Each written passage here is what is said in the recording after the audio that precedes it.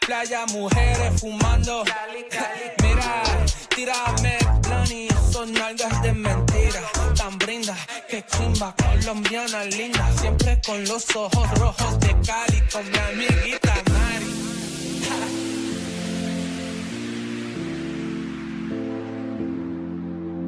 My head's in the clouds, can you bring me back down, boy? I need it. My head's in the clouds, can you bring me back down, boy? I need it. Need it. Need it. Need it.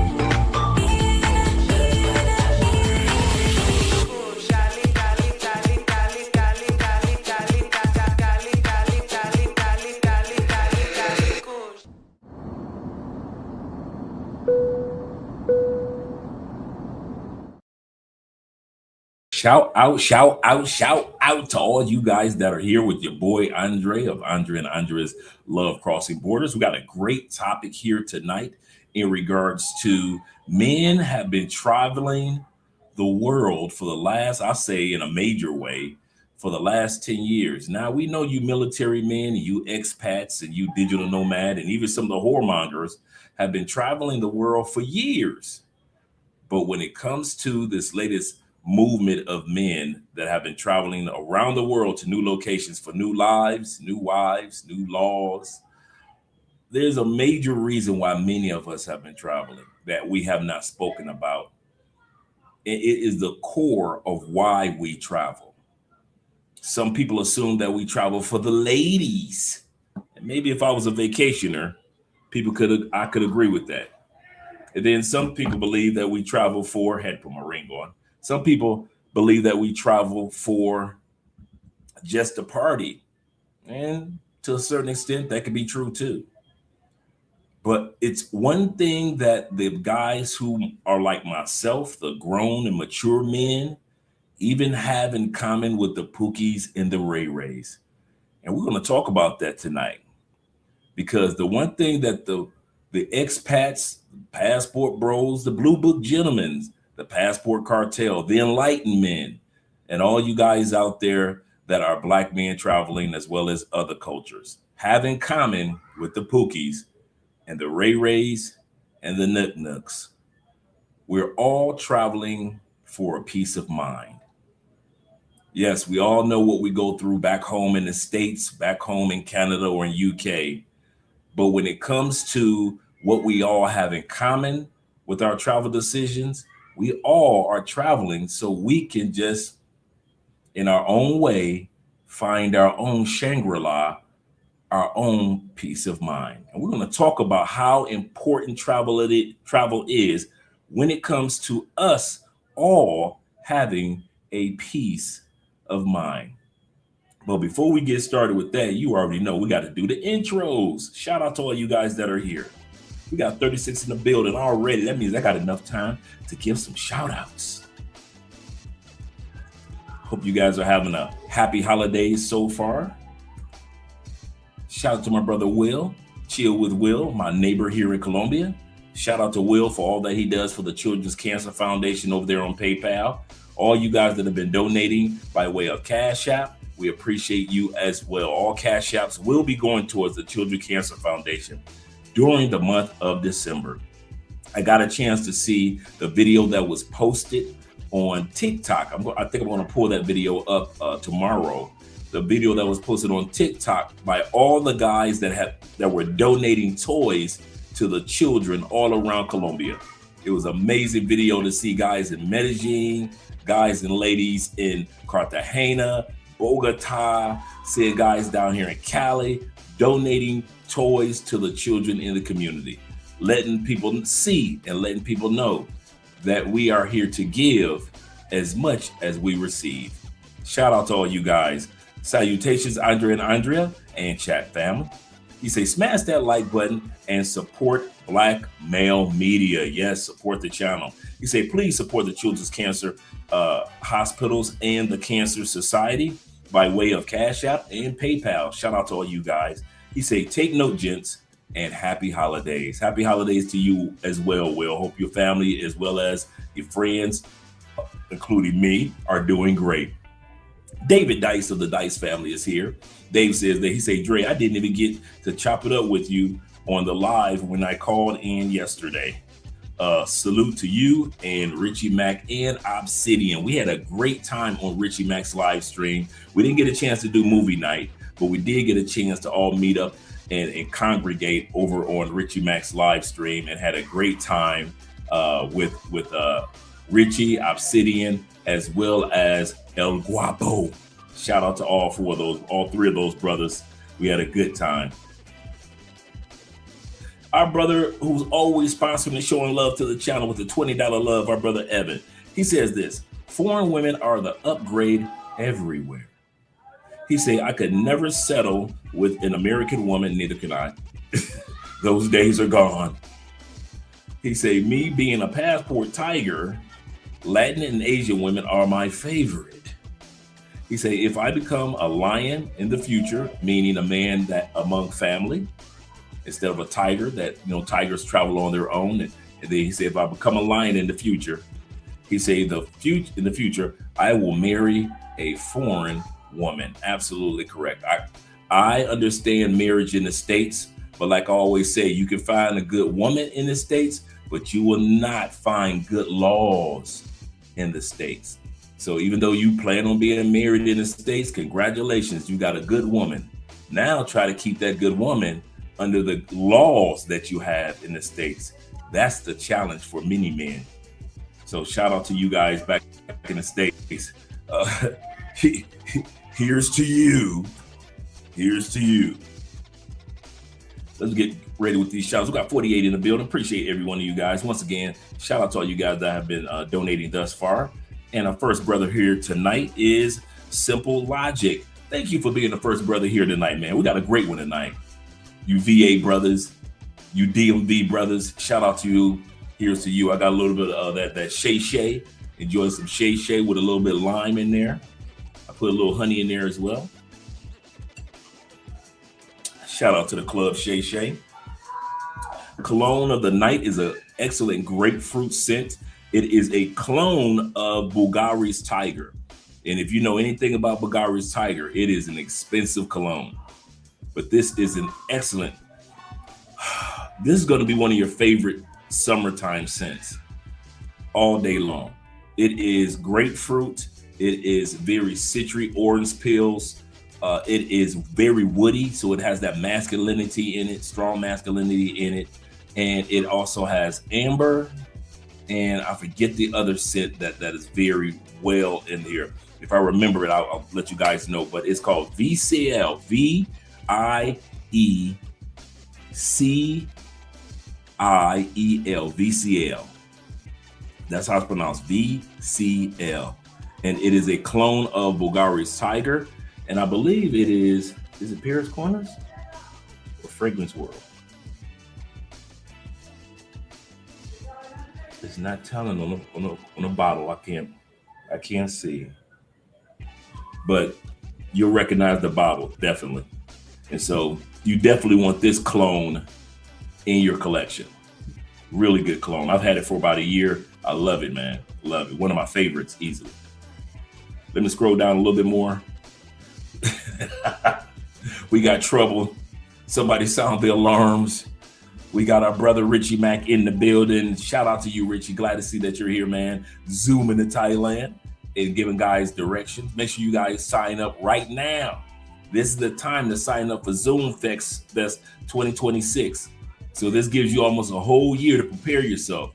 But make sure you guys reach out to Richie Mack and reach out to him by way of Zoom to Thailand so you can be a part of Zoom Fest 2026. You thought 2025 was a banger. Don't let the guys from 2025 buy up all the tickets because you guys who want to go in 2026 waited too late. So make sure you guys sign up for Zoom Fest 2026 and sign up our order now, right now. Salute to you as well, brother. Salute to you as well. He say, thanks for coming on the panel and help making it. He say, and help making it epic. He say, you are the GOAT when it comes to the microphone in this space, or in this space, or I knew we meant in this space. He says, so little to you, and salute to the chat. Yes, sir. Salute to you as well, Richie. Glad to see that you're here. Let me go back over. We got 58 in the building. I might not be able to get everybody tonight when it comes to the shout outs, but blame it on my head, not my heart, gentlemen. We got David Dice once again. Appreciate you being here, Dave. We got Kenny Peoples letting everybody know good evening to your brother Dre. Find a great topic. Yes, sir. This one right here is going to, the first part of this video we're going to look at, you guys are going to look at what happens to a brother in the States when he thinks that he can, juggle the ladies and what took place. And then this is going to piggyback, showcasing why many of us are relocating to find peace. Whether it be economic peace, whether it be peace through cost of living, whether it be peace as far as our bodies and getting our health on track, whether it be peace with finding the right woman or women in your life, whether it be peace just going on different adventures and excursions and seeing different parts of the world for the first time, or maybe in many cases for the second or fifth time. But for those that don't realize, men have to focus on our mental peace. You can't just take your peace or your mental health for granted. Do not do that. Do not do that. If you got to go to DR and celebrate to find a peace of mind, or whether you go somewhere where it's quiet and you meditate to find a peace of mind, make sure that you do this. Do not let PTO be put to the side. I'm going to tell you guys a story in a second in regards to why you shouldn't let PTO be put to the side. Shout out to my brother, the Ultimate Warrior in the building. Glad to see you here, brother. He say, hola, señor. He say, I watched the video that you and Ace giving to the kids. That was my first video with Ace Live, giving to the kids on Mother's Day. He say, my Generation Z is expatting.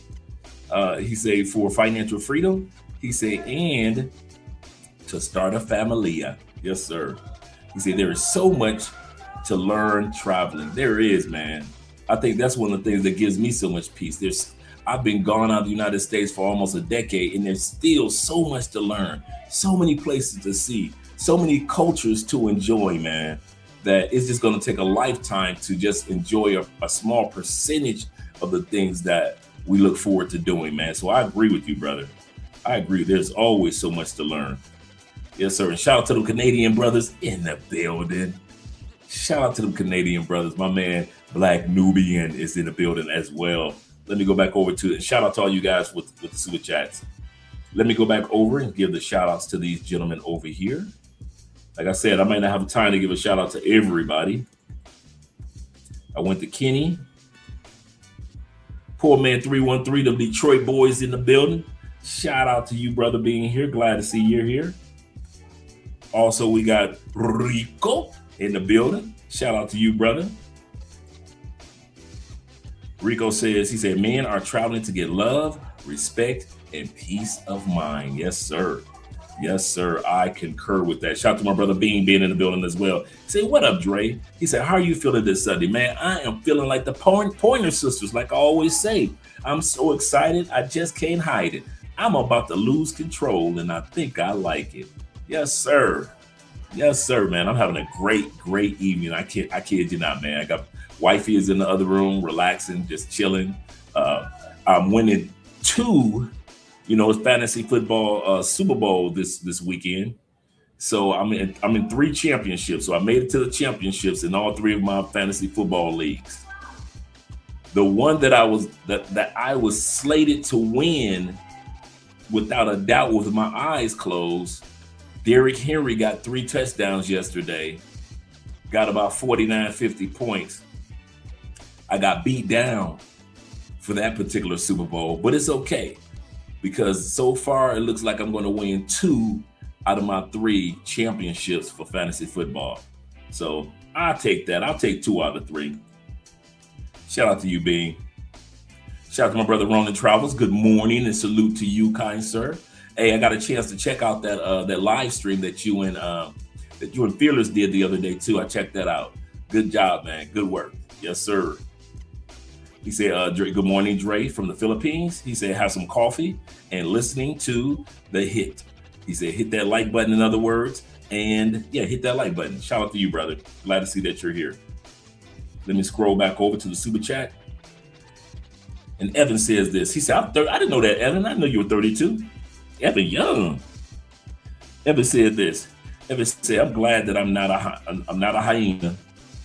He said, I've been a tiger. He said, being a tiger is one of the best decisions I ever made. And what he means by that, gentlemen, as we well know, tigers travel alone unless they're mating. Tigers are focused. Tigers are in the top most feared animals, predators in the kingdom. And that doesn't mean in a bad way.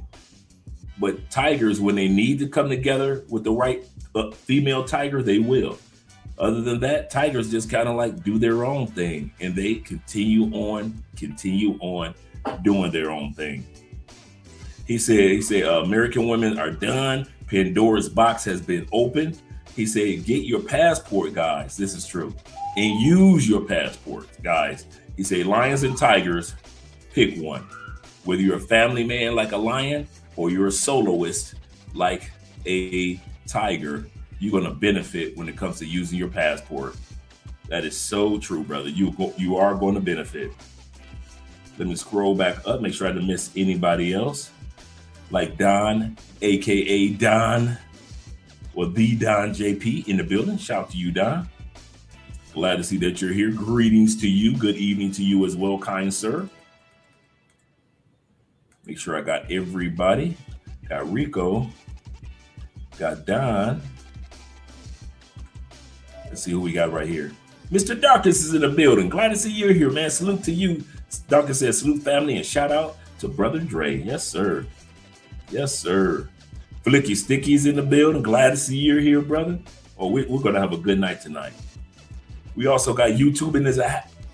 We got the whole family here. I don't even need to make more announcements. We got 71 people in the building. I like you. Make sure that you like us too. Glad to see that you guys are here, man. Glad to see that all you guys are here. So I don't have time to make an announcement with everybody, but I do got my boy Bobby, the Space Ghost, in the building. Got to give him a shout out. Yes, sir. Shout out once again to Rico. Who else am I missing? Oh, Tubman King, Avengers Assemble in the building. Yes, sir. Glad to see that you're here. And who else I have? Gypsy Cat in the building. He say, Happy New Year's. Happy New Year's to you as well. And your wife. He say, Andrea, blessed in 2026 for all of us, man. For all of us. I want to see some great things, hear some great testimonies of some amazing things that took place in all of our lives in 2026. Yes, you are 100% correct. Here's to 2026 as the countdown occurs. We only got a few more days of dealing with 2025. David says this. I just hit Dave's. Let me go back. All read Dave's already. Cool. Perfect. And I read Evans. All right, let's get started, gentlemen. Let me change the music over. Shout out to Tommy, little Tommy in the building. Appreciate you being here. He said, Andre, he said it just popped off for a second cash app. Isn't working. Let me see. He said, I'm gonna catch you on the replay.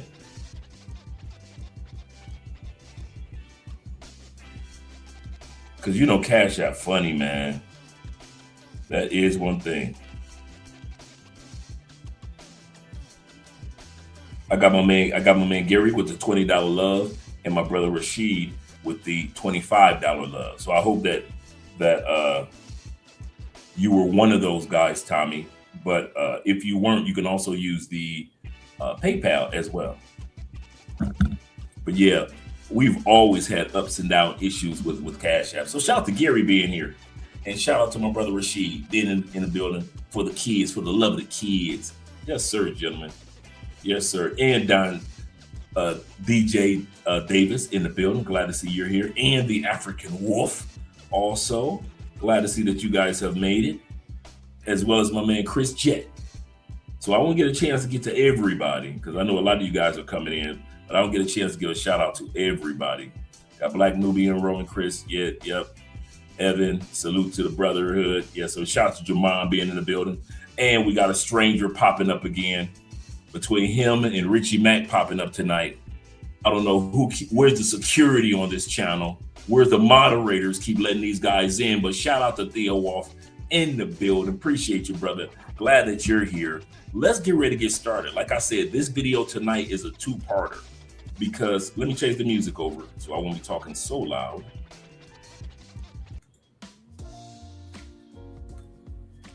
All right. Okay. Like I just mentioned before, one of the number one reasons why many of us have started this travel journey, yes, it could be for mental health, but that mental health still centers around we're looking for a peace of mind. Yeah, some dudes looking for a piece of the ladies, which is nothing wrong with that. But even when you're looking for the ladies, we're still looking for a peace of mind. And that's why it's a little disappointing when we see brothers that do travel and get themselves in trouble. No matter what race, color, or creed, the initial goal was for a peace of mind. Mental health among men is extremely important. And that's why I said earlier, make sure, guys, in 2026, take all of your PTO. I mean that, even if you travel with it or don't travel with it, even if you stay at home for that particular time period or you don't. Most people don't know that the average every year, America leaves over 92 million hours of PTO on the table. I'll say that again. Unused PTO in the United States is up to 92 million hours every year. I remember one year I left 109 hours of PTO on the table that couldn't roll over to the next year. So I know what it's like to, work those extra hours, get that double time, get that time and a half. I understand. But for men's mental health, the way that the world is now, it is very important for us to use our PTO because you do not want to be walking around with mental issues or stressed out and it's showcasing in your body and your health because you didn't take advantage of your vacation time. So we're going to look at a situation today, a video first, that kind of validates what I say in regards to if your mind ain't right, then something ain't right. My man Ronan said that's a fact. He said a lot of people die before they use their PTO. Love crossing board. And this is a sad story, Ronan. Check it out. I came across this story yesterday. A guy, he pulled out his cell phone, was on TikTok, and he said, hey, I got a coworker. He just died yesterday. He said, and we were at work. The guy died of a heart attack. The ambulance came. He said maybe about an hour later, HR came. We're wondering if we're still going to be working. HR came in and said, well, they've decided not to shut the company down for the rest of the day. I know a lot of you are in shock, but we've decided that it's better that you continue on. He said the sad thing was the person that died was a coworker in my department. He said, and I literally had to walk past where he died as I was working throughout the day. He said that showed me that these corporations do not care about your mental health and your physical health. He said, so if you do yourself any favor, do not take your PTO for granted. Don't take your health for granted, and taking your PTO hours, do not take it for granted. And like I said, I understand. I know what it's like to get that double time and that time and a half for the holidays. But the world is so stressful right now, especially back home in the States. You need that PTO now. You need that PTO and you need that vacation time. And that's why a lot of guys are traveling. He said this, he said, you are replaced at your job within 2 to 7 days. I can agree with that. He said, man, man, it wasn't like they even put any tape down on the ground or nothing. He said, man, that dude had a heart attack. They came and got his body. He said, and we just fired back up the machines and kept on pushing. He said, he said, I was so mad. He said, I'm thinking to myself, like, this man just died. They didn't give us a chance to grieve and told us to get back to work in 2025. And this was just a couple of days ago. Yep. Yeah, that is messed up. He said, I take mine because it doesn't roll over. Yep. Mine didn't. Like I said, I went through I had 109 hours of PTO because I was in management and never got a chance to use it. Never got a chance to use it. He said, damn, this is so sad to hear. He said, prayers for his families and friends. Amen. Especially during the holidays, the Christmas holidays. Just imagine you got a loved one that passed on at work. You get a call saying that your uncle or your dad or your husband has passed on at work during the holidays. Shout out to Jamar once again and Official Kobe. Salute to you guys. Let's get ready to get started with the first video. This is a female police officer. She had a man. I'm going to lay the foundation. She had a man. She met a dude she started cheating with. He had a woman. They cool. She got a man. He got a woman. They cheating. The dude's just a regular dude from around the way. You're going to see how much mental stress this police officer put this man through to where you're not going to believe how his life changed. And yes, it was a sister. Let's get started. No, I'm yours. Now, this camera is the police camera on her shoulder. So this is actual footage. Damn, you can me right.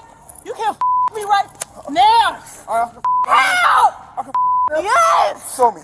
Okay. Show me. Let's go. Prove it to me. Let's go. Take your hand off the gun.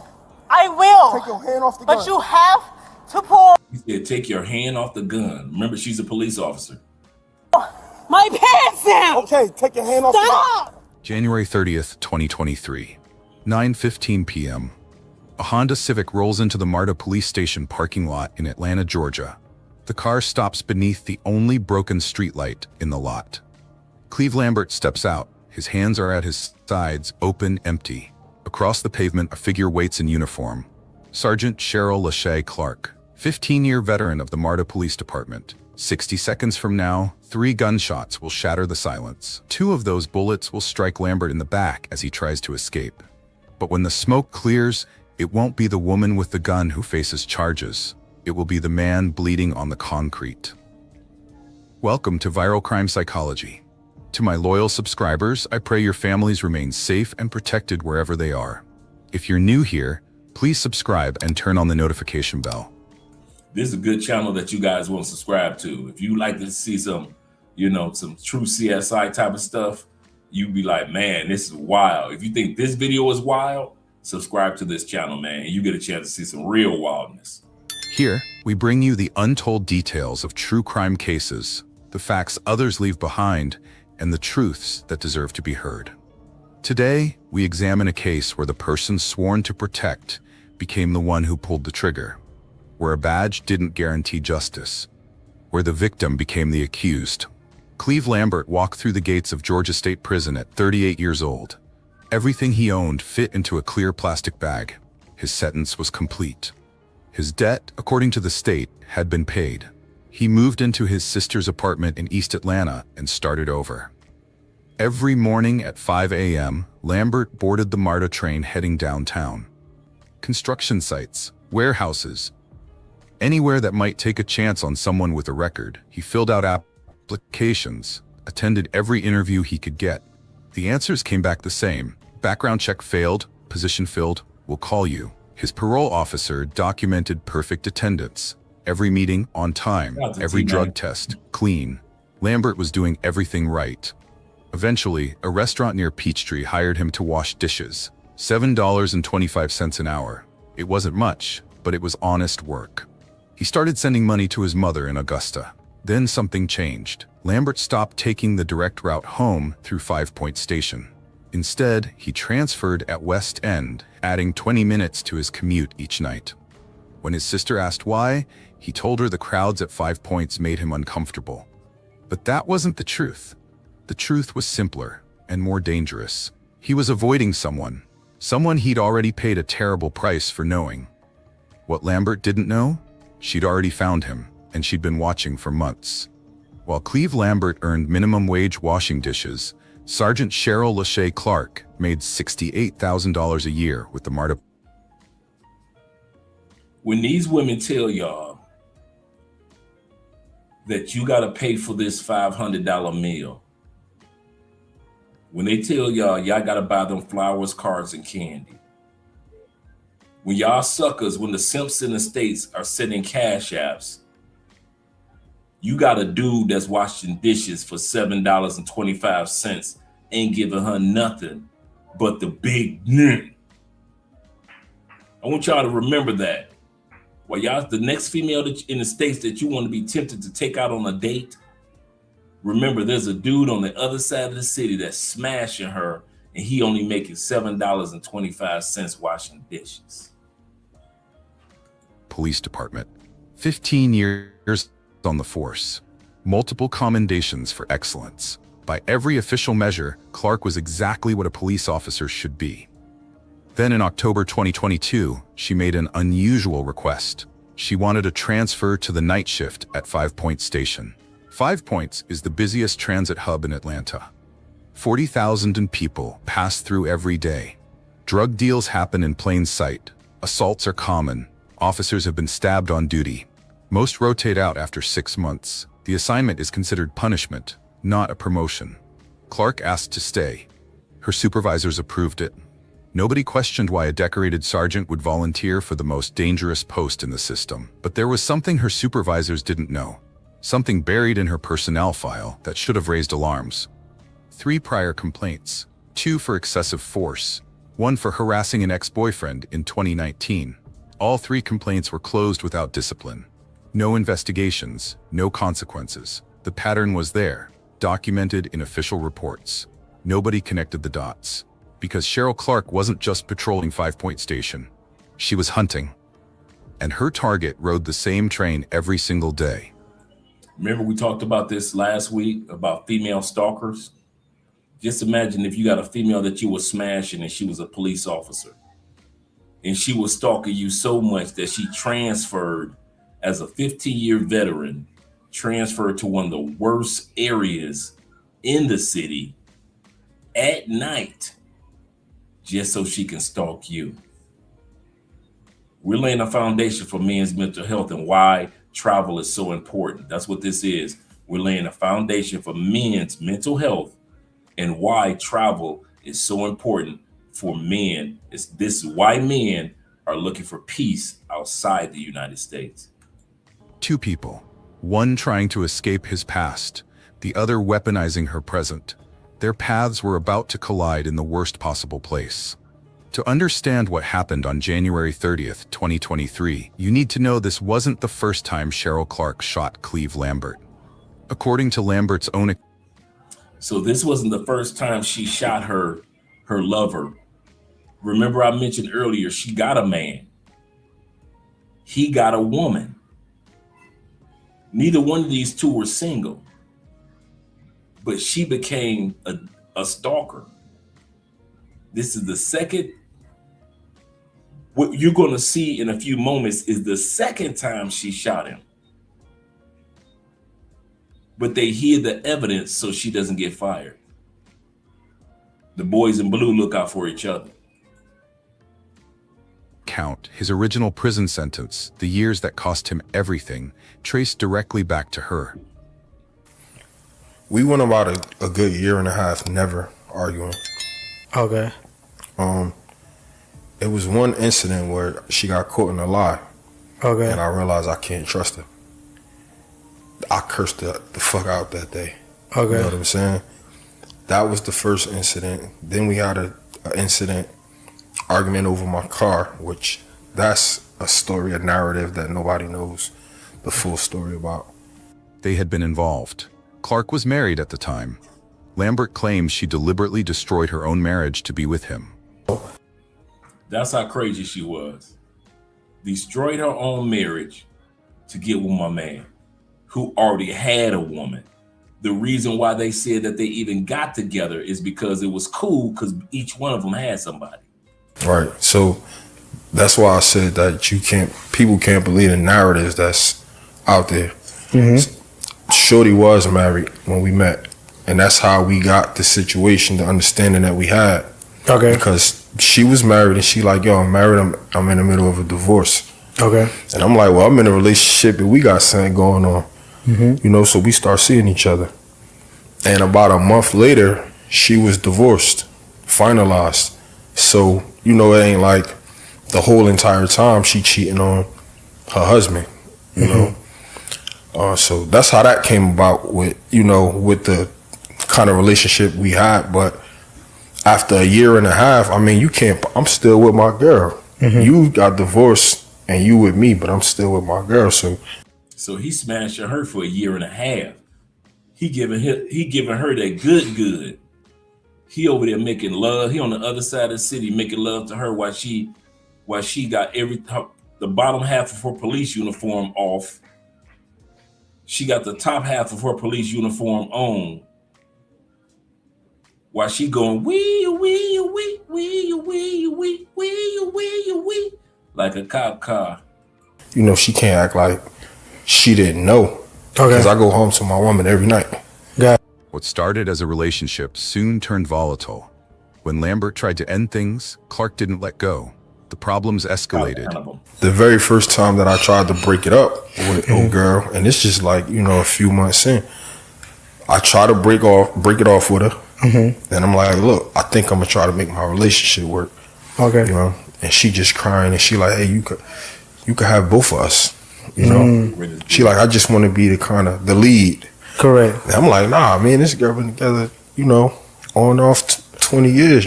How you gonna take the lead? Now think about what he just said, gentlemen. He said he tried to break it off a couple months after they got started smashing. But note he said earlier, I smashed her for a year and a half. See, them the games that mess women up. You can't be hitting the bottom of the coochie in the first couple months and then keep on hitting the bottom of the coochie and think the females ain't gonna flip out, bruh. Take it from me. I know what it's like to have stalkers, and some of you dudes know what it's like to have stalkers. Remember, tonight's topic is about men and why we travel for peace of mind. This happened in the States, man. This dude knew within the first couple of months of hitting it, something wasn't right. Instead of walking away, his mind, because he wasn't walking in clarity, told him to keep on hitting the bottom of that coochie. And we all know how women act once you hit the bottom. You in trouble. And so I tried to break it off with her that day. And she cried and cried and cried. And I got in my car and left. And I drove a few blocks away. And she followed me. You know, she got out the car crying. She's standing there. So, you know, that was the first time. Arguments became confrontations. Confrontations became threats. And then one day, those threats became violence. The victim had become the defendant. Lambert was charged with crimes committed against him. By her. He was convicted and sent to Georgia State Prison. Did you hear that? She committed crimes against him. Remember, she shot him.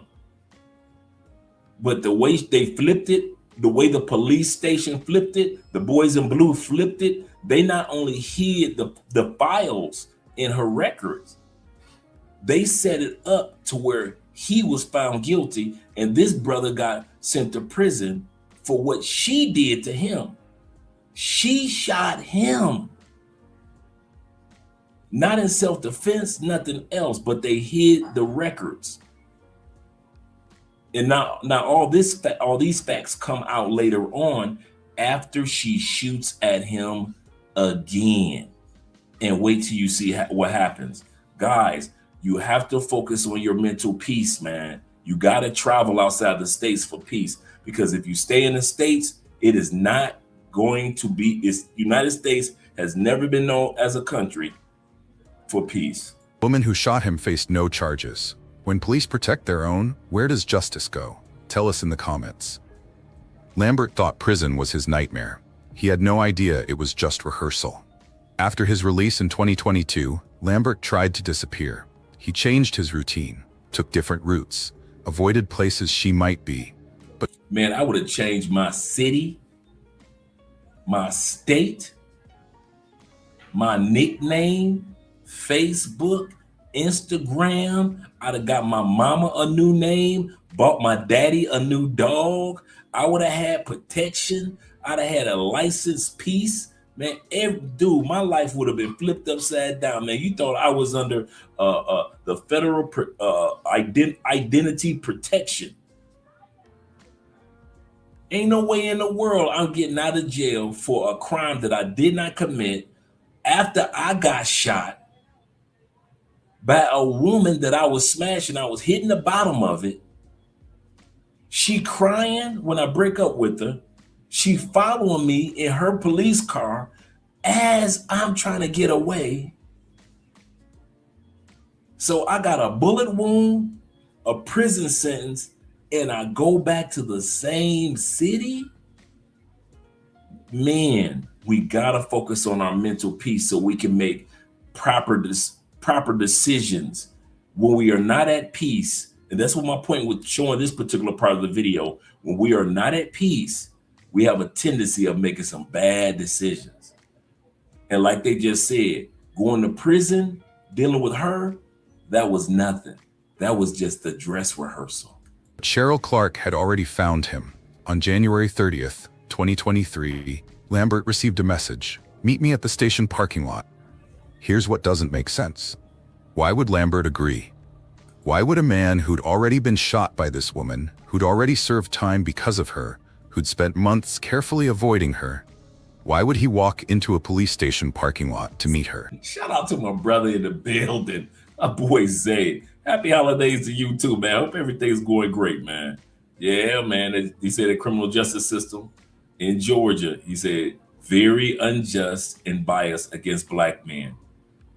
Absolutely correct. Now, as the narrator just said, after he gets out of prison, she finds out where he is.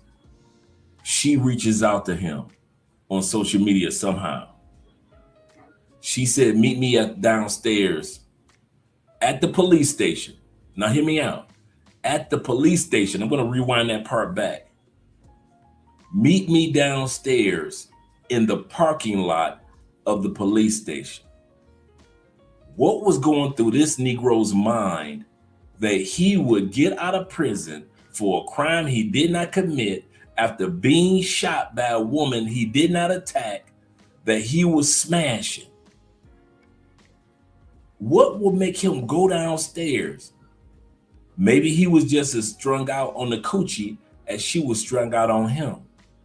I don't know. But when we don't have mental peace, once again, tonight's topic, we make some bad decisions. I'm going to bring that back just a little bit so you guys can hear that. To disappear. He changed his routine, took different routes, avoided places she might be. But Cheryl Clark had already found him. On January 30th, 2023, Lambert received a message. Meet me at the station parking lot. Here's what doesn't make sense. Why would Lambert agree?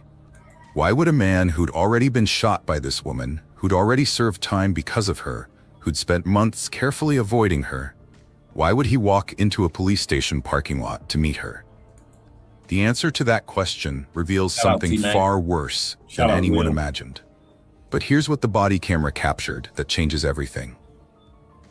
Stupid ass bitch. I tried to tell your fucking ass a long fucking time ago. You dumb fucking.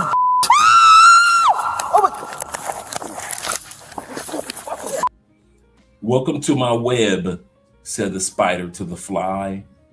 Welcome to my web, said the spider to the fly. Did the brother not just say, I tried to tell your ass a long time ago?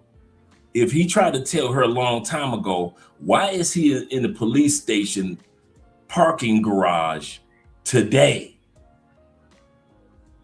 If you told her a long time ago it was over, why are you in the police parking lot tussling with the police officer who is screaming at the top of her lungs?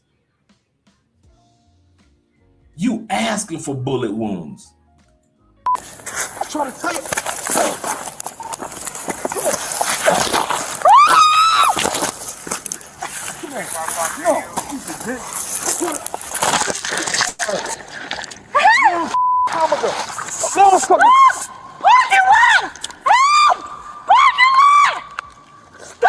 Come here. Kareem, stop!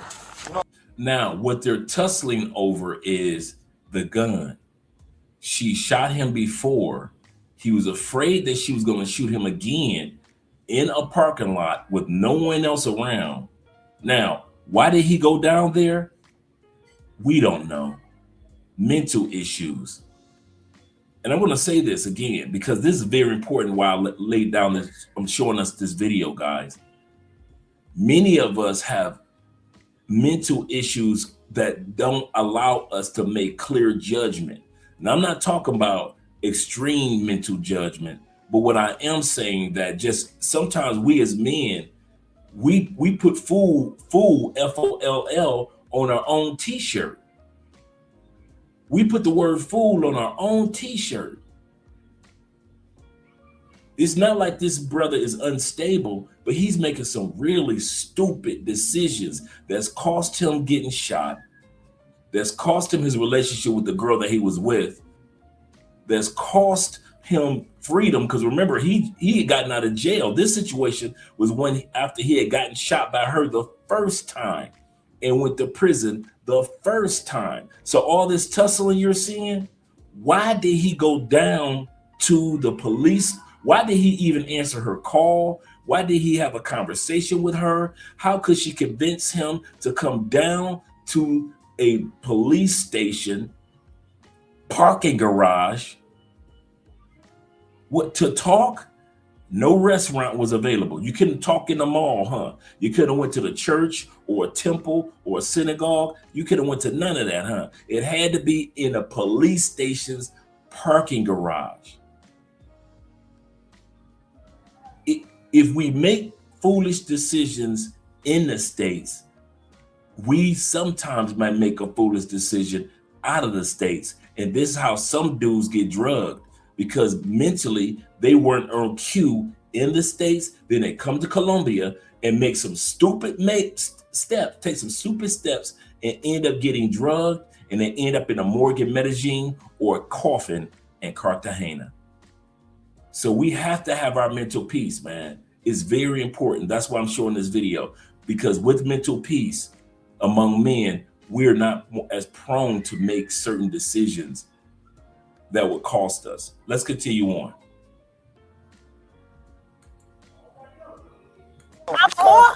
I'm yours. I am. You can me right. You can me right now. If you look at the top, it says 2023-1. This is at the beginning of the year. 1/30/2023. The year had just started. Ow! I can right now? Yes. Show me. Okay. Show me. Let's go. Prove it to me. Let's go. Take your hand off the gun. I will. Take your hand off the gun. But you have to pull my pants down. Okay, take your hand off the gun. Stop. Take your hand off the gun. Kareem. Stop! Hey,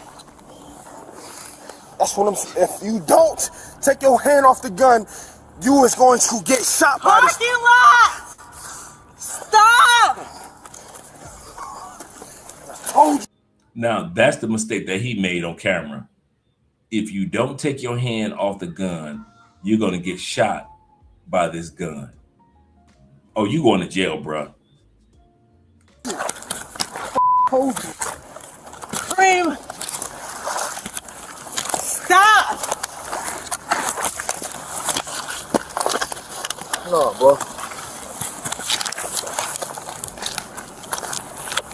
So he tried to run to his car.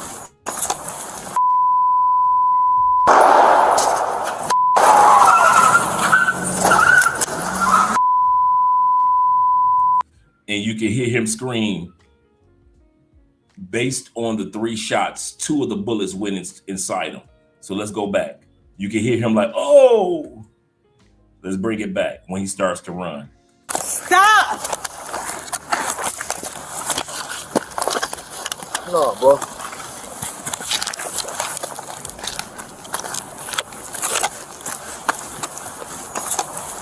Hey, is that New York? Hey, New York, y'all looking bad right now, bruh. New York, y'all taking an L on this one. This is New York. Andre, how you know it's New York? Look at his feet. Ain't nobody on the planet wearing no dang Timberlands in the summertime except you New Yorkers. That ain't a Philadelphia thing. That's not a Detroit thing. You would go see it in Florida. No, they wear polo boots in Atlanta. That is not, come on now. He had to be a dude from New York, even though he was in Georgia. Even though he was in Georgia, that's a New Yorker right there. You ain't gonna find too many Georgia boys running around in hot Timberlands. Georgia polo boots. So New York, y'all gonna have to take this L. I'm gonna bring that beat back just to let y'all see. Watch them feet running. Them on the Timberlands. Even though he in Georgia. Stop! No, bro. Here come those Timbos.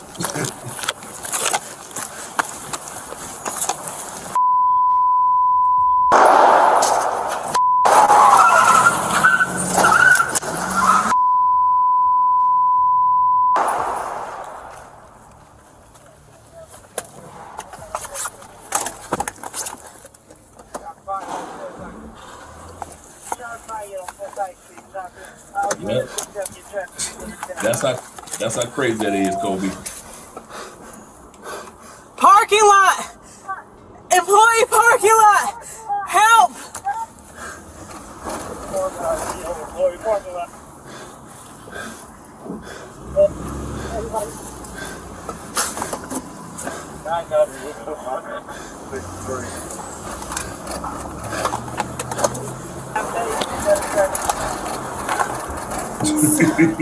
Subject just turned on Decatur Street, going past Georgia State.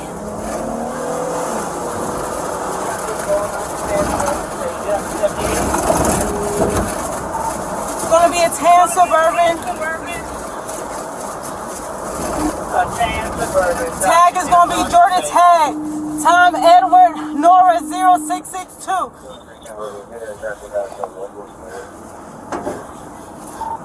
Correction subject, 58 knee radio. I'm behind him in the vehicle.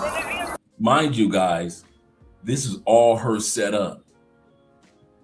For all you brothers that want to stay in the States, nothing wrong with that. Nothing wrong with that, I mean it. But do realize what you're dealing with among the sisters in the community in the States. Now, are all sisters crazy? No. But which one of you dudes, and I mean this, ask yourself this question in the comments.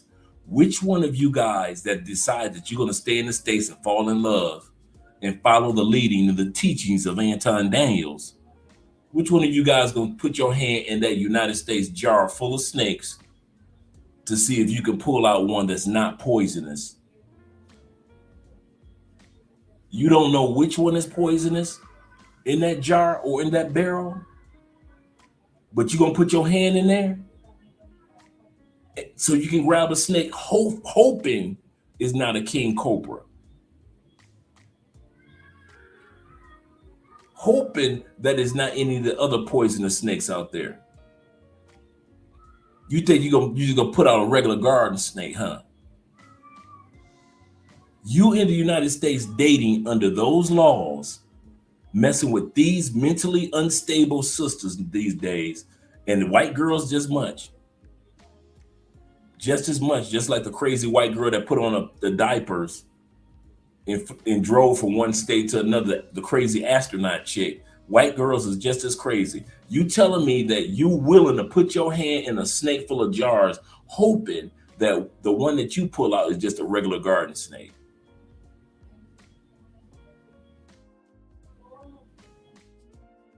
You ready to fall down? Remember in the movie Indiana Jones, Temple of Doom? Remember he fell down and it was nothing but snakes, and he didn't know which one was poisonous and which one was not. And he said, I hate snakes. That's what you want to do, huh? You want to get married in the United States. You want to get dropped down like Indiana Jones in the Temple of Doom. So you can say, snakes. I hate snakes. I don't like snakes. That's what you're willing to do. Because this woman, this whole scene that you're seeing is her setting this up. She is no worse than Denzel Washington in Training Day. That's how evil this woman is. This woman can say King Kong ain't got nothing on me. This woman can say, I have all y'all in the chute. That's how evil this woman is. She calling as if it was a real crime, real situation, knowing that she set this man up. Now, I agree with you guys. I don't know why that Negro went down to that parking lot dealing with that crazy woman after she shot him and got him put in prison for years. I don't know why that fool stayed in the same city, in the same state. But I do know one thing from what we're seeing. Y'all ready? That we got to admit, he might have been just as strung out on the coochie as she was strung out on him. He might have been, you know how some of you dudes like crazy coochie? Man, she crazy, dog. She crazy. I like them crazy ones, dog. I like them crazy ones. Man, ain't nobody like them crazy ones, dog.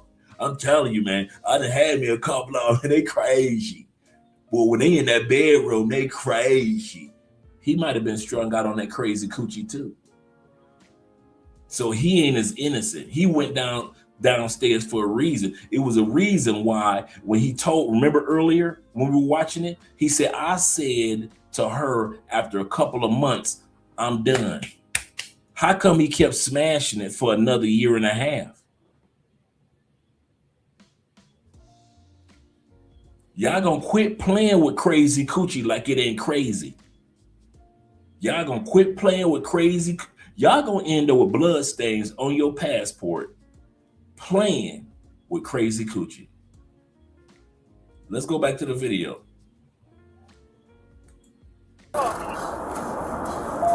What's your location? On Decatur, headed towards King. Decatur headed towards King. All units around here. Unit number. 1101 radio. Yeah, that's your unit number. 1101. Stopping at he just ran into the 59 Decatur and Bell Street. Decatur and Bell Street. Signal 41 also. Welcome to the family, Para Ocho, man. Hope you come through as often as possible, man. Appreciate you guys over there in Russia. We've been hyping you guys up as far as the Black history in Russia for a long time on this channel. So glad to see you here, brother, and welcome to the Love Crossing Borders family.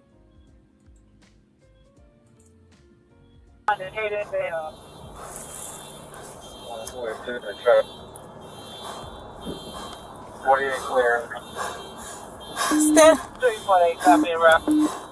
Standing by for backup.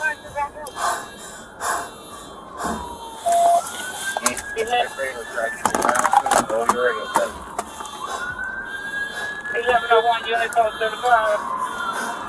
36, Baker.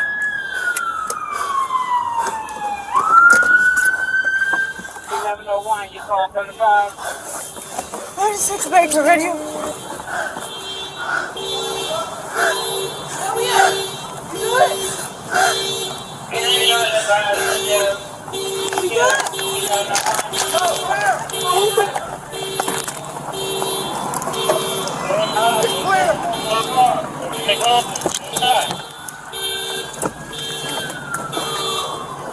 How do you open the damn door? Yeah, don't play right here. Yeah. How do you open the door? So you know how to shoot this man, but you don't know how to open up his door. You done been in that man's truck many a day. Now you don't know how to get in. Indicator, copy. Step back. I can't open the door.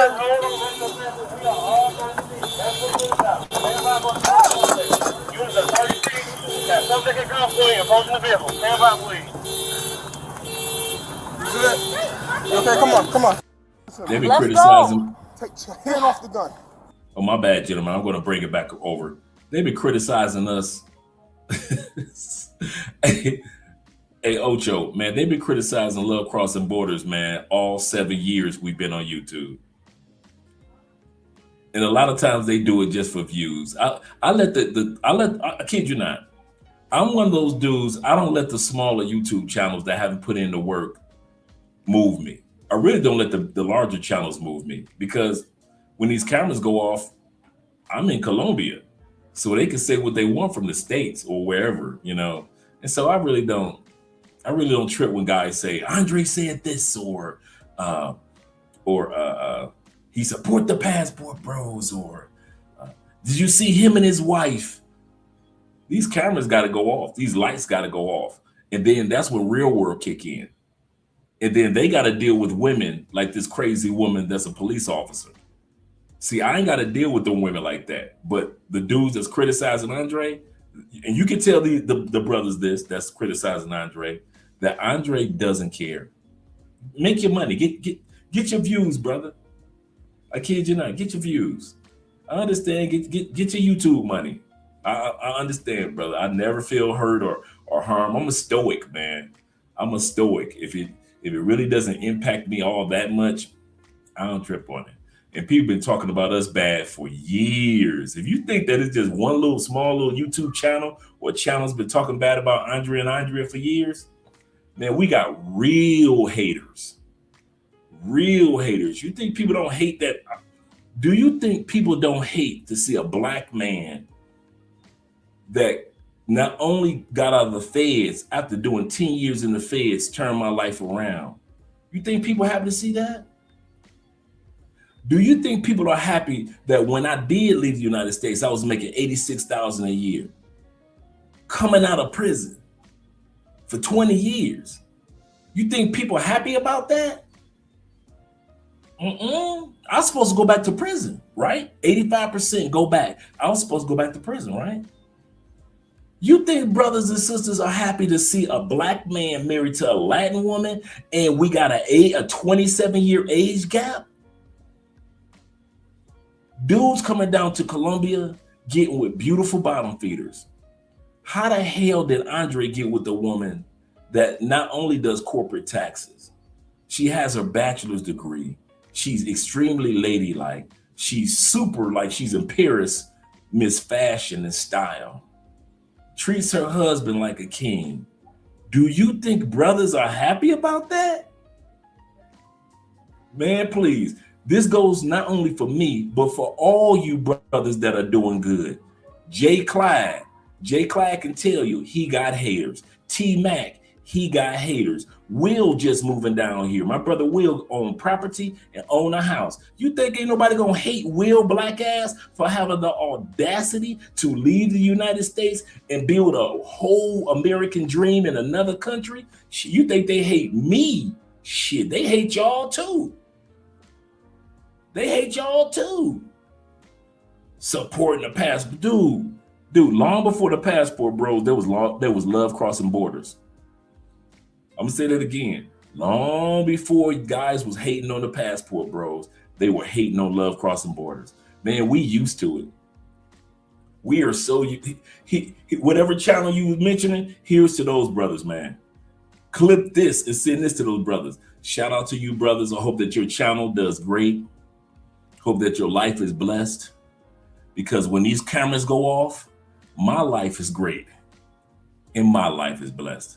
Here's to you, brothers, that got something to say about Andre. I don't have nothing negative to say about channels that I never heard of and people that when these cameras and lights go out, I don't know nothing about. I kid you not, bro. Don't let it move you. Let's finish watching what we're doing. Let's finish watching what we're doing. I'm gonna read the super chats, but let's finish watching what we're doing, man. Shoot, statistics said I'm supposed to be in prison right now. I'm supposed to have messed my life up and went back to prison. And you think I give a dang about what some little minute YouTubers gotta say? Man, I'm supposed to be in prison and don't even know nothing about YouTube. I'm supposed to be right now in my life making zooms and wham. I'm supposed to be breaking ramen noodle soups and adding cheese to it. That's what my life's supposed to be if it was according to what society said about me. So if I don't care what society says about me, you know I ain't gonna care about what a couple of YouTube channels have to say. And guess what? After these brothers get done talking, in about a couple months, it'll be another YouTube channel.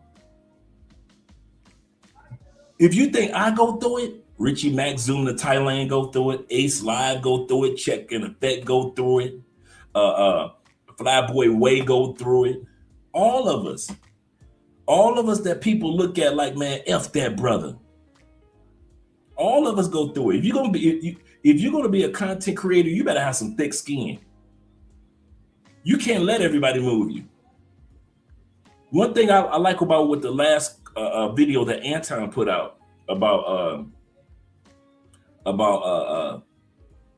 the situation in Brazil, right?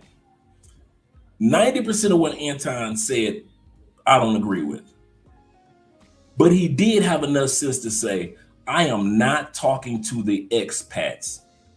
I am not talking to the men that go to other countries to build a new life, a real life. I am not talking to the men that have real relationships with the ladies in the cultures in other countries.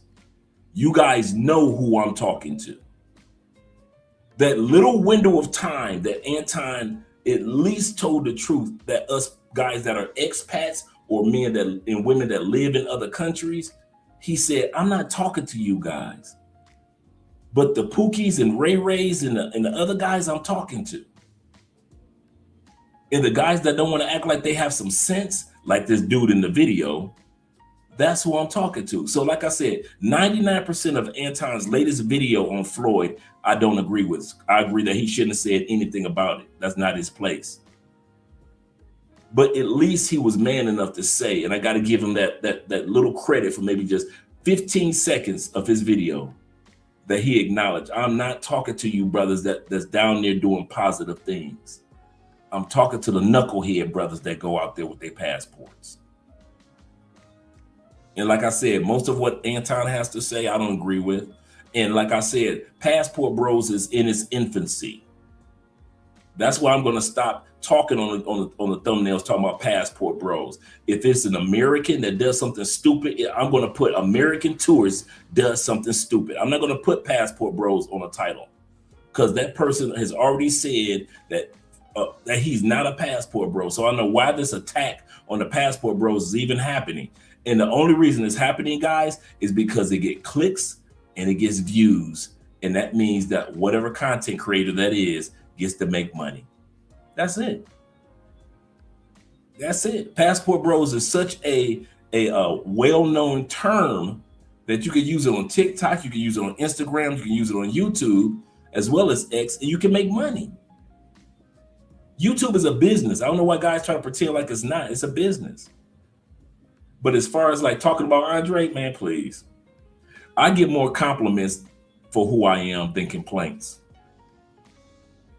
And I expect the complaints.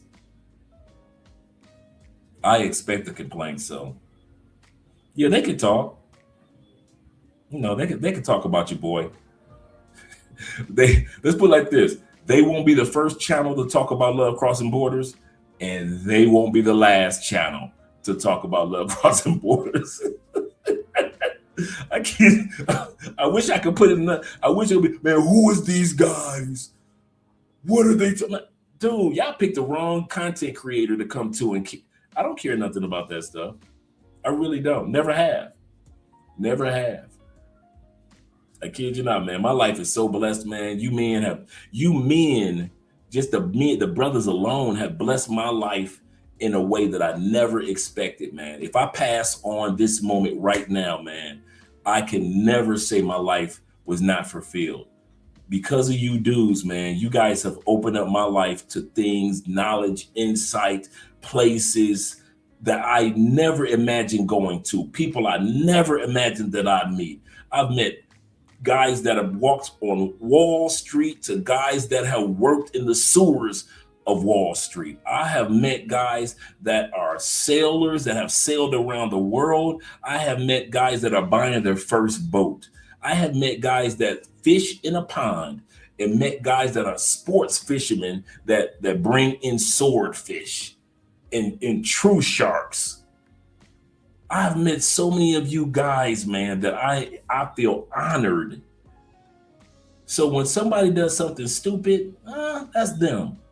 But as for the rest of us, man, I have so much love and respect for every one of you guys, from the T-Max to the Ace Lives bringing me on board, to the Chill with Will, to the Flyboy Ways and my boy Kings and Dreams. All you guys, man, all you guys that show up in the comment sections from day one. I have nothing but love and respect for you guys. And when I meet you in person, I love the fact that when you guys meet me, you see, you notice nothing but love and respect. Andre's not funny style. He doesn't change. It's not like he's one way on camera, and then when you meet him, he's another way. A lot of you guys are funny because you like, man, you just a regular dude. And I'm like, yeah, I'm just a regular guy. Or when I do consultations with you guys are like, oh man, Dre, it's great to meet you. And I'm just as excited during consultations. I want to tell you guys this. I never told you this. I have never done a consultation with you guys I have not been excited to do. When I come on a consultation, you guys wondering why I'm always smiling, I'm so happy. And I could be dead tired because some of you guys want to do a consultation and you're in Poland, and that's 6 hours ahead. But it's okay because I'm so excited to just meet you guys, man. So my journey is not just about Andre, and it's not just about Andrea. So anybody that criticizes Andre, make your money, player. I'm not mad at you. Say what you will. Say what you want to say, man. I am not that dude to get moved by another man after how God has blessed me to be among the 15% of men that never went back to prison. Only 15%, and I'm one of them. So if you think I care about what another man gotta say,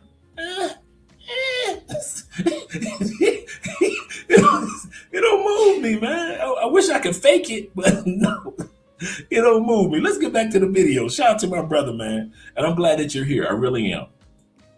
Let's get back for the video. I said movie, but let's get back to the video. Let me bring it back to where we were before. So we already saw this. We already saw this. Wait a minute. Let me go back. Let me make sure. Okay, let's see this part.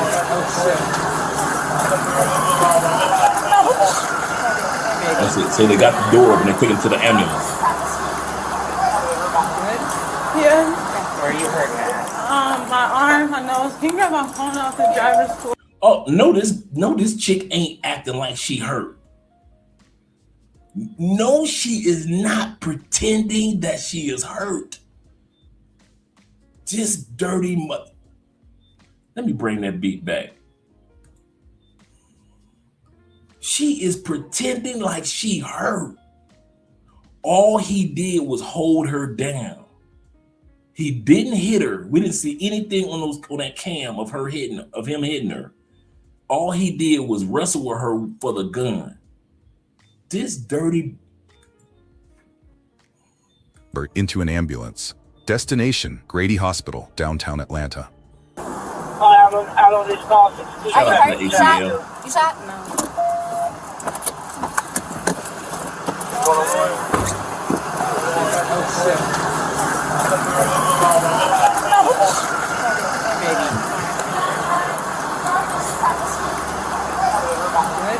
Yeah. Where are you hurt at? My arm, my nose. Can you grab my phone off the driver's tour? Left arm. Left arm and face. Upper arm. Okay. Y'all make a level 1. Level 1. To the face and arm. So turn to There you go. Lay back. Yeah. Is it the hand or is it the? It's her left, like shoulder, maybe. Okay. And right here. I'm going. I'm turning her radio. I got it. You got a stat pack or something? Yeah, I got it for you. Mind you, gentlemen, this is the same female talking about her arm, right? Her hand, her arm. I repeat, her hand, her arm. Was she not able to hold that gun with that hand and that arm and fire off those rounds with ease? That same hand and that arm, oh, it could be my shoulder. Oh, it's my elbow. No, it's the funny bone. But when we saw her firing off the plow, plow, plow, plow, plow, plow, she ain't had no problem with that hand and that arm back then. Oh man, y'all better watch out for them sisters in the States. Y'all keep on messing with them stateside sisters y'all want to. Y'all think it's a game. Where's your pain right now? Where's your pain? My face and my left arm. Face and left arm. Okay. Y'all got a radio? I got it, y'all. I was gonna go the other way. You got a radio, Dr. Hussein? I don't. Will you secure a firearm really quick? You have a radio, Brian? Can you radio this back? Let me secure this. Oh, okay. You gonna get the firearm? Also make sure nobody can enter. Also people dropped off for. We're going to your room, Tawana. I'm sorry. Whenever you get a chance, I'm gonna have to roll her, take the belt off. Okay. You got her sticker? Yeah. Here, bro. I'm gonna just go down the other way. I'm coming. Just take the stretcher out. You got her belt? Yeah. Just relax. Just lay back. I got you. All of this crypto, all of this was set up by her. Think about it. A woman that's willing to shoot you. A woman that is willing to set you up to where you go to prison for being shot by her. You get out of jail. She hunts you down to get a message to you. Now, like a fool, you show up in the parking lot of a police station. You should have caught that setup right out the gate, but okay. A woman that's wrestling and tussling with you because she was gonna put some heat in you in the parking lot of that police station. A woman that did put heat in you in the parking lot of that police station. Let's say she hurt her arm. This woman set all this up because y'all dudes hit the bottom of that coochie. Can I say something to you brothers real quick? Y'all gonna stop being in the States hitting the bottom of coochies. This is the era where you're gonna have to just get yours, 3 good pumps, like Cat Williams said, like 10, 15 pumps, bust, and you gone. Y'all got Blackstreet playing in the background. If you take your lover, I'll go crazy. You can't be playing Backstreet no more. You can't be playing Luther, House Is Not a Home. I'm not meant to live alone. You can't be playing that in the background.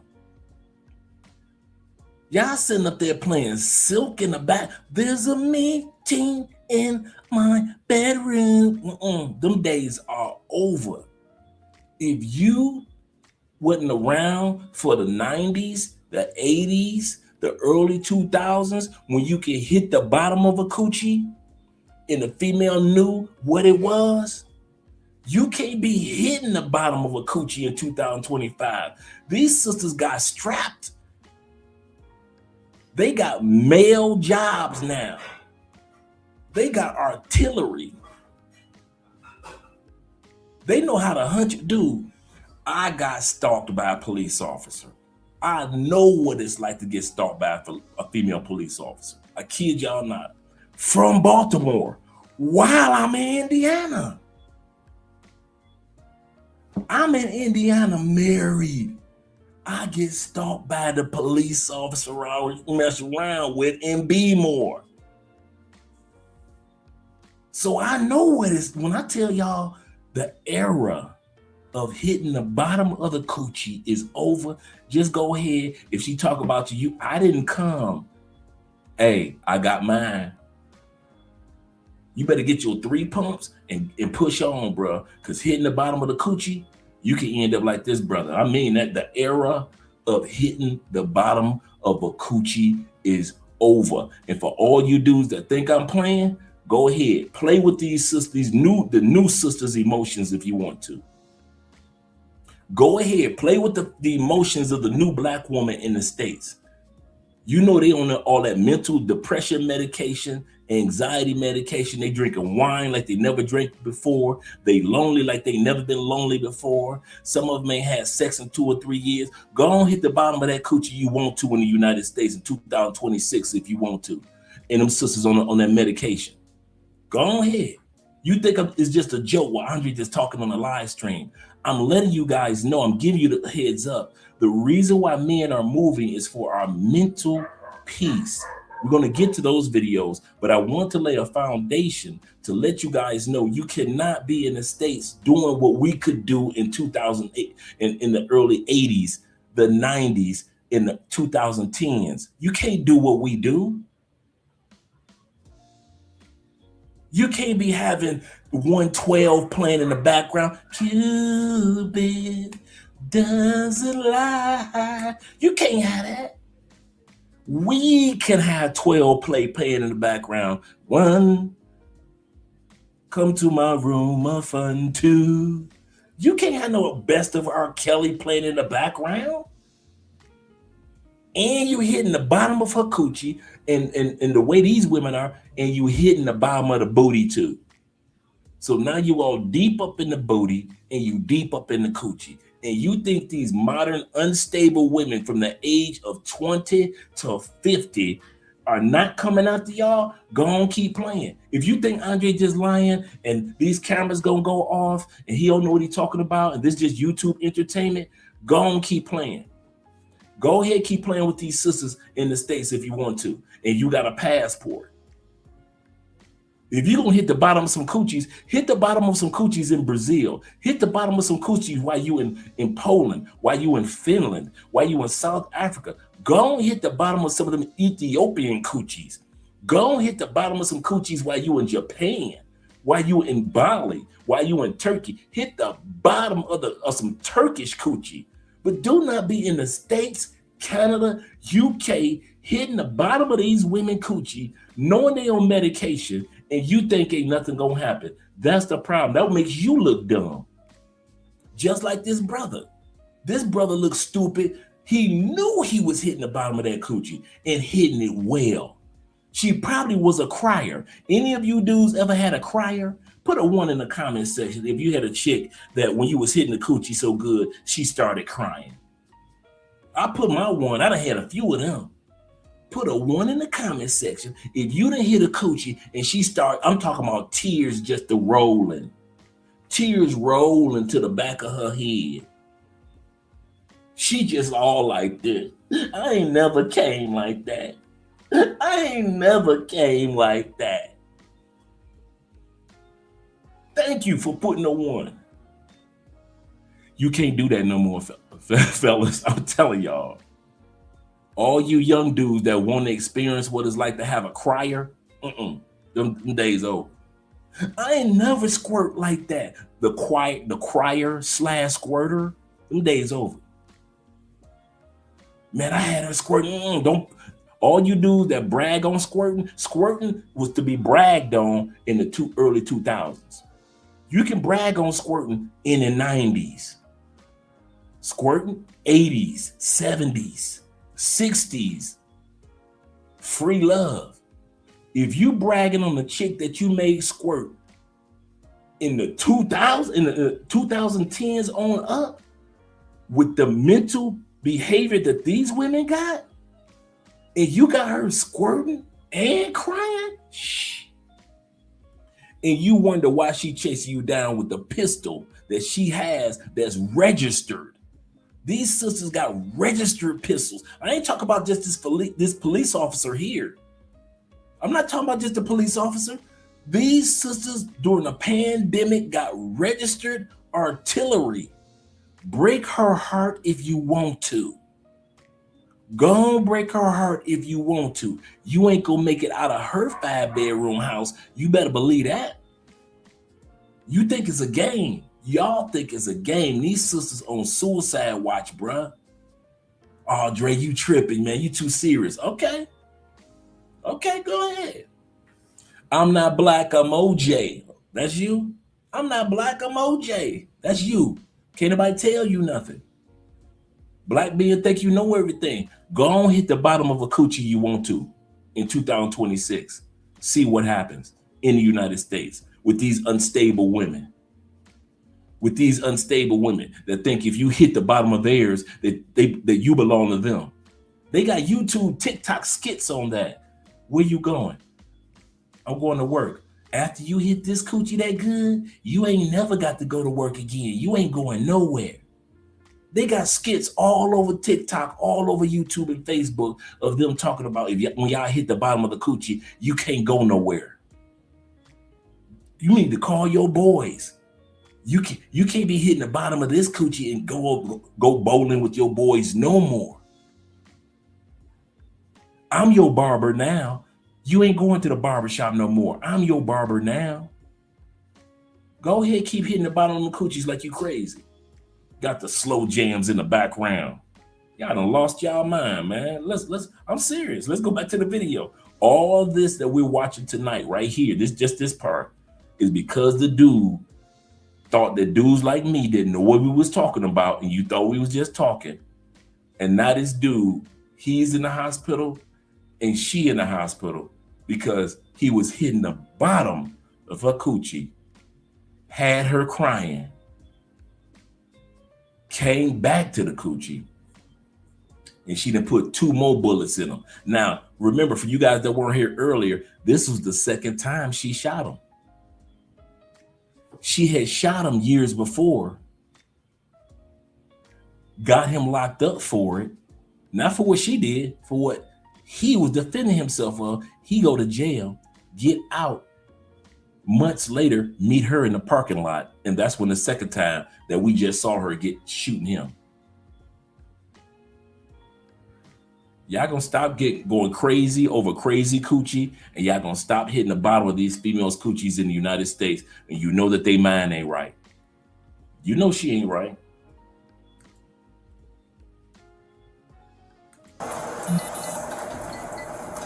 Lambert survives, but survival comes with a price: partial paralysis in his left arm. Georgia law requires the Georgia Bureau of Investigation to take over any officer-involved shooting. Protocol. Standard procedure. No exceptions.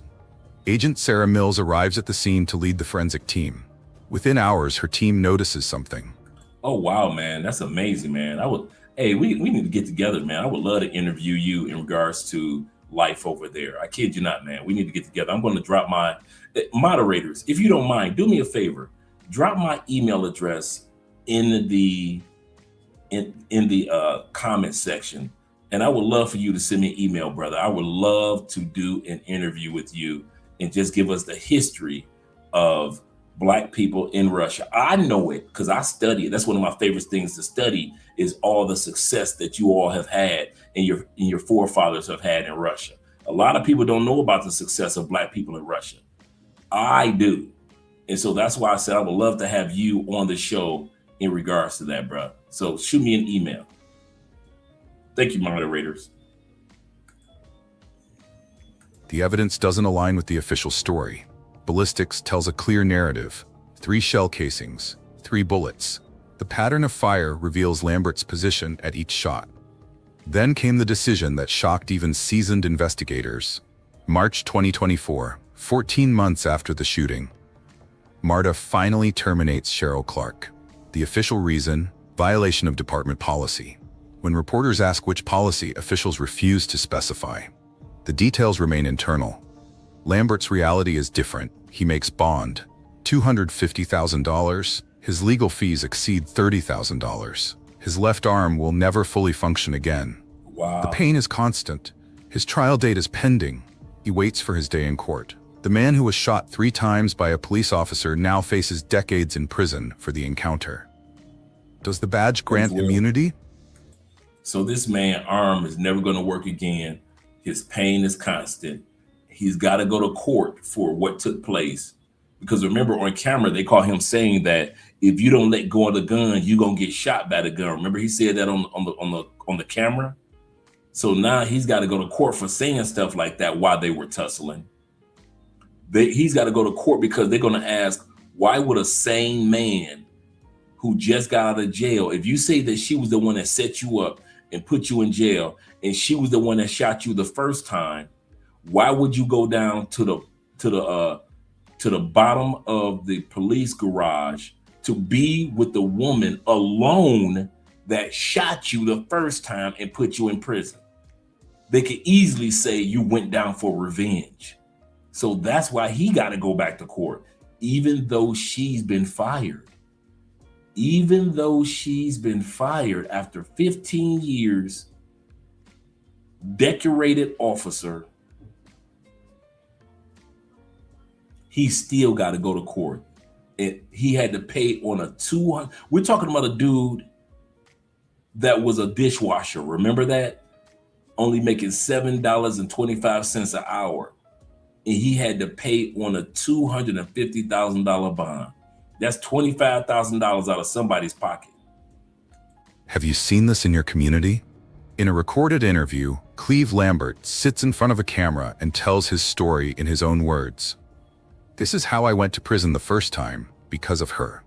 He describes the first shooting, the hospitalization, what came after. They kept moving me to cover up what their officer did, Lambert says. Right, so we was arguing about a few things, right? And one of them was that, but the other one was that when you decided to break us up and you realize how much I resent you, now you don't want to be in a relationship with me no more, or you want to act like you don't. You know what I'm saying? So we together, but I'm angry a lot, all the time, you know? And so she just started exploring other options or whatever. So I caught her talking to a guy. She lying about hanging out with officers and stuff. Yeah, I was right. He was just as whipped as she was. She put that crazy coochie on him. He insecure, starting arguments with her to the point where she started hollering at other dudes. He's seeing her hollering at other dudes. He's strung out on the coochie, just like she strung out on him, hitting the bottom of the coochie. Let me bring that part back when he was just talking. His ass was just as strung out and crazy as she was. The brother earned his bullets.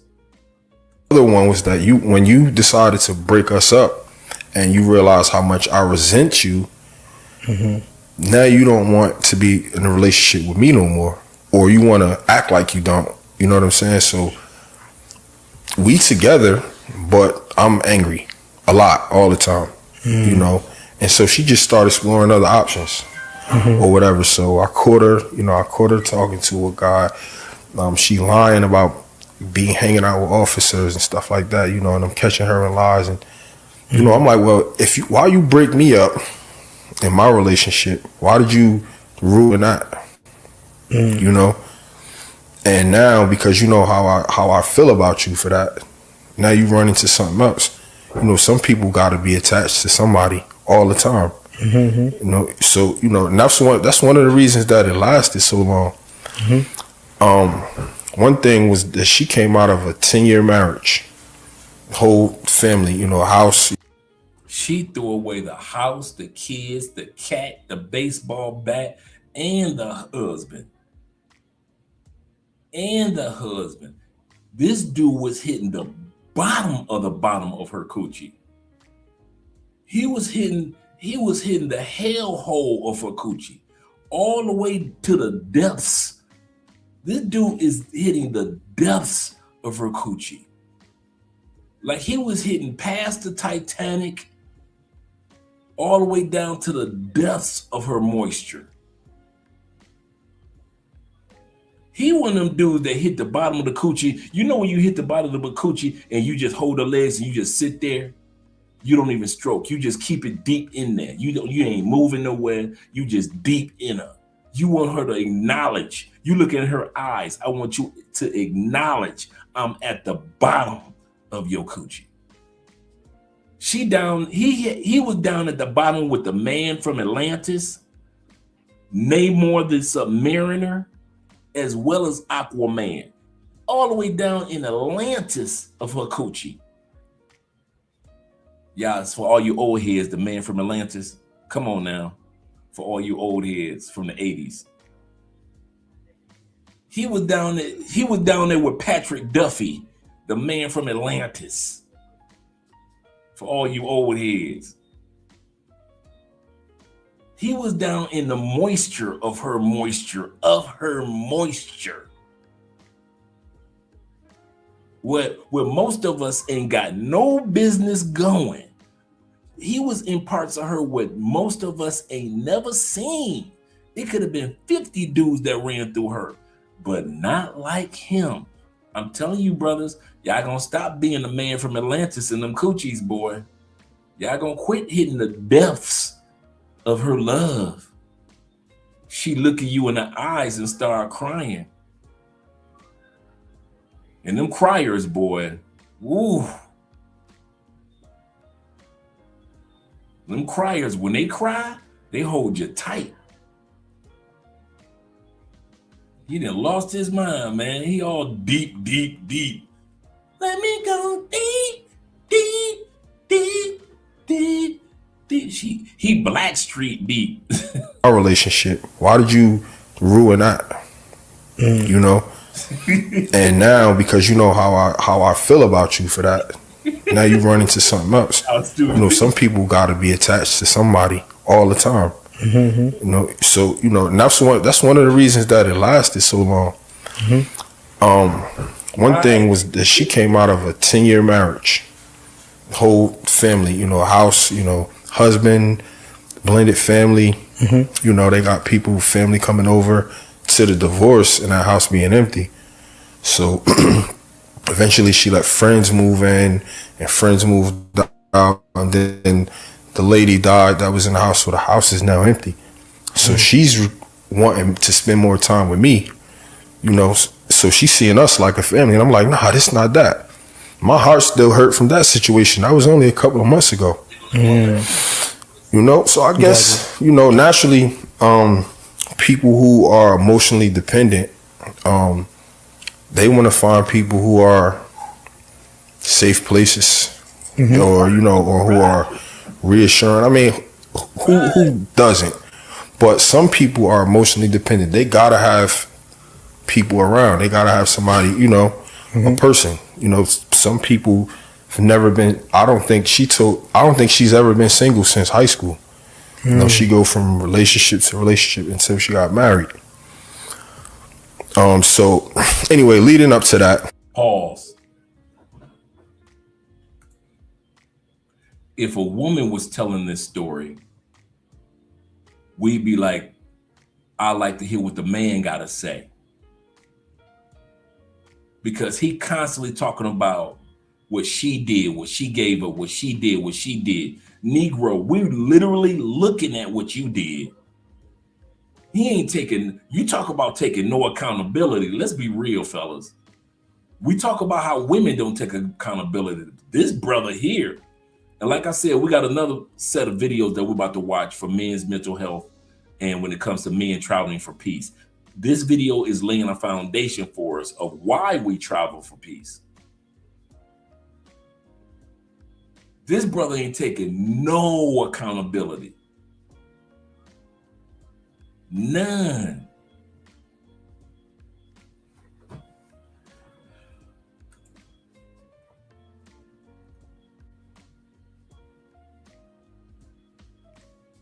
Some of us got to admit, some of the best sex that we ever gave. Knows how I said that? Some of the best sex that we ever gave. And the reason why we kept giving it to her, because it felt so good to our ego. I personally know I have had sex with women. I thought they was cool, but I didn't really like them like that. I thought they were nice, but I wasn't in love with them like that. But when it came to how she performed in the bedroom, when I was putting it down, bruh, I ain't gonna lie. I stuck around because her sex made my ego like this. What you mean that's your 9th orgasm tonight?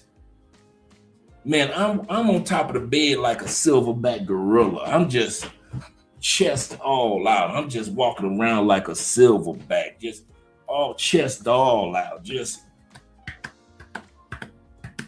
chest all out. I don't even like this female like that, but every time she nut and her toes get to doing the exorcist, her legs get to shaking, and all of a sudden extra moisture go on the sheets.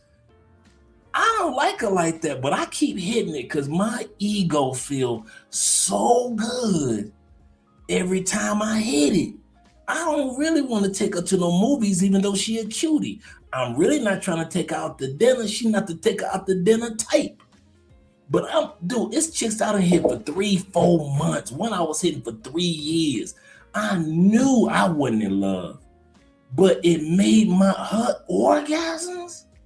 Well, when she was like, smack me, daddy, smack me. Don't be calling me Papacito. Papacito? It would be a lot of time. Come on, am I the only one?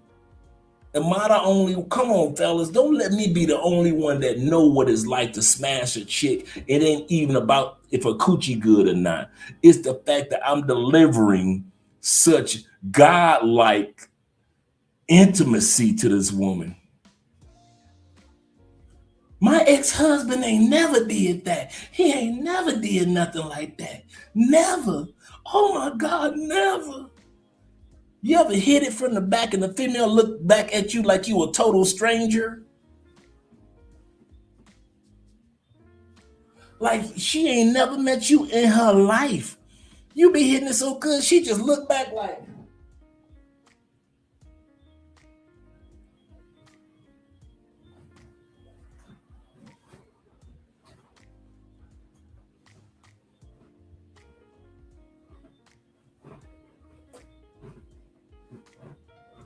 You just smashing it.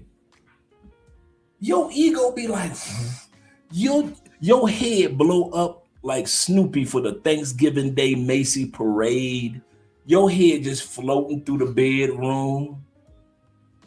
You get to saying stuff that you know she don't mean, but she mean it while she in that bedroom. You gonna empty out all your bank account and put your insurance under my name. Yes, Papacito. Yes, Papacito. All my insurance is going in your name. As soon as you, oh my God. Not again. It's what boosts your ego up even more is when she say, not again. You walking across that bed on your knuckles. You walking, come on, brothers. Am I the only knuckle walker? You walking across that bed. You get out the bed, walk in the bathroom on your knuckles. Just because she said, oh no, not again. Don't let her say not again. The magic words. Not again. You see the exorcist of them toes, and you glance over, you can feel while you holding them legs and them ankles get to shaking. You like, it's like you on a motorcycle. You just riding them legs like, you riding down I-75, right? Come on now, I-75. You riding down I-475 for all you East Coasters. Them legs just shaking. You thought you been in the gym and you thought you was strong. Have you ever tried to hold some legs that were stronger than your strong ass? What the hell? Girl, you got some strong legs. In the middle of her orgasm, oh no, not again.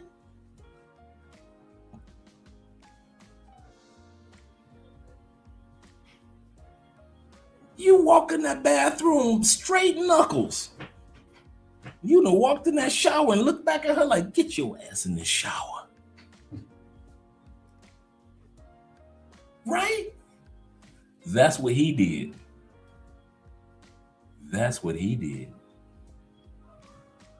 That's what got him in trouble.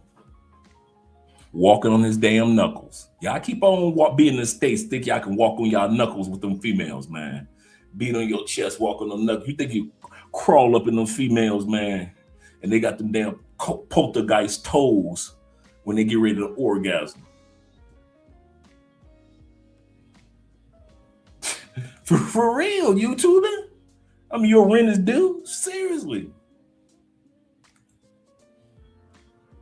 Looking angry like, how dare you? Oh, God, for real. They look back at you like, don't let her look back and look up and down. Like she looking at you. Looking at your body part, looking at you. She look back like,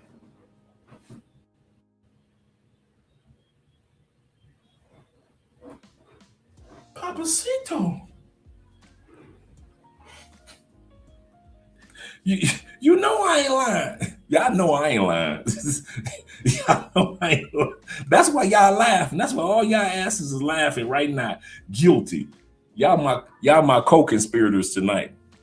You guys are my co-conspirators tonight. All of us to see that look. He said post-smash swollen is different. Swollen is different. Yeah, for real. Especially when you laying there and you watching them when they first try to stand up. And you can see them grab the edge of the bed or grab the edge of the couch. Like they're 80 years old. All of a sudden their legs turn 80 years old and they get to scooting on their way to the bathroom way over there. And they be looking like, feet don't fail me now. Legs just be shaking, walking over there. And you just sit on the edge of the bed like this.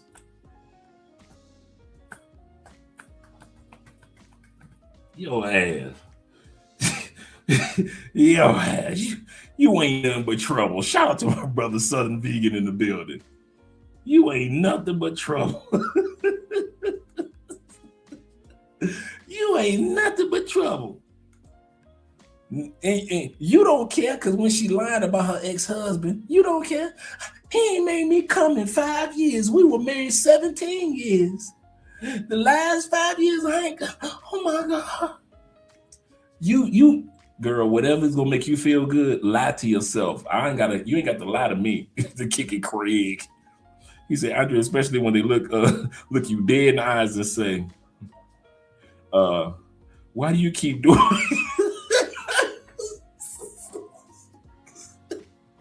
Oh my God, you ain't never lied. He said, why those legs keep shaking? Why you keep doing me like this? You're the first.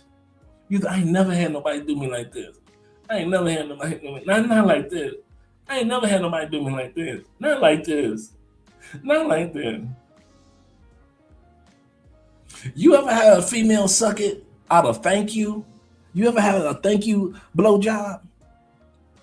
You didn't hit it so good. See, that's when you know you in trouble. When she don't suck it out of giving you pleasure.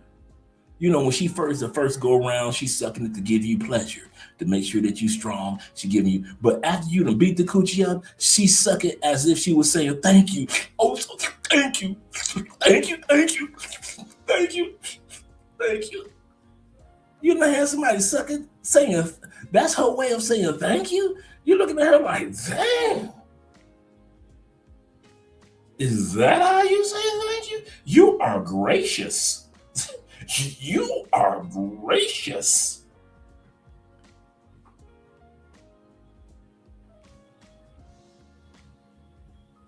There are females that will suck it like crazy out of thank you. It's like, and then the funny part is, like the first time they suck it, like when y'all get ready to first have sex, y'all just doing the foreplay part, they give you a nice little blowjob, right? You're like, okay, cool, I'm good, right? But then after they done nutted a couple times, it's like that orgasms that they had was alcohol. They get you to, what? No, girl, you are not licking my butthole, are you? And sucking my balls? Butthole, balls, and you, what? You be looking at her like, you're welcome. You're welcome. She be giving it to you like, thank you. And you be looking at her like, you're welcome. Girl, you're welcome. The thank you blowjob, man. Y'all, if you have not had a thank you blowjob, man, you doing something wrong. There are women that will give you a thank you blowjob. Oh my God, I need you. You don't need me, girl. You don't even love me. Shout out to my brothers. Mr. O. Mr. O just showed up like, what the who? I just showed up 5 minutes ago. What are they talking about? Yeah, the spaghetti legs, man. They be feeling like the Karma Sutra. Y'all know I'm telling the truth. That's how y'all be getting them pregnant. Well, y'all be having them legs shaking like crazy. Yep. That's serious. Y'all know I'm telling the truth. Y'all like Dre crazy, man. Dre is crazy. And that's what this brother did. That's why he had this police officer going through what it put him through. And this is the crazy part. Let's continue on. This story gets sadder and sadder because all he had to do was let her go. But since he was strung out on her and she was strung out on him and she was a police officer, like I said, I've literally had female police officers stalk me from another state. I resented her. We had a couple of spats. I was catching her doing things, and then she did something vindictive. I'm calling her. All right, Mr. Hitman, have a safe flight, brother. Have a safe flight.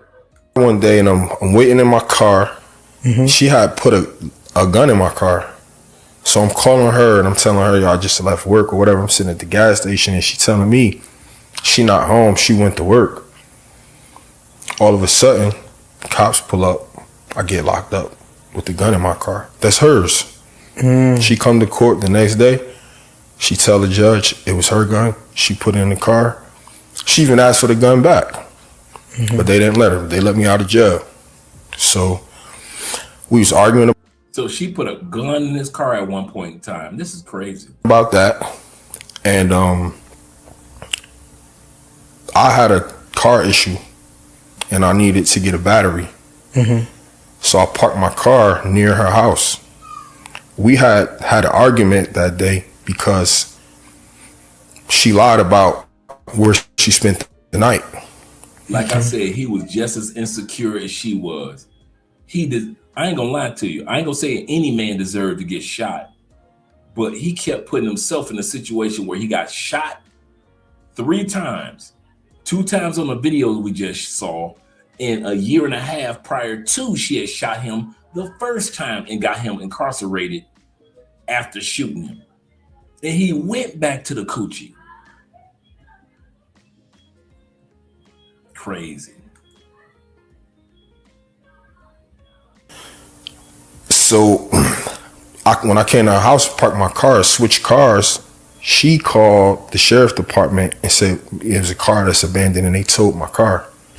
So I don't know this yet though. Okay.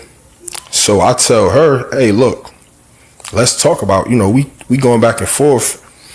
Oh, and some money too, because I had some money in her account or whatever. And I'm arguing with her to give my money back or whatever. Okay. So we talking about all of that stuff. Okay. And I tell her that, look, I'm gonna be in Atlanta, so I'll meet you at the job. She not at work yet, so she come to work in uniform right before her shift. And that's when everything started, going left. We out there arguing, The next thing you know, I wake up in the hospital. A Department of Justice study found that 40% of police officers admit to acts of domestic violence. That's 4 times the national average. Dang. Since 2020, there have been 17 documented cases similar to Lambert's. That's crazy. Officers accused of using their authority, their badge, their weapon to stalk, control, or harm current or former romantic partners. Out of those 17 cases, 2 resulted in convictions. 2. The pattern is consistent. Secret meetings in controlled environments, the officer's word against the victims. Body camera footage that raises questions but provides no definitive answers. And the badge, always the badge, lending credibility to whichever version of events the officer provides. In Georgia, accountability is especially difficult. Body camera footage can be sealed indefinitely. Internal investigations remain internal. Officers are rarely disciplined, even when complaints pile up. In 15 of those 17 cases nationwide, the officer's version became the official story. The legal system accepted it. Prosecutors declined to file charges, citing insufficient evidence or justifiable force. The question nobody seems willing to ask is this: if we cannot prosecute officers who abuse their power in their most intimate relationships, what does that say about power itself? When the person who harms you is the same person society trusts to protect you, where do you turn? When the evidence exists, but the charges never come, what is justice worth? Should there be independent oversight for officer-involved domestic violence? What reforms would you implement? Tonight, Cleve Lambert awaits trial for crimes committed against him. Cheryl Clark collects unemployment. She lost her badge, but she kept her freedom. 3 bullets fired in a police parking lot. 8 months, Lambert vanished into the system the first time she shot him. 8 years he spent in prison. He spent 8 years in prison after she shot him the first time. I want you guys to let that sink in. He spent 8 years in prison after she set him up, shot him. Fellow police officers covered it up, made him look like the criminal. He did 8 years, got out of prison, went back to the coochie. Instead of going to another state, instead of getting his passport and going to another country, starting a new life, he went back to the coochie and met her in a parking garage, the police parking garage, after 8 years. Both of them are crazy. Both of them are crazy. He earned those bullets. He earned those bullets.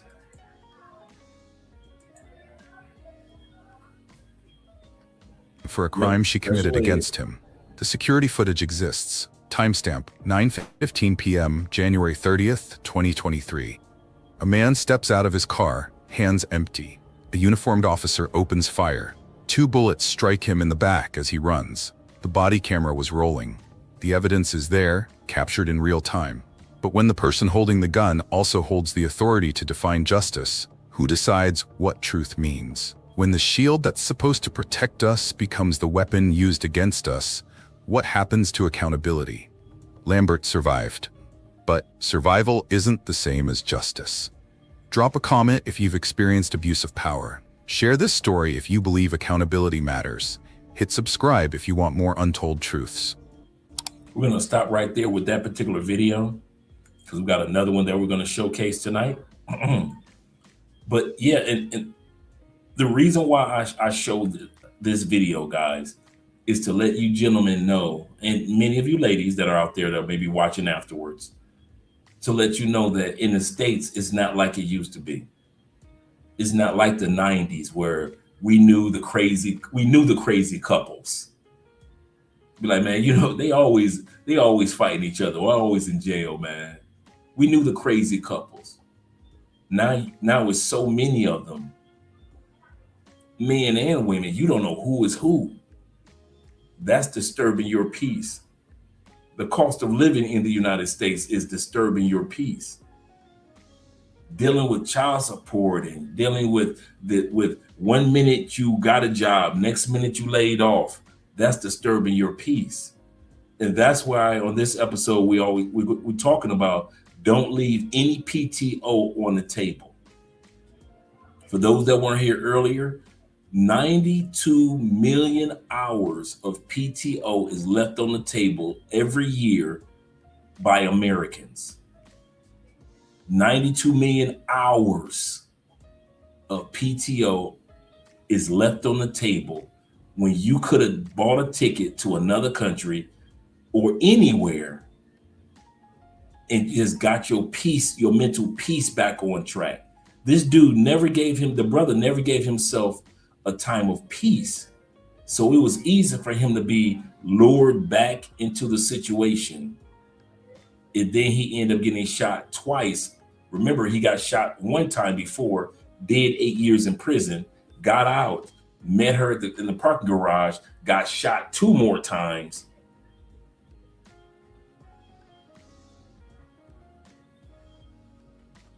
There's a little bit more of this video. Let me let you guys see the rest of the video. A small town sheriff's son goes missing.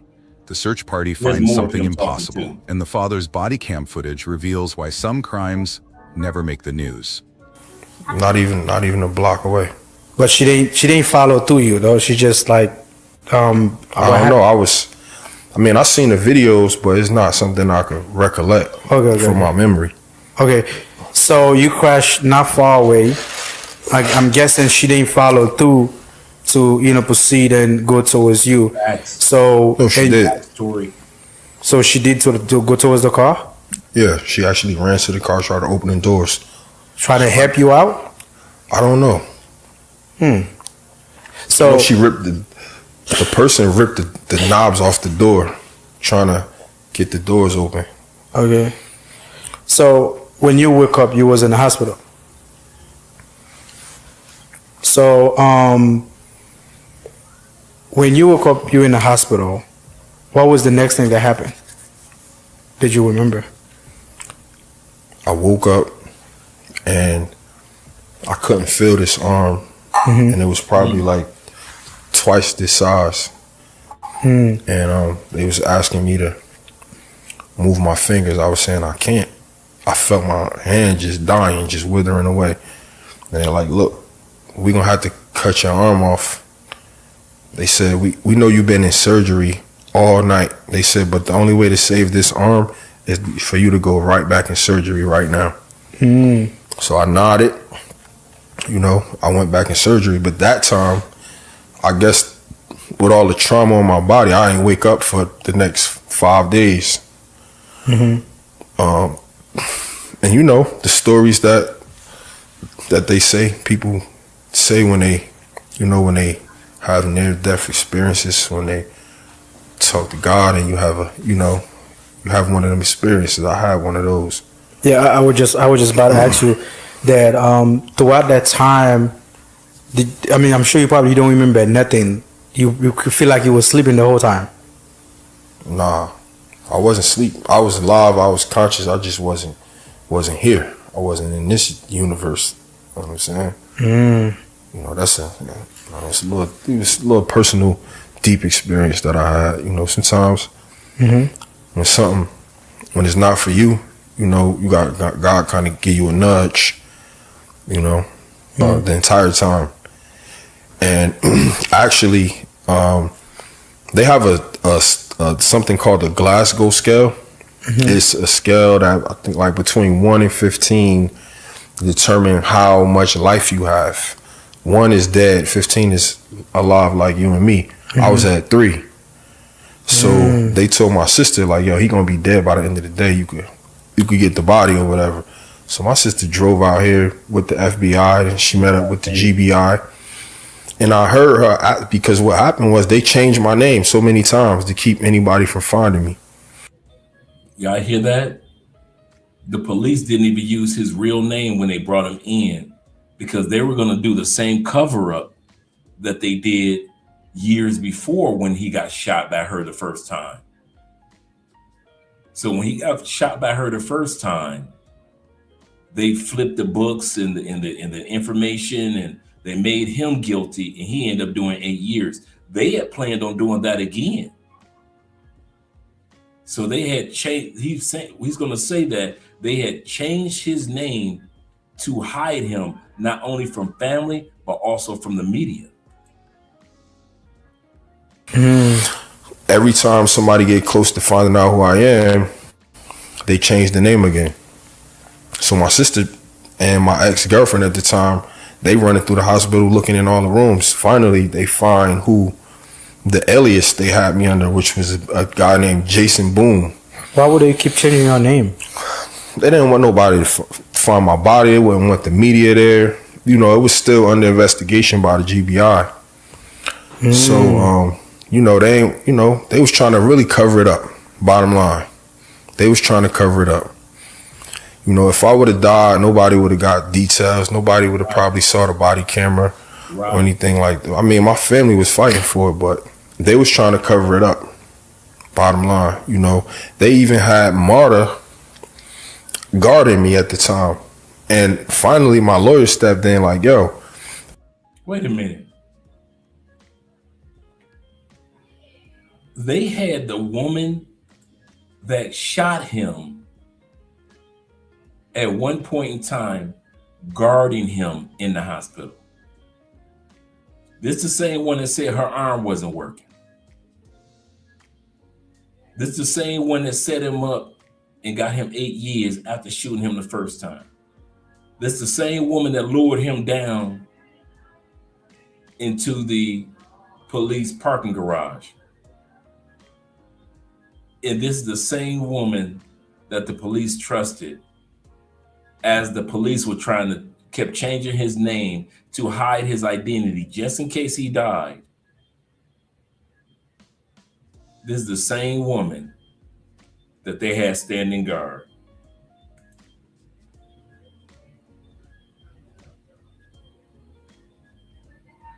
Oh, that's the public transportation. Okay, thank you, brother. He said, Dre, Marta is the public transportation of Atlanta. So why were they standing guard? I'm kind of lost now. Oh, internal investigate. Okay, cool. Okay, thanks, gentlemen. Thank you for clearing up. Thank you for clarity. That's why we're on this channel. We work as a team. Thank you, gentlemen. If Marta is claiming to be the victim, how is they, watching over his body? So they switched departments, and I think Fulton County Sheriff's Department stepped in. Okay. Okay, that's the end of that video. And I'm using this video to lay a foundation for why men are using their passports to find peace outside the United States. If you don't realize it after seeing this story, I don't know what other story it takes for you to realize that a lot of us men, when it comes to peace, that's what we travel for. I don't care what the Anton Daniels have to say. I don't care what other content creators have to say. I don't care what the mainstream media have to say. They see us with a woman and don't realize in that moment of time, we got peace. They see us with the women in the Philippines and just laughing at a bar. I don't care if she's paid for play. I've got peace. The next day in the Philippines, I'm going to see some of the monuments and the statues and some of the areas of worship, the temples. That gives me peace too. The next day in the Philippines, I'm going to be eating my food in cuisines that I've never had before. That gives us peace too. So while social media is focusing on the fact that they see us with these women, they don't think about all the things that we do because we had to leave that country. They think we left the United States because of the women. No, we leave in the United States because we're trying to find peace. And if it was with different women, so be it. If it's with different cultures, if it's with different languages, if it was different way of how we spend our US dollars, if it's with different type of foods that are healthier and different cuisines, all of this gives us peace. Some of you guys take up boxing in another country. Some of you guys skydive for the first time. Some of you guys actually go hiking. You saw the aurora lights in the sky for the first time. All of this is centered around men saying, listen, I'm stressed the hell out back home in Canada, UK, Australia, Western Europe, and the United States. I need some peace.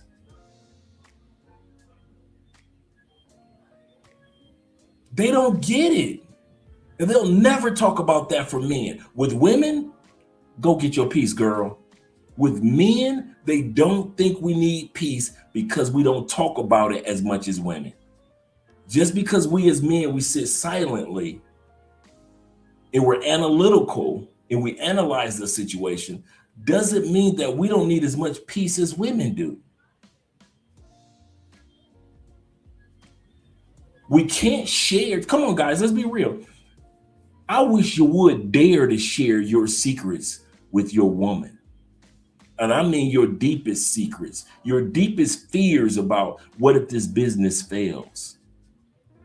What if I don't pass Theo's classes? What if I pass Theo's classes, but I don't get hired? What if they don't, I've been working at this company for 25 years. What will happen if I get laid off? You can't tell that to your woman, your kids, your dog, your cat. You got to keep that in there. Why? Because don't nobody give a damn. You're a man. And if you walk on this planet Earth from Mongolia to Michigan, don't nobody give a damn about your peace. So it is your job, it is your responsibility to make sure you, A, take your PTO, B, get your passport, C, go somewhere and just enjoy your peace. Let's look at that video. My brother Black by Design is in the building. He said, what's up, coach? In chat. He said, just popping in a minute. He said, I'm going to have to catch the replay. Shout out to the replay crew. Catch the replay, catch up. Salute to you as well, brother. Salute to you as well.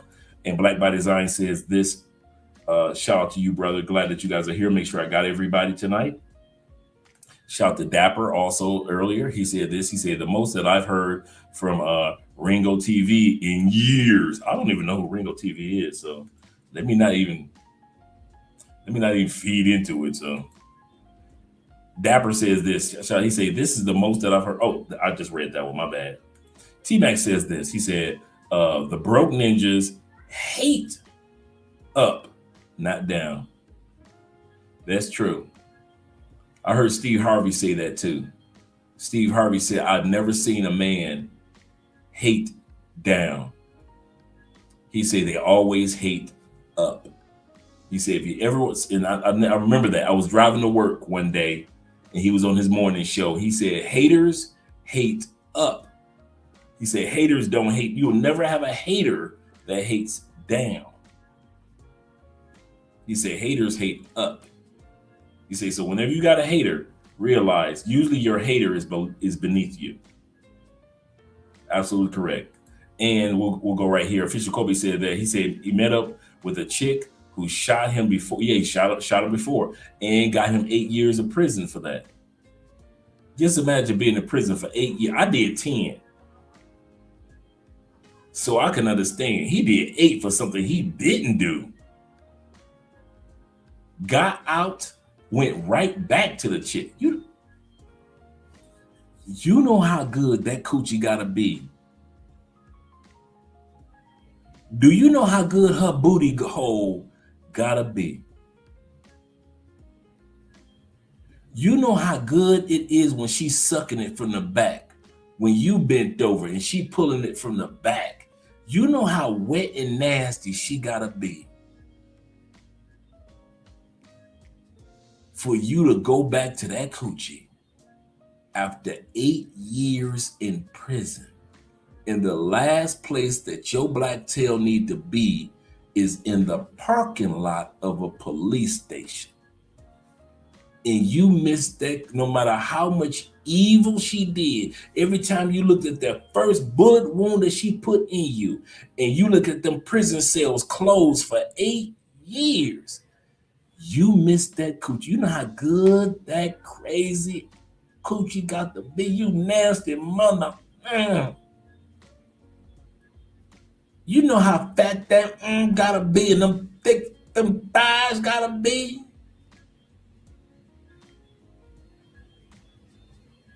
For you to put yourself in a situation where you will never truly feel your arm completely like you used to.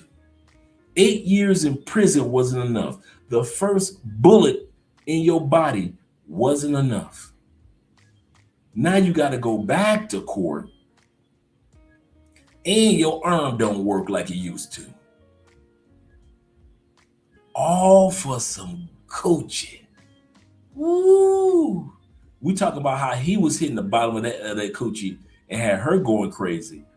I don't know who was put in the comment section, who do you think was the craziest over the sex?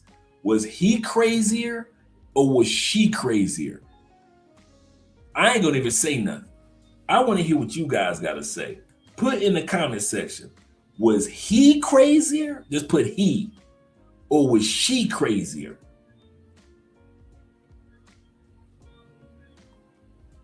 I ain't gonna say nothing. Like by design, he said, how in the hell y'all got to be back and want to be the one that shot? He said, wow, yeah. Yeah. So we all agree, I guess. We all agree. Because she took, think about it. The only L she took was her job and her pension, which was stupid. She was stupid. But this dude, arms and limbs, years of his life. You lose arms and limbs. You got bullet wounds. You guys are right. You ain't lying.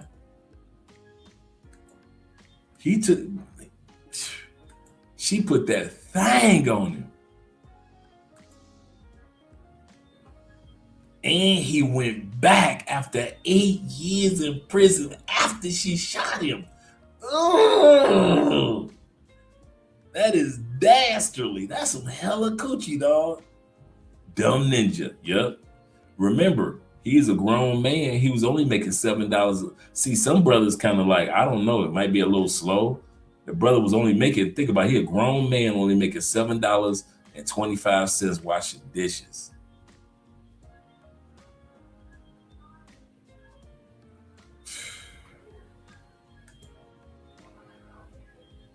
Yeah, she put that demon on him.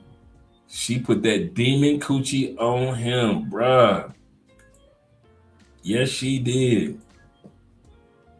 He said, "How the hell y'all got to be back to the one who shot you? Yeah, going back to the one that shot you and gave you 8 years in prison." Let's go to the next video, gentlemen. Too much truth ends up talking to himself because truth isn't welcome everywhere. It threatens comfort, it cracks illusions, it exposes what people would rather keep hidden. So the truth teller let's bring it back to the beginning. He said, "A man that speaks too much truth is like a man that's talking to himself because people are not trying to hear the truth." The man who speaks too much truth ends up talking to himself because truth isn't welcome everywhere. It threatens comfort, it cracks illusions, it exposes what people would rather keep hidden. So the truth teller becomes the outcast, but not because he's wrong, because he refuses to pretend. The more he speaks, the quieter the room gets until the only voice left is his own echo. But maybe I like that name, Mixed American. I like that name. that's the price of honesty, solitude. Because in a world built on masks, the one who refuses to wear one will always stand alone. Men care about peace. As long as no one's fucking with me, what a day.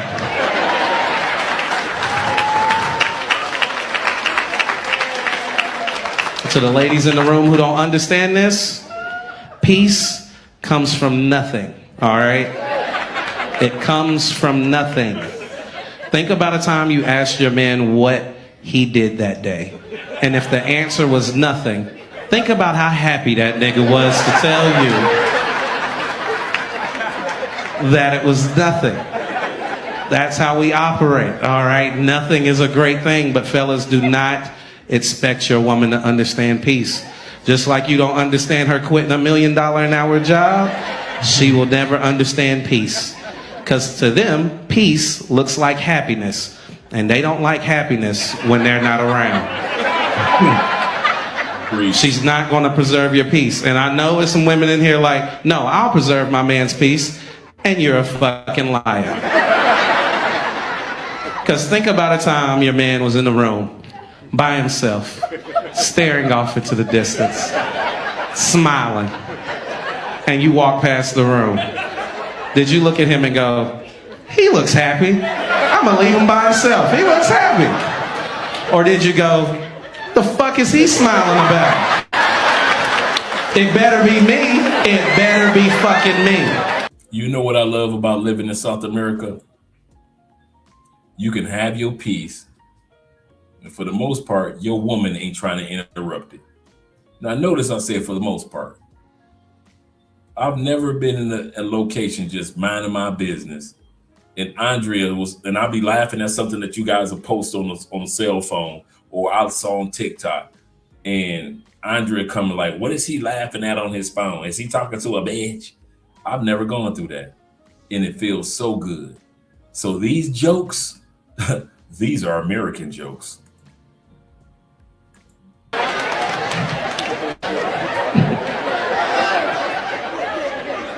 And she thinks you're happy, fellas, so she wants to know what's causing your happiness.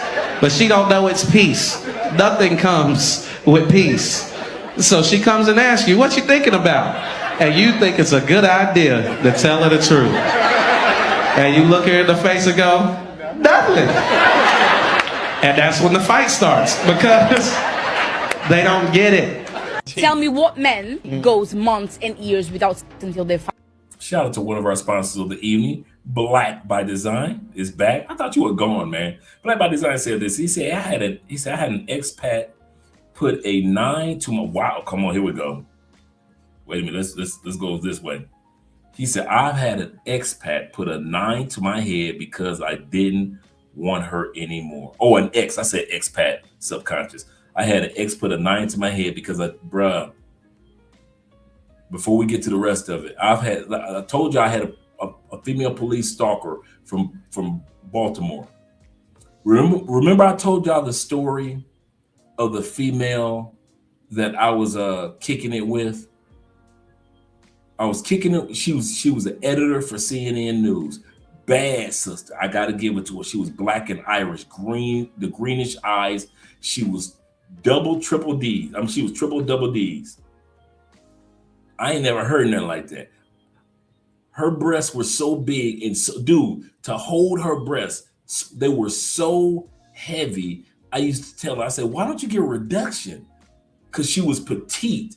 So she had these big breasts, very small waist that curved into this nice butt and thighs. And I used to tell her, and her breast, I'm talking about, dude, I used to just sit up there, just hold her breasts like in the gym. And I used to tell her, true story. I said, why don't you get a reduction? And she told me, she said, this is how God made me. I said, you do realize that your back is going to be messed up when you get older. I say, it's cute because you find it sexy now. I say, but you should at least consider and pray about getting a reduction. I said, because your breasts are your breasts are not big. I say, it's not just about the size. I say, they're heavy, like really weight heavy. I say, you're going to mess your back up. Remember, some of you guys don't remember, like when Queen Latifah got a reduction, like back in the day, and her because she said her back was messed up. So Queen Latifah said, I'm getting a reduction. She's like one of the first people to come out and talk about breast reductions. It wasn't known for somebody to talk like that. Queen Latifah was one of the first ones. And this is what I was telling the female, because I heard about Queen Latifah. And so she worked for CNN. And so I'm smashing her, and I'm smashing her best friend, who's a police officer. Bruh. These were the two. Remember I told y'all? These were the two that called my wife in Indiana on the phone for 2 hours. All three chicks just spilling the tea while I'm at work. I get a call from the wifey. Remember I told y'all I get a call from the wife. You need to come home. What's going on? I just talked to your girls. What are you talking about? Your girls in Baltimore. Huh? What? Got to go. I'll see you when I get to the house. I tell my boss,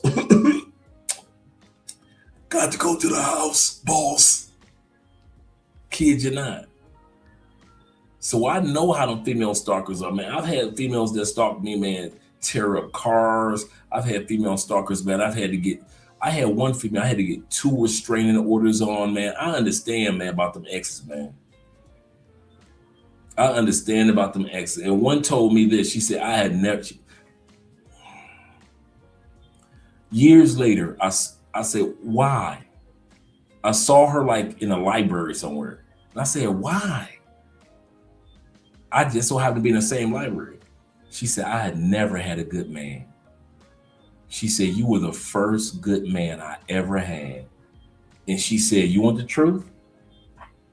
She said, I panicked. She said, I was so scared of losing the first good man I ever had. Everything I did was wrong because I never had a good man before. I didn't know how to treat a good man. I didn't know what to do with a good man. You know, we always talk about we want a good man. She said, but I didn't know. She said, the more you were around me, the more I panicked. She said, I've never had a man that was just so confident, so focused, so just a good dude. And I saw how other women looked at you. She said, and I just panicked. And from my exes, all I knew was violence and craziness. She said, so everything that I learned from being with the bad boys, I kind of took it out on you and not realizing what I was doing. She said, but afterwards I realized I was just panicking because I never had a good man in my life. She said, and I was scared. She said, I mentally put, and I never heard this before, ever by any woman. She said, I mentally put you on such a pedestal that I knew I couldn't reach up. I could not reach the man who I put on a pedestal, and that was you. She said, to me, you were perfection. She said, but the problem was, once I finally got perfection, I panicked and I was scared and I messed everything up and I ruined everything and I was violent. And I said, yeah, 2 restraining orders might do that. Never saw her again after that. You know, after the library, never saw her again. But I just wanted to hear that. But that moment was, and I'm not a closure type dude. But I think God asked me to, hey, go talk to her. I'm like, nah, we were on that crazy chick. Go and talk to her. And it was like talking to a different person. I guess she finally got me out of her system years later. And she told me, she said, I never had a good man before. She said, and I didn't know how to act with a good man. She said, and I panicked. She said, everything that you ever saw me do, all my behavior after you left me, she said, everything was, I was scared. And I was like, wow, I never heard of nothing like that. So, and you look at yourself like you're a regular dude. You don't look at yourself like I'm on a pedestal. No matter how much money you make, you can improve on a lot of stuff. But some of these crazy women, man, put us on pedestals that we don't even know about. So brother said, he said, I had an ex put a 9 to my head. Dang. Because I didn't want her anymore. And that was the last time I saw her. I am out, meaning out of the United States. He said, until this, he said, she says, I wasn't going to do anything. Yeah, right. If it wasn't for her cousins, I wouldn't be here. I wouldn't be here.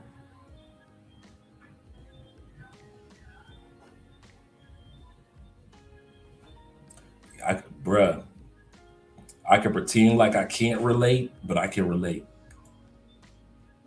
Black by Design, he said, at the time, he said, I was 28 and she was close to 40.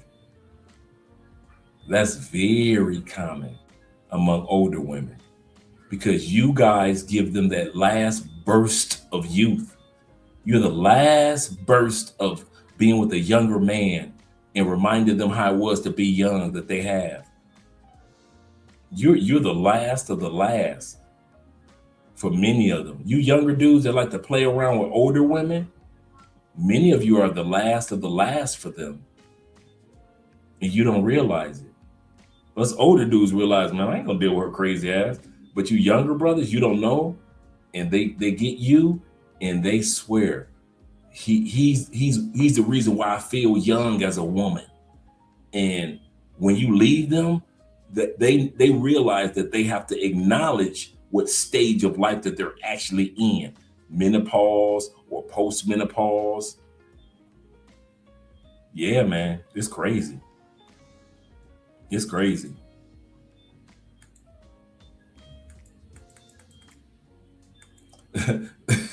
That's why these years, I just sit my butt down and enjoy the wonderful wife and the wonderful life that I have. Andrea is, in my eyes, one of a kind. One of a kind. Yeah, Cole Gant. Yeah, man. Yep. That's so true, bro. So true. Black by Design says this. He said, the sad part is, he said, I actually liked her, but she drank more than I did. I'm the youth. And she drinking more than I did. Yeah, man. And you know what? It's kind of funny that you would say that. The person that was stalking me, I actually kind of liked too. I didn't like her like to marry, but I kind of liked her to see where it was gonna go. And she was so dude, oh my God, dude. Crazy. And I packed my bag. When I left her, I called the police. True story. I called the police. My brother was sitting on the couch. I called the police because she pulled out some knives to attack me. I'm talking about some knives, like long, serious. And my brother said, Rob said, Rob didn't even look up. Rob said, you do know that men can call the police too. We can call the police. And this during the flip phone era. So I flipped my phone up and and police showed up like 3 or 4 police cars, man. True story, man. Craziest thing. They helped me because I only had a couple of boxes, like maybe 5 boxes, right? No, 8 boxes. I had 5 of them already in my car. How come, true story, the police officers that were there, like I said, 5 cars came, most of them left because I was leaving anyway. And they took the artillery out of their back trunks and put my last 3 boxes in their back trunks and escorted me to my new house. I mean, my new home. And this is when I was telling y'all, some of you guys remember I told the story when I was in the neighborhood in the suburbs where it was nothing but old white people. Not white people. Old white. I was the youngest person in that neighborhood within an 8-block radius. Everybody had owned their home at least 20, 25 years. So when it was a funny true story. When I pulled up as a brother, followed by the police car that had my other boxes, and they see me jump off, all you saw was old white people running to their window, man, like, what's going on? The black guy is being chased by the police. Not realize, they didn't realize I was being escorted. So they realized, oh my God, we got a new neighbor here. Well, he's young, he seems nice. And so when they saw me and the police officer shake hands and the police officer take my boxes out of his trunk, you can see the neighbors kind of like calm down. But when we pull it up, you can see all these white people looking out their windows and curtains and coming out on the porch and everything, man. It was crazy. And dude, I kid you not. There are some women, man, so crazy, it's life-changing. Like the brother said with the gun.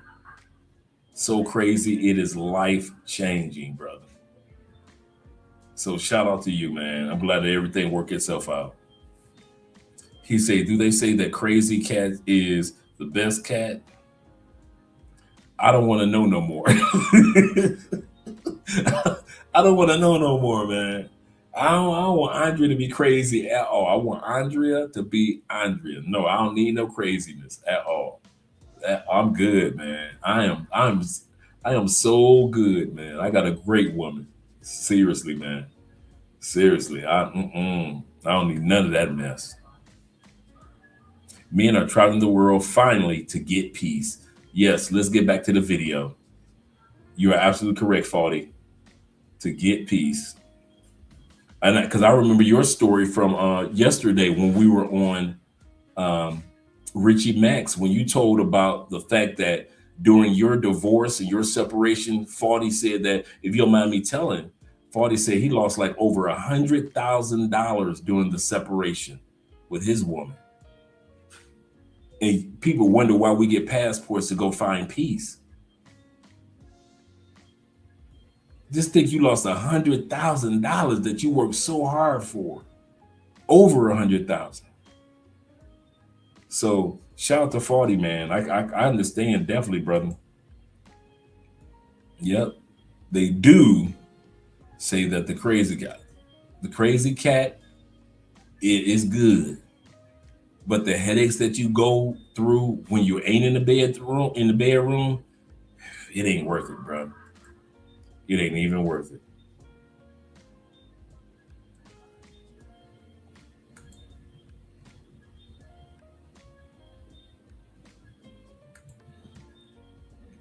He said, just give me peaceful. Yes, sir.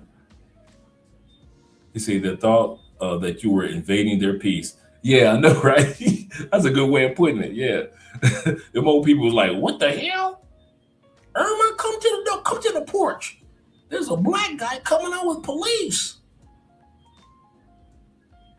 There's a black guy coming out with the police. And pull it up, man. So, like I said, when they saw the police officers helping me, it was cool. It was cool. And then a few months later, the crazy chick tracked down my new home. Then, I think I told you guys the story of this crazy chick came over to do, oh my God. I don't know why my brother Rob was there at this one too. Dude, I had met this baddie. Oh my. She reminded you of Megan Gooden. That's what she looked like. She looked like Megan Gooden. Same height, same size, everything, right?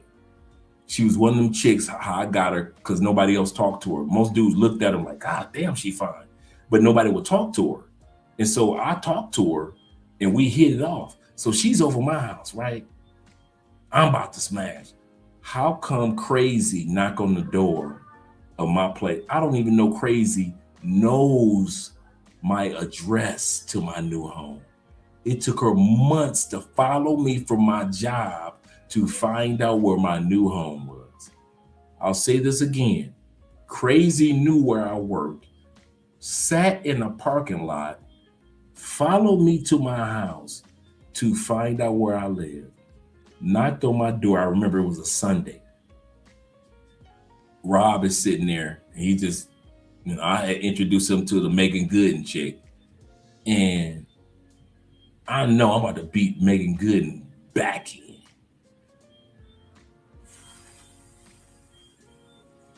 You can see I'm breathing as if it was yesterday. Crazy come to the door acting a fool. I had to call the police. So 4 police cars pull up in an all-white neighborhood of old people. Dude, I was so embarrassed. Megan Gooden, she left. I didn't come over here for this, and I didn't blame her. And she turned, I'll never forget this. I will never, ever forget this. Before she left, she turned around and looked at me and said, Andre, I like you. You're a good man. And I'll never forget what she said to me. She said, but you need to learn to clean your plate before you put your dessert on it. And she got in her vehicle and left. And I knew what she meant. And I thought about, in my mind, this was the metaphor. Like when Thanksgiving, you got the turkey, you got the cranberry sauce, you got your greens, your macaroni cheese, your stuffing, you're eating all good. And then you go over to the sweet potato pie. Even though your plate is been all the juices and everything, and you put the sweet potato pie right on top of the juices where the macaroni and cheese and the greens was. And then you take a piece of apple pie, you put it right on top of where the turkey juice was. And then you take a scoop of ice cream and you put it right on top of where the cranberry sauce was. What's the problem? You didn't clean the plate. And I never forgot that. Don't bring people in your life that you ain't ready to bring into your life.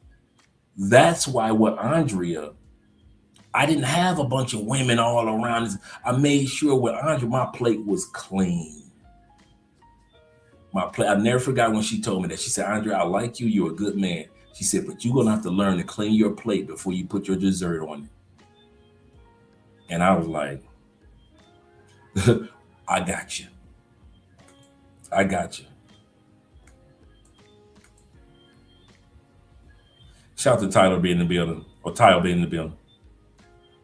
Oh, Style being in the building. Shout out to Style King. You saw I have my glasses on. Shout out to Style King being in the building. He said, salute to you, brother. Salute to you too, brother. He said, thank you for showing me Cali. Oh, man, we had a good time. He said, you are a solid brother. He said, keep doing your thing. It's appreciated. I try to show you guys that there is so much to do in Cali, man. And I love hanging out with you dudes. I kid y'all not. Like T-Mac said, he said, Dre, I'll be there, in the next few hours. So I know that when T-Mac come, I'm a partner I'll be hanging out with. And then, Victor be hanging out with Victor, Terrell down here, and a bunch of other brothers that still live down here, man. So yeah, shout out to you, man. I'm glad you had a good time. And so when you come back, you already know. You already know we hanging out. He said, that was me in my childhood. Shout out to Poor Man. Yes, sir. And Kenny, he said, where the R. Kelly song? I know, for real. I feel like I was trapped in a closet. For real. Seriously. So let's get ready. Let's continue on with the video. Enough of Andre talking. I'm gonna shut up for quite a while. I'm gonna shut up no matter what they say. I'm gonna shut up for quite a while. Let's bring this beat back a little bit. So she comes and asks you, what you thinking about? And you think it's a good idea to tell her the truth. And you look her in the face and go, nothing. And that's when the fight starts, because they don't get it.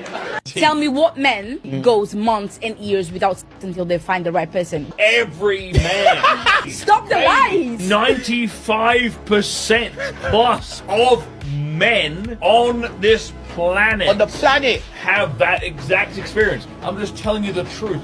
Most men on the planet Earth don't have access to pussy. What about brothels? They have no money. Yeah, but they don't have the money.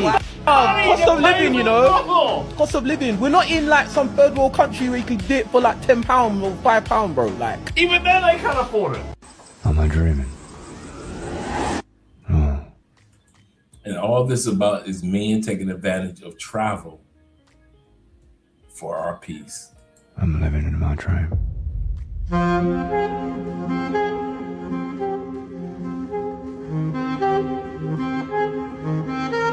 It's pouring down raining, but when you're in the rainforest, it's just like little droplets. So this is all what you see. This is what you're gonna get.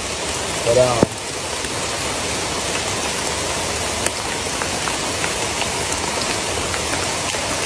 I'm blown away.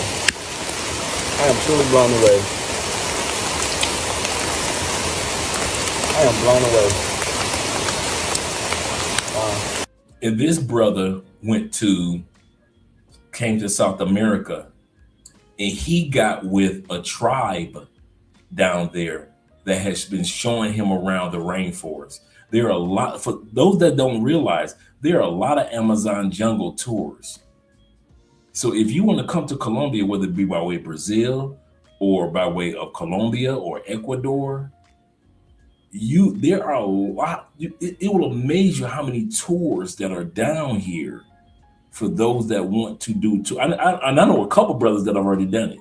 So just in case you guys are wondering if I'm just saying it, I know a couple of brothers, man, that on their first trips did tours in the Amazon for spiritual tours.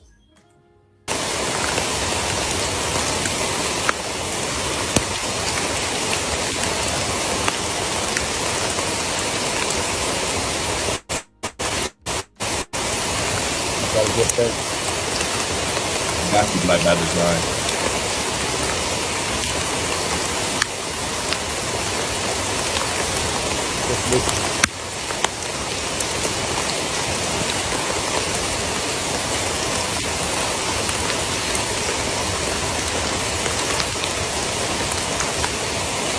So how does it feel to be in the middle of nowhere in the mountains, surrounded by a pristine crystal clear lake with nobody around? I will admit it is a feeling that is undescribable, but if I had to try my hardest to describe it using my own words, maybe peace, solitude, and escape from reality for a moment. I've just never been a person who enjoyed or liked being around big crowds or being around a lot of people or even pool parties. Honestly, this might be my definition of a pool party, bro. For me, this is definitely what life is all about, and I urge every single one of you guys watching this video out there to tap into your nature side because it just never gets old, man. I took a calm little getaway trip to Joshua Tree a few weeks back.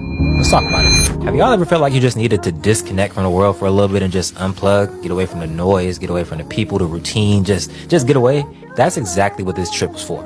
Disconnect to reconnect. When I tell y'all this trip was so refreshing, bruh, I ain't never experienced something like this before. Y'all know how ghetto LA can get from time to time, but having the opportunity to get away in a space like this in Joshua Tree where you have an acre of land to yourself, nothing but privacy, quiet vibes, you have an opportunity to really unplug and disconnect. You said you get an acre of land to yourself to unplug, unwind. This is in the States. I've been knowing about, and many of us know about the Joshua Tree area for quite a while. I barely had service, if I'm being honest, but on a serious note, bro, this is just your reminder to kind of get realigned and reacclimated with who you are, the goals you have for yourself, and the plan for the year, because bro, life can get ghetto. I'm gonna just be real. Life can get ghetto, bro. So this is your reminder. disconnect to reconnect and get realigned. I like how you said that. Disconnect to reconnect. Disconnect to reconnect. We ain't crashing out this year. 2025 is a year for no crash outs. I've been dating a guy for 4 years off and on. I asked him for $50 and he told me not to get used to it. I don't want to go in, but I want to ask, is the like going through something? Like, do he need $50 too? Like, are you asking it? I don't know what he's going through, honestly. I'm triggered. Why you triggered, Ace? Because she doesn't. Remember, she said she was with the dude for 4.5 years, yet she said she don't know what he's going through. Truly know what he's actually going through. That man could have gave her the last 50 he had. I'm a woman that need the $50. Oh, no. Judging me for barely having it. No. You don't have it at all. Like you just said, you would fake up, like, just to see if it's gonna come through. Oh, I don't need your $50, but I want to see if you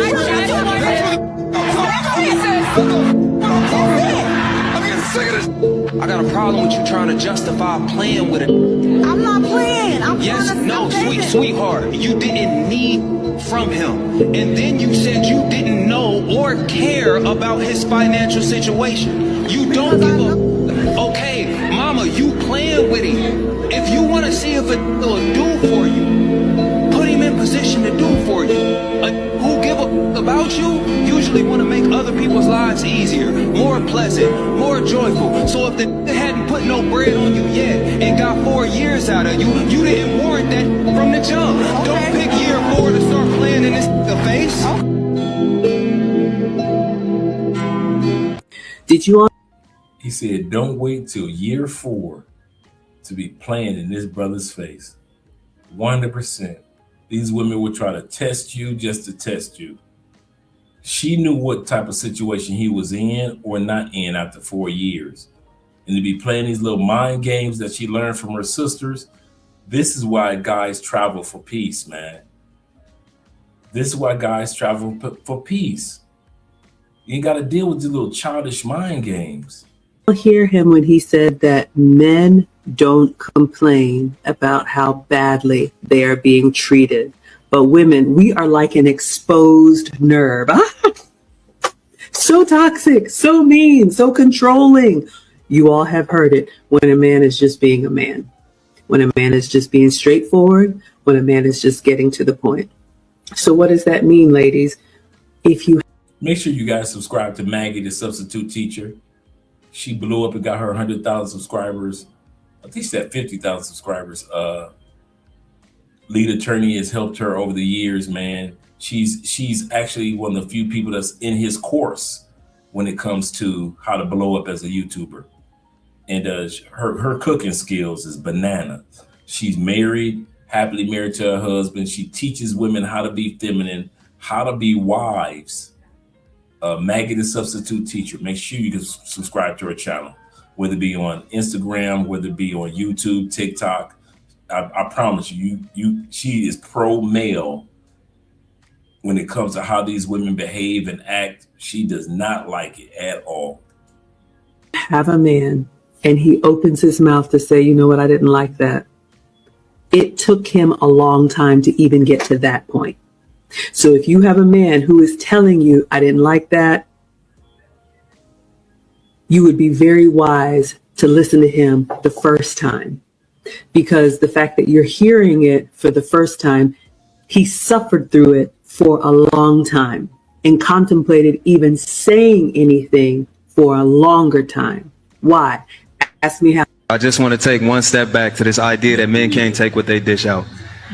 That's one of the, it's one of them things that sound good, but once you start to really unpack it, it's low-key dumb, because a lot of people can punch hard that can't take a punch to the jaw. I don't know why people think the ability to inflict pain is somehow reflective of the ability to take it. Like when we talk about this thing where men suffering in relationship, it's a whole lot of women that take up a lot of emotional space in a relationship, but couldn't take it at all if a man started to assert his space emotionally, which is why we get called sassy now, right?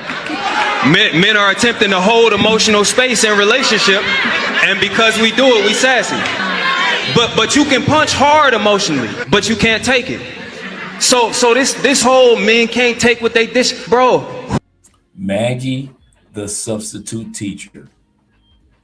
You can find her on YouTube, on TikTok or Instagram. Maggie, the substitute teacher. She is a sweetheart. She's been on. They flew her out to UK when Just Pearly Things were out there. She's been on Just Pearly Things a couple times. They flew her out there. Just the sweetest woman, man. Just heart of gold. She's one of those people that let you feel like there's a chance that there's some good women still in the United States. Who likes to be in pain? Who likes discomfort?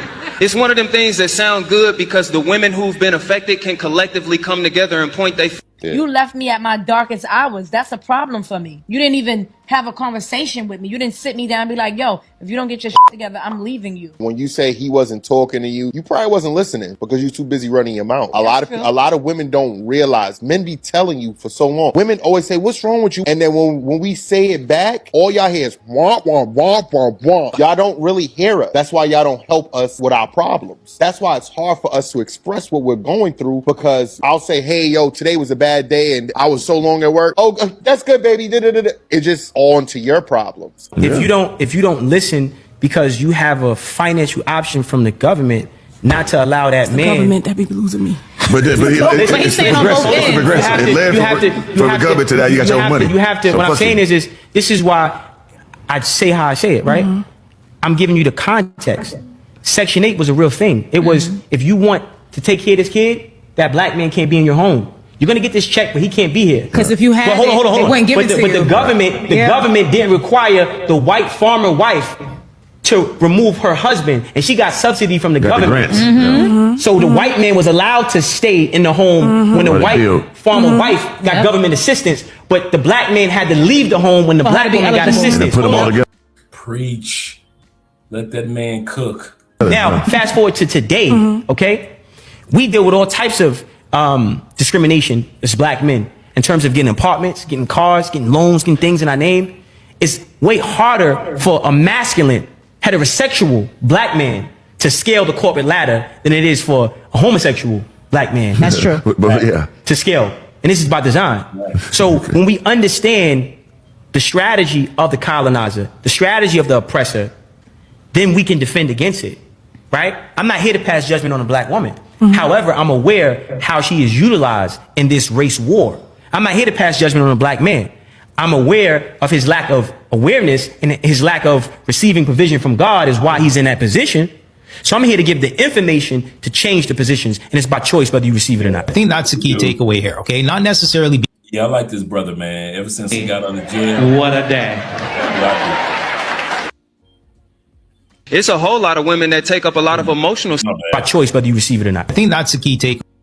Yeah, as I was saying, man, I like this brother, man. He came out of jail just like me, focused, and he, from day one, he's been on the go, doing this thing, focused, man.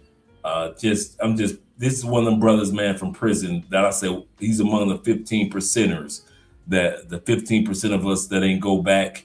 And if you ask us, in my eyes, he doesn't even carry himself as if he's been incarcerated. Good young brother, man, I swear. My man, Black by Design, he said, smart brothers be spitting facts. He said, but the women don't want to listen. Yeah, they kept trying to interrupt him. Correct. He said, they always want to keep talking over him. That is so true. He said, homosexual black men are not considered threatening like the heterosexual counterparts. There's a Netflix show that me and Andrea watches about a white woman in Paris. Real cool show. And I noticed that they give more screen time to the homosexual brother than the heterosexual brother. You know, I don't look at it like, oh, this is bullshit. But I do notice it. I do know, and this is in Paris. This is in Paris. So yeah, let's continue on.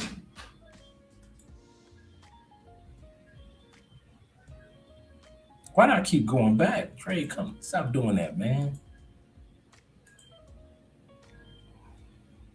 than ever before. Okay, the gender wars are at an all-time high. And again, it is affecting the black community more than any other group. I'm a pretty emotionally intelligent dude. I've noticed that there's only room for my emotions when they're convenient for the woman that's asking me to be emotionally intelligent. That any emotional labor I do that's not for her convenience, or not that something she specifically asked for, that either goes unnoticed, or when I'm saying something that's not favorable, the shit gets used against me and it becomes about how she feels about what I said and not about the shit that I said. Ladies, he making some too much sense. Somebody cry. Somebody cry. Somebody cry. So what? All I'm saying, because saying that, all right, now we got our own money, we want y'all to be emotionally intelligent. That's a great fucking argument until it becomes a real life situation and you start to deal with an emotionally intelligent nigga and you realize it ain't been enough of them in your life and you don't know what to do with that type of man. You're not lying. That's exactly how I said about my ex. She finally had a man that was like, and I'm not talking about my recent ex. This happened like almost 25 years ago, but if not 30. But this person was not used to a man that has intelligence, focus, style, was not used to it. And a lot of women aren't used to you guys. I'm going to tell you something, man. I keep trying to reiterate this. Some of you guys are born some of you guys are born in the United States, but not for the United States. And I know it's hard to accept that because you want to feel like you were born in your home country and for your home country, right? Did not God tell Abraham you were born in a particular country, but you weren't born for a particular country? Abraham's dad, Tamar, Genesis chapter 11. Didn't God tell you were born in a particular country, Tamar, but take your son Abraham, your grandson Lot, your cattle, and go to another country? What about Isaac and Jacob? They were born in a particular country. What about Jesus himself? I always bring up Ruth. She was born in a country, but when her husband and all the other men of their family died, Ruth went to Jerusalem with her mother-in-law. She was born in a particular country, but she was born for another country. Some of you brothers, I'm gonna tell y'all the truth. Y'all ready? And I'm talking to my white brothers too, and my Latin and my Asian brothers. And I will ride this one out, and y'all gonna hear me say this 100 times. You were born in a particular country. Got you. You make money, and I mean money, in that particular country. You own property, you got family, you got connections, you've made impacts with your volunteer work in a particular country. But when it comes to relationships and the laws that dictate relationships, you have been frustrated since you were 17, 22, 29, 31. You wonder, why am I good when it comes to making money in this country? When it comes to my family in this country, my friends in this country. But when it comes to relationships, I always end up on the short end of the stick. Because just like Abraham, just like Tamar, his dad, just like Joseph of the 12 tribes of Israel, just like Jesus, just like Ruth, just like King David, you were born in a particular country, but not only for that particular country. Some of y'all, your flourishing years are gonna be see, y'all look at me, y'all see me flourish. Your flourishing is what, you know what, here we go. My brother, 0 milligram. We've been watching 0 milligram in the comments for like, what, the last year or two? True story. 0 milligram got his visa while he was still in the States, right? He's only been here maybe 2 months. You know, I talk to his mom all the time. She's a really good, she's one of the Southern church moms. Really nice lady, right? 0 milligram with his personality, and T-Mac knows this, he has such an outgoing personality. If you put Spanish on top of that personality, he's off to the horses running. I mean, off to the races running. He don't need Andre. He's got one of those personalities like mine. He'll meet people. You ain't got to worry about him. He always sends me pictures, even though he's just learning Spanish. He'll send me pictures, photos of people that he's met that are good people. He's met some incredible women that are here that own this, got a career in that, got a degree in this, just great women. He sent me a photo and videos yesterday. Yesterday was a super concert. This concert is like the best of the best salsa performers. Like you got Mark Anthony this year, you got Victor Manuel, Gran Combo, Gran Combo. So you got the best of the best salsa performers here in Cali, Colombia for the Salsa Festival, right? And we have something called the Super Concert, including the parade and all the clubs and everything. He sends me a photo with a beautiful, gorgeous person, right? Like I say, he only deals, he say, Andre, I listen to you. You said only deal with women over the age of 35. And he sent me a photo, just beautiful woman. And he said, she got this, she owns this, she's got this, da. And they're at the soup. I'm looking at, I showed Andre, I said, how the hell he get to the soup? How does he even know about the Super Concert? And we are so happy for that brother. What's my point? Some of us are born in our country for our country, Anton. But we've got to acknowledge some of us are born in our country for another country. Yeah, we use our country's money. Yeah, we use US opportunities. But the sum total, what God's plan is for Andre and for 0 milligram and for Vic and for T-Mac and for Will and for J. Clyde and DR at one point in time, Russell, Taylor Made Dreams, Ace Lot, all these brothers checking out back. And then you got my brother, shout out to Flyboy Way, building up economic and real estate opportunities in Betankia. My boy Shep, that's been a Betankia for 6 years. The brothers that you don't see on camera, in other words. There are brothers that are, it will amaze you how many black men are prospering.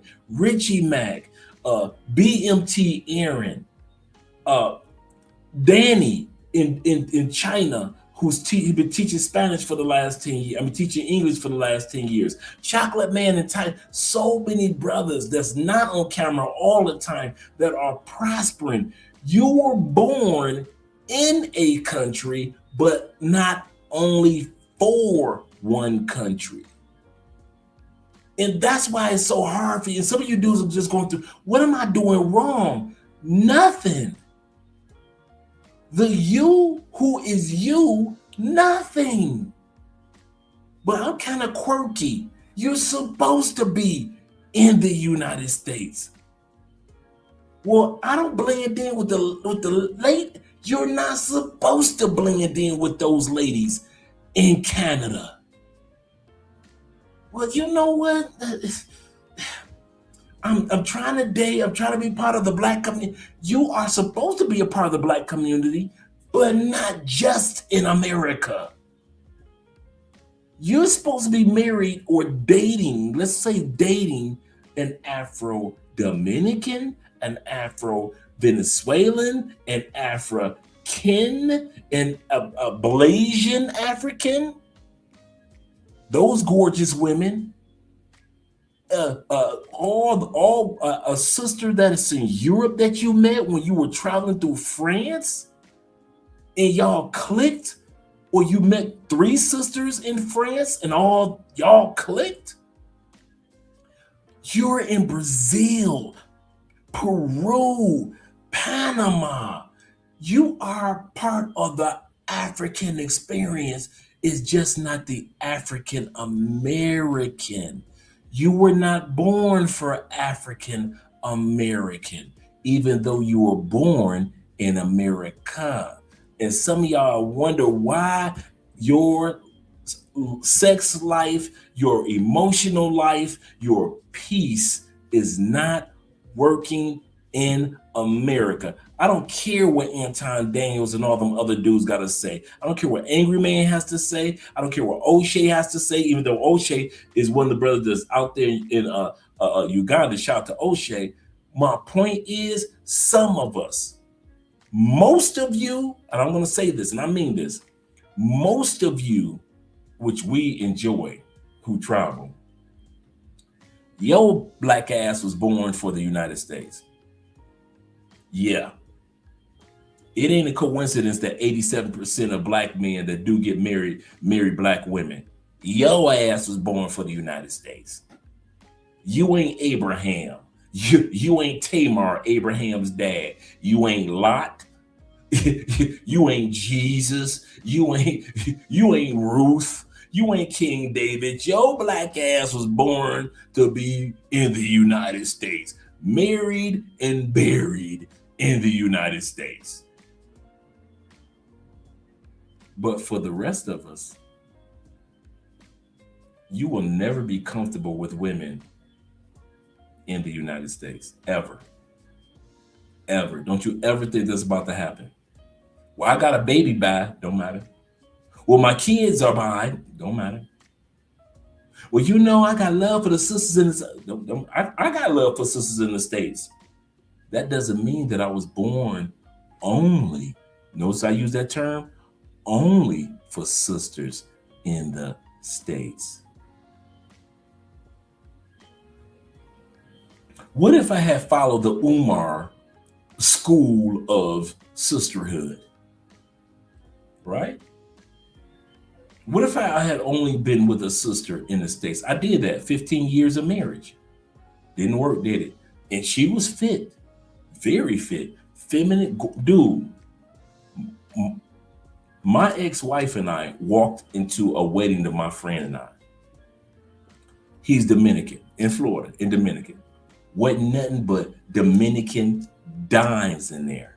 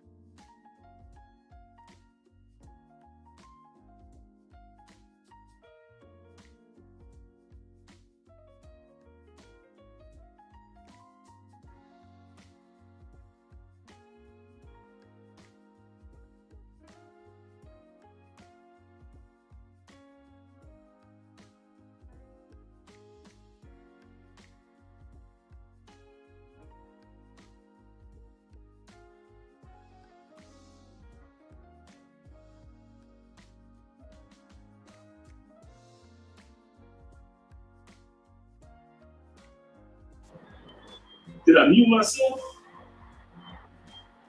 Are you kidding me? All that good word. Do I need to bring the beat back? Do I need to say that again? I do not like y'all, man. Do I need to say everything I said again? What did y'all miss, man? That was good, man. That was like I wanted to get that one. Mute it. I like them muted. I like them muted. 15 minutes later, Andre's still talking. Okay, here we go. I know. Laugh if you will, my friends. Laugh. He just talking. Andre just talking and he muted. Okay, here we go. As I was saying,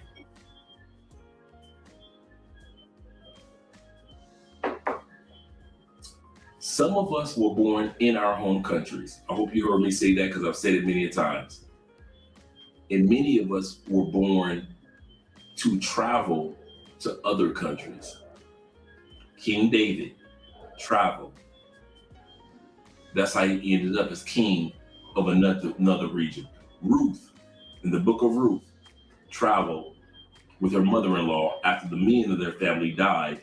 She traveled to another country. That's how she met Boaz. Abraham, Isaac, Jacob went to another country, right? Went to another country. What about Marcus Garvey? Not Marcus Garvey, but Frederick Douglass went to another country. Many great authors went to another country. I just read the article. Jay-Z and Beyonce, 17 million pounds building a whole compound in the UK. Born for a country, born in a country, but born for another country. Many of you guys don't come to the reality. I hope I said that correctly. You say you heard that? We heard all that? Okay, you're your ex-wife, a Dominican wedding. Okay, cool, perfect. And that's what let me just wrap it up then. So, because we're gonna go back to the video. Guys, I mean this, man. You guys are special individuals. You are rare. Dude, as black men, you do not know how rare you are. And that frustrates me to no end. White brothers, shout out to my white brothers, they already know. But you brothers, your ass was, I'm gonna end it with this. The pool of us, not every brother, not every sister. The pool of us were born in America, but not only for America. And that's why if you keep on fucking around trying to live the American marriage dream, you will never be happy. Nope. Because you were born for Afro-Brazilian. Some of you were born for Afro-Colombian. Some of you guys were born to marry or date 2 or 3 African sisters. You were born for Ethiopia. You were born for South Africa. Some of you guys were born for some of those sisters that have made it from Africa to Poland, Africa to Germany, Africa to Spain. Some of you guys were born for the Blasian sisters that live in Asia. But if you're going to waste the rest of your life trying as hard as you can to make it work with the sisters, have at it. You got choice. But don't be upset with God when he asks you, what did you do with your passport? I had your wife waiting for you. I had your wives, according to the Bible, your wives waiting for you. I had your property waiting for you. I had your kids waiting for you. I'll never forget the story before we go back to the video. Guy dies, goes to heaven. True, not true story, but this is a kind of like analogy. Guy dies, go to heaven. He sees beautiful mansion. He sees gold. He's like, wow, beautiful. Oh my God, it's God. Thank you, God. Thank you for the beautiful mansion, rose made of gold, everything. Oh my, he's so happy to be in heaven, so happy to be with God. He's so happy to be with a mansion, road paved with gold, everything. God looks at him like, what are you talking about? That mansion and all those blessings that you see, that's trash. See, that's all the stuff I want to give you on earth. And since you never went for all the things I want to give you on earth, that's trash. That's going into the dumpster because you never went after it. That's not the heavenly blessings I'm about to give you. That's what I want to give you on earth. Some of us will stand before God and be happy to see trash. Trash. Not knowing it's only trash because he wants to give you the life and the wife and the skills while you were on earth. And you never went after him. And don't be laughing at your boy. Don't be laughing at your boy. Thank you for your patience. He would definitely miss some of the golden points and nuggets. He said, but he probably mentioned it again. Yes, I did. No wonder I saw some of you guys like, man, I'm leaving. Andre ain't even watching the screen. He said about the canoe row. Yes, sir. He said that was a classic story. Okay, cool. So y'all guys heard the gist of what I said. Shout out to all you guys. I appreciate you, gentlemen. He said we didn't get the hot fire, Dylan. Yes, sir. He said, Andre, the wedding story with the ex-wife was where the wedding story with the ex-wife. Oh man, goodness gracious, now I forgot the wedding story with the ex-wife. It was when the mic dropped. It said a wedding story.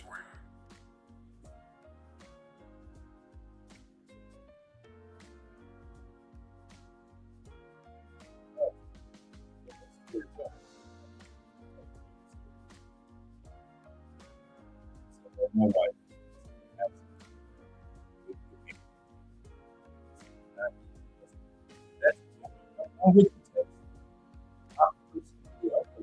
Passport Bro says, and dude, I personally know that there are some good women in the States. He said, don't fall back to the comments. He said, just let it go. Shout out to J.K. Carson. Okay, I'll hit the super chats. I hit the brothers in the super chats. Shout out to all you guys that was like, Dre. Okay, let me go down. I got 40 already. With the piece. Let me scroll down a little bit further. We got Black by Design. Smart Brothers, the fact that Black women don't listen. They always want to keep talking over. Yeah, we looked at that one. David Dice says this. He said, Dre and the fellas, he said, if I'm wrong, let me know. He said, but more of these, the more time passes, the videos posted, I realized that how uncompatible Black men and the average Black women are. We are happier else. Yeah.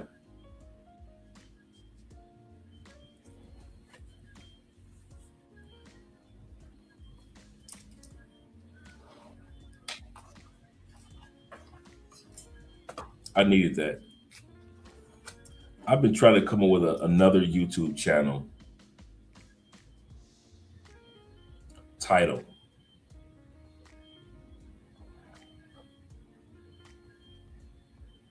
I really need that. I'm gonna create it. See, a lot of times you create like a bunch of YouTube channels behind the scenes.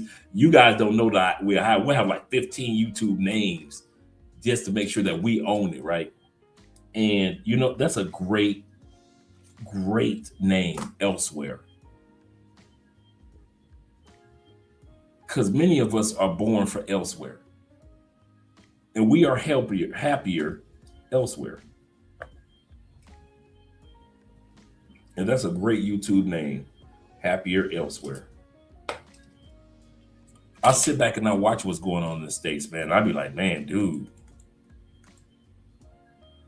Unmute yourself, Andre, says my man Black by Design. He say, know that you're probably spitting some, yeah, I know, right? Thank you, gentlemen. I appreciate you. Check your mic. Check your mic, Andre. And then I saw this one by Black Nobies. And so I saw it pop up and I was like, I'll check it in a second. He said, Dre, check the chat. You're muted, brother. You're muted. He said, I hope the recording of this rant is recorded somewhere. Shout out to you guys. He said, I think your mic battery died. No, it was my fault, guys. It was my fault. Let's go back to the video. This is the portion where I get a chance to just shut up. He said, we love you, Dre. He said, but you made the best blooper to be shown the next guy.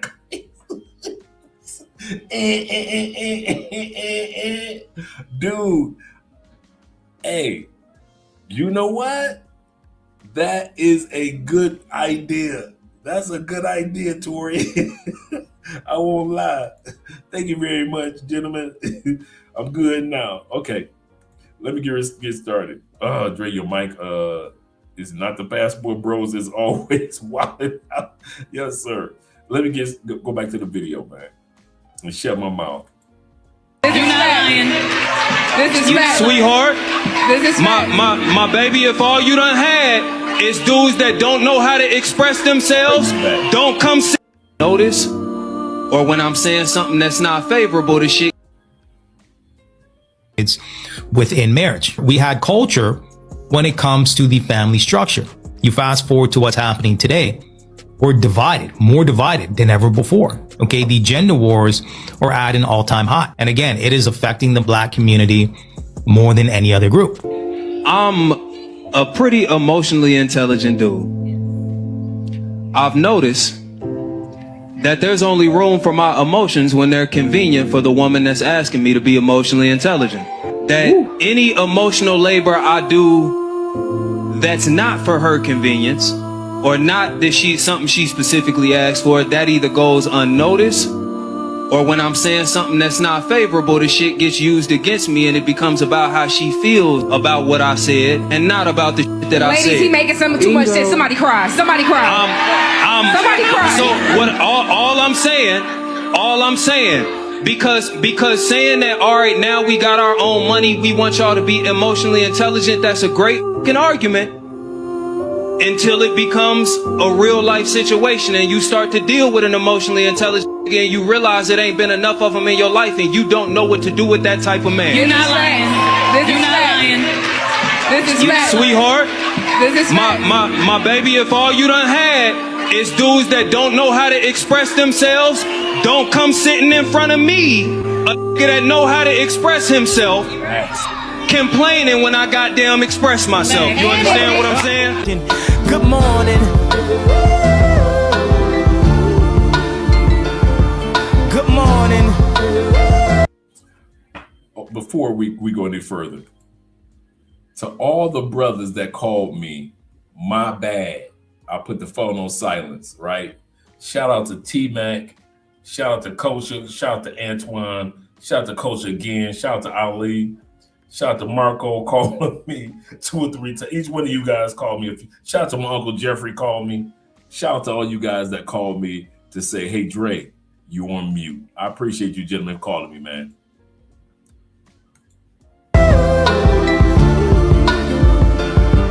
Good morning.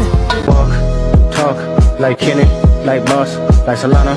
I promise, more buzz, there's a wall. It's almost impossible to break a man who's not afraid of being alone. When you learn to like eat alone, you learn to sleep alone, you travel alone, it's like you become unbreakable, unstoppable. And most men, right, we never find peace because we can't even find silence in like our own company. Me personally, like I do so much shit better by being alone. Like I make money alone. I come up with shit better when I'm just being by myself, right? Because if you always need somebody to sit beside you, when you gonna have time to think? You cannot manipulate me. You can't manipulate a man that built a backbone in solitude. There's no way you can manipulate a man with sex who's been sleeping alone. You can't threaten a man with abandonment who just don't mind eating alone. It's impossible. Master the art of like being alone is what I tell my homies, because you're not by yourself, you're with yourself. It's a huge difference. I used to think traveling meant showing off success, the brands, the watches, the image, until one trip changed everything. I was wearing Louis Vuitton, Gucci, feeling like a king in another country, and then it just happened. No gun, no threat, just silence. They got into my phone, my bank, my crypto, digital robbery. That's when I realized when you flash in foreign lands, you invite attention you don't need. Traveling taught me humility. It taught me that being grounded is protection, that simplicity is power. You can still look sharp, still be clean, but move with wisdom, because energy speaks louder than fabric. And peace, real peace, wears no logo. Keep it simple, stay grounded, move like wealth that doesn't need to shout. Some women looking at you lesser if there's tears on your cheek, but if there's tears tattooed, that same girl is a freak. Ooh. So they're attracted to the pain unless they hear the pain speak. So it's like, it's really interesting because when you talk to women, so when you, good. thank you. But it's like when you talk to women and you like kind of see where their head's at, you see that they kind of like, a lot of women want this sort of rough and rugged guy who's like, he's tough and all these things. But like, you don't want him to talk about it because now he's soft. But it's like, so you want him to have some pain because that's what makes him the rough and rugged, you know, but you just don't want to hear about it. And so where does he go then? It's, oh, so you just want him to be quiet. Tears tattooed, that same girl is a freak. Ooh. So they're attracted to fabric. And peace, real peace, wears no logo. Keep it simple, stay grounded, move like wealth that doesn't need to shout. some women looking at you lesser if there's tears on your cheek, but if there's tears tattooed, that same girl is a freak. Ooh. So they're attracted to the pain unless they hear the pain speak. So it's like, it's really interesting because when you talk, they're attracted to the pain until they hear the pain speak. Whew. To women so when you good. Thank you, but it's like when you talk to women and you like kind of see where their head's at, you see that they kind of like, a lot of women want this sort of rough and rugged guy who's like, he's tough and all these things, but like you don't want him to talk about it because now he's soft. But it's like, so you want him to have some pain because that's what makes him the rough and rugged, you know, but you just don't want to hear about it. And so where does he go then? And so, oh, so you just want him to be quiet, but then you're wondering why he can't open up to you. Oh, well, he just doesn't open up to me. Which one is it? This isn't Build-A-Bear. You don't care about mandatory paternity tests. You don't care about paternity fraud. You don't care about male suicide rates. You don't care about equalizing, hard, laborious jobs outside. You don't want to equalize that. You don't care about what happens to people that are falsely accused, which is almost always exclusively men. You don't actually care about the declining school performance, the rise in ADHD diagnosis, and the psychiatric medication that comes from it. You don't care about the lack of homeless shelters for men. You don't care about the weaponization of the family court, the equal custodial rights, reproductive say for men, reduction in child support and alimony, pathologizing of just men and masculinity in general, negative attitudes towards even men that want a nuclear family. You don't think or care about any of these things. And I'm not even saying it's just the feminists that don't care about it. Nobody I'm has. saying Okay. most people who don't do what I do don't care about this at all. Male happiness does not even register in the conversation. And that's the problem, gentlemen, because we have taken your eye off the ball. I am going to stand up and say, I am here with you too. This is why I don't talk crap about my former relationships where they failed, because I say it many a times. I was not the man that I needed to be in those situations. And I did not make my standards, my boundaries, and my requirements. I didn't stand on them the way I should have. You know, one thing that happens when you become a man on his purpose, you are given a gift. When you are on your purpose as a man and you really know what it is you stand for, the universe gives you a gift. It's called the gift of goodbye. You are willing to walk away from anybody or anything that lays opposite of your purpose. Gentlemen, get the gift of goodbye. Too many of us have sat in situations and relationships, and whether it's business, romantic, and or other, where the person wasn't doing what they were supposed to be doing, and you tried to negotiate. Open up to a woman? Yeah. Never. No, never. When's the last time you think you've opened up to a woman? We don't. Your whole life. Bro, they gonna tell you can't. Because you know why? But it's a trap. Because you know why? I'm trapped like a motherfucker. No, I'm gonna tell you why. Because once you do, whenever something go down, they're gonna throw it back in your face.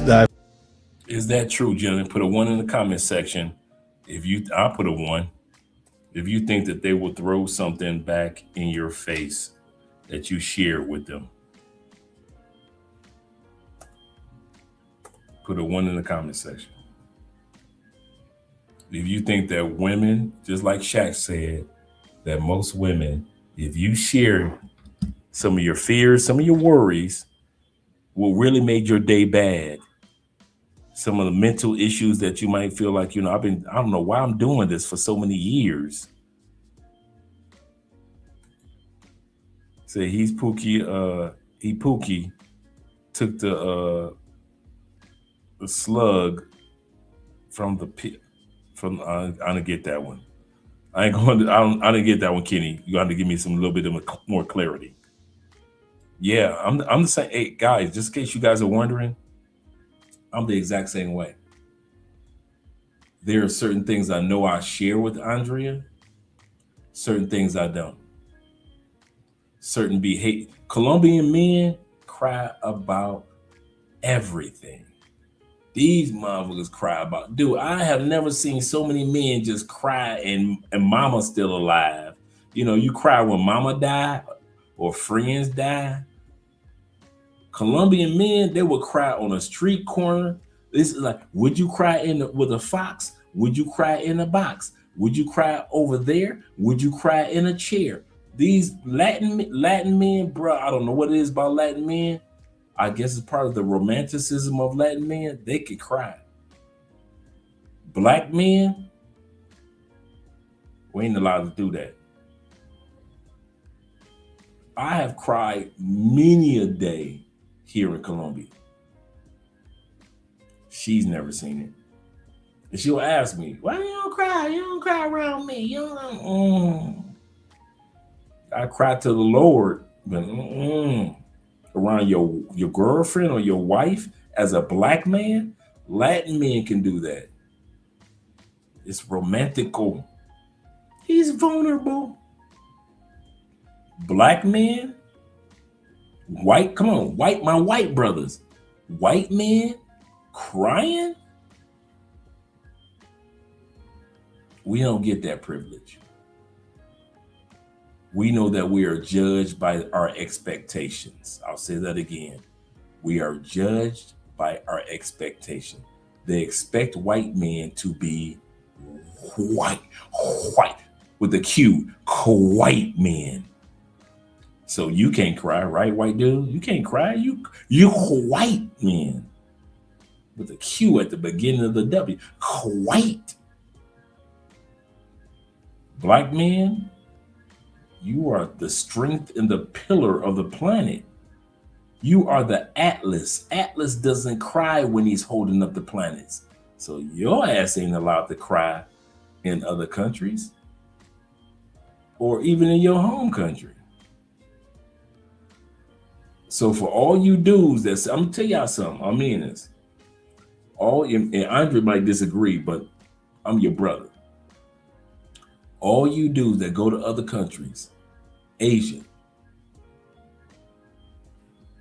Latin America, 54 countries of Africa, Europe, I am here to tell you, if you think that your ass, white boy, brothers, Asians, can be 100% vulnerable with your girl, get that shit out your head. Get that. Dude, cry in the shower. Cry when you walking. Cry in your car. Cry when you got a drink.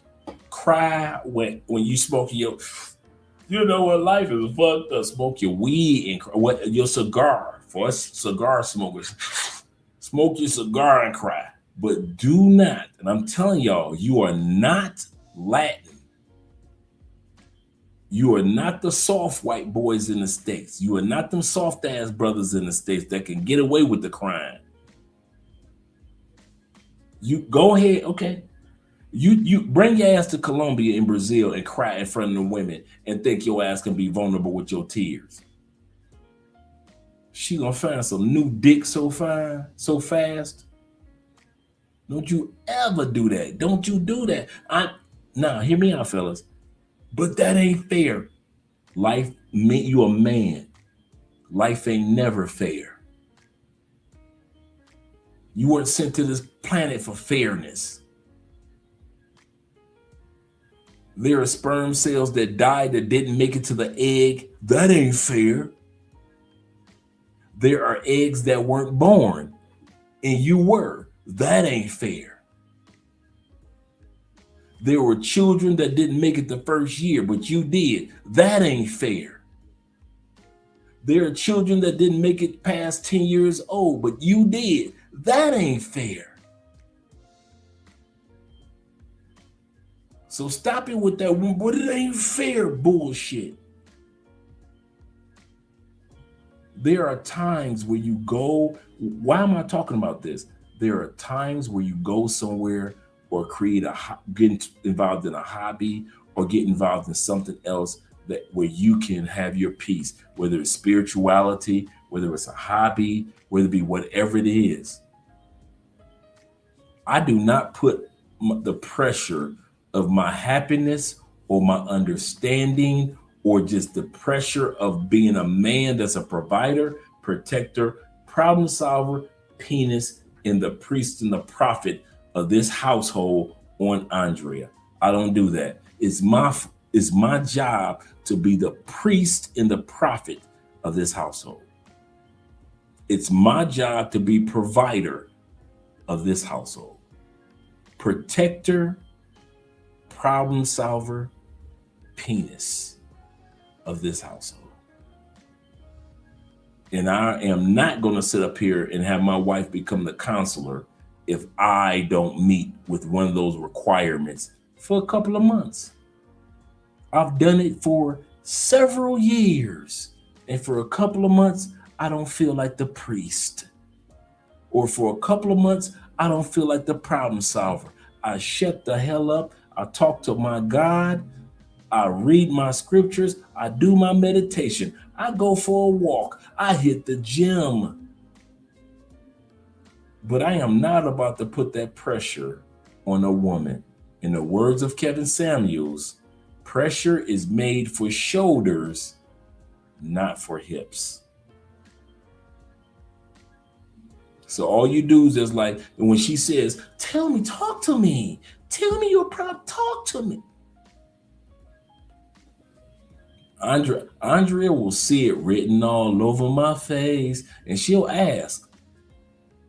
And I might give her a smidgen, like 1% of what I'm going through.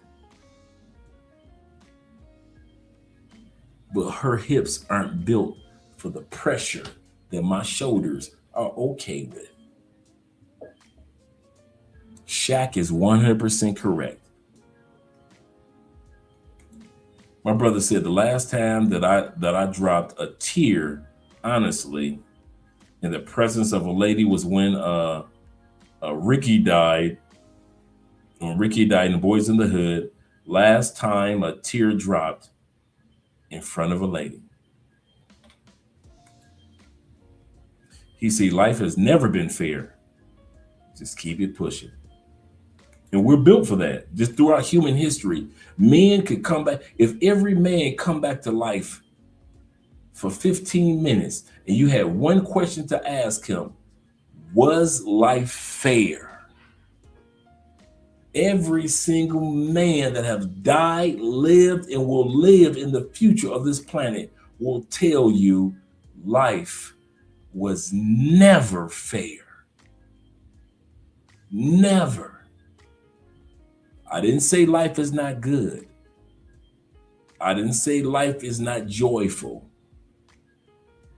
But men know, and we come to peace with, life ain't fair.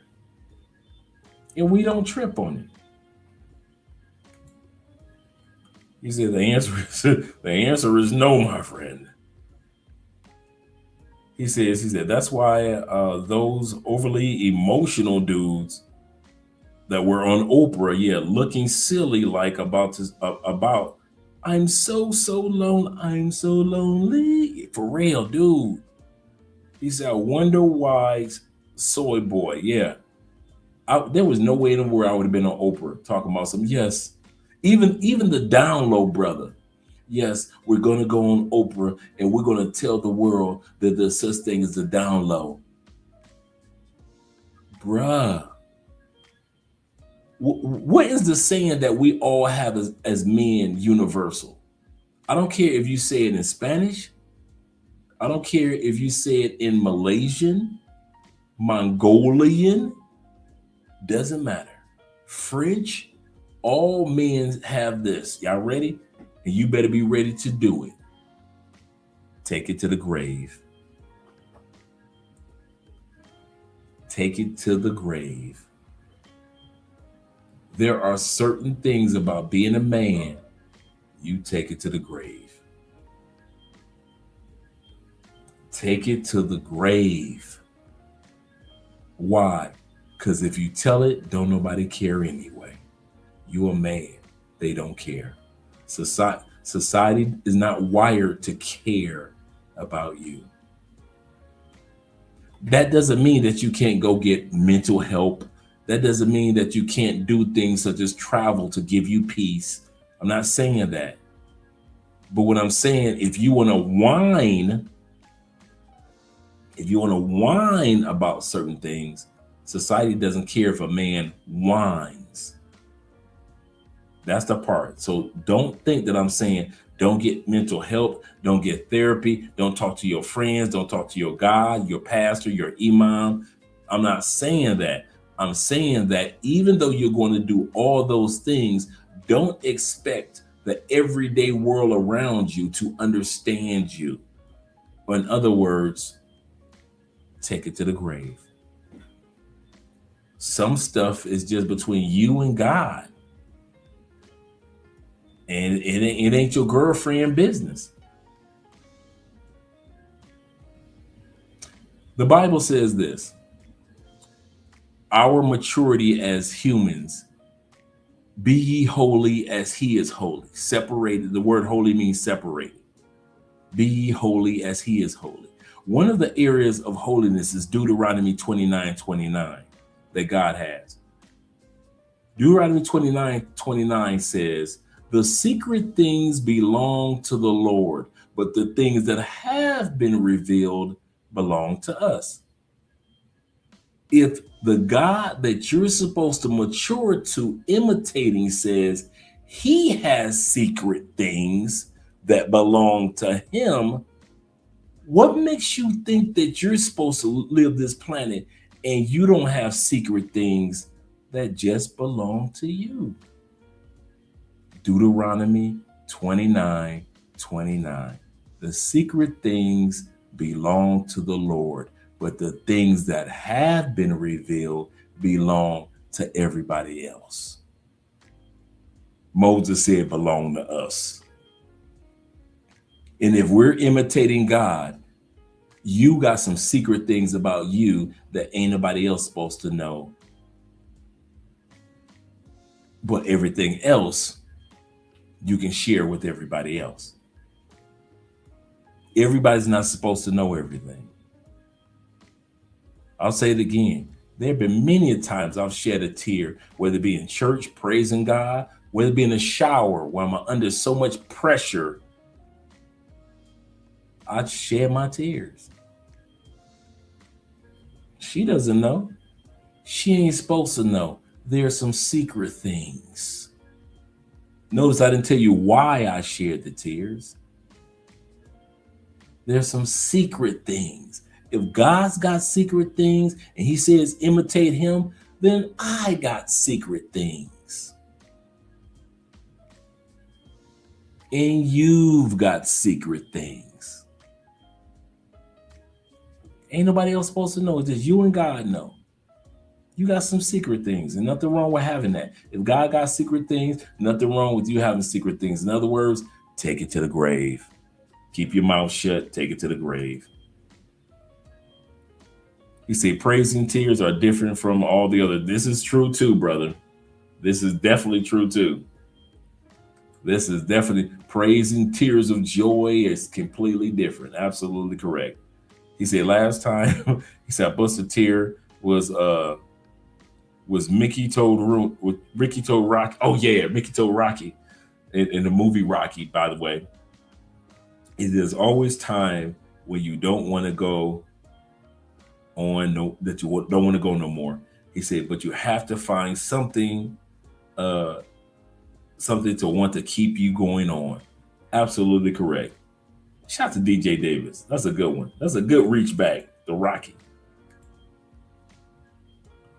My brother AMS him in the building. Shout out to you, brother, with the $5 love. He said, amen. He said, I learned the hard way crying in front of past exes in my young years. Your mama doesn't even care. Even your mama. Mom. She ain't tripping about your tears as a man. Even your mama. Your mama gonna be like, baby, what's going on? That's as far as you gonna get. Talk to me, baby. And that's as far as it's gonna get.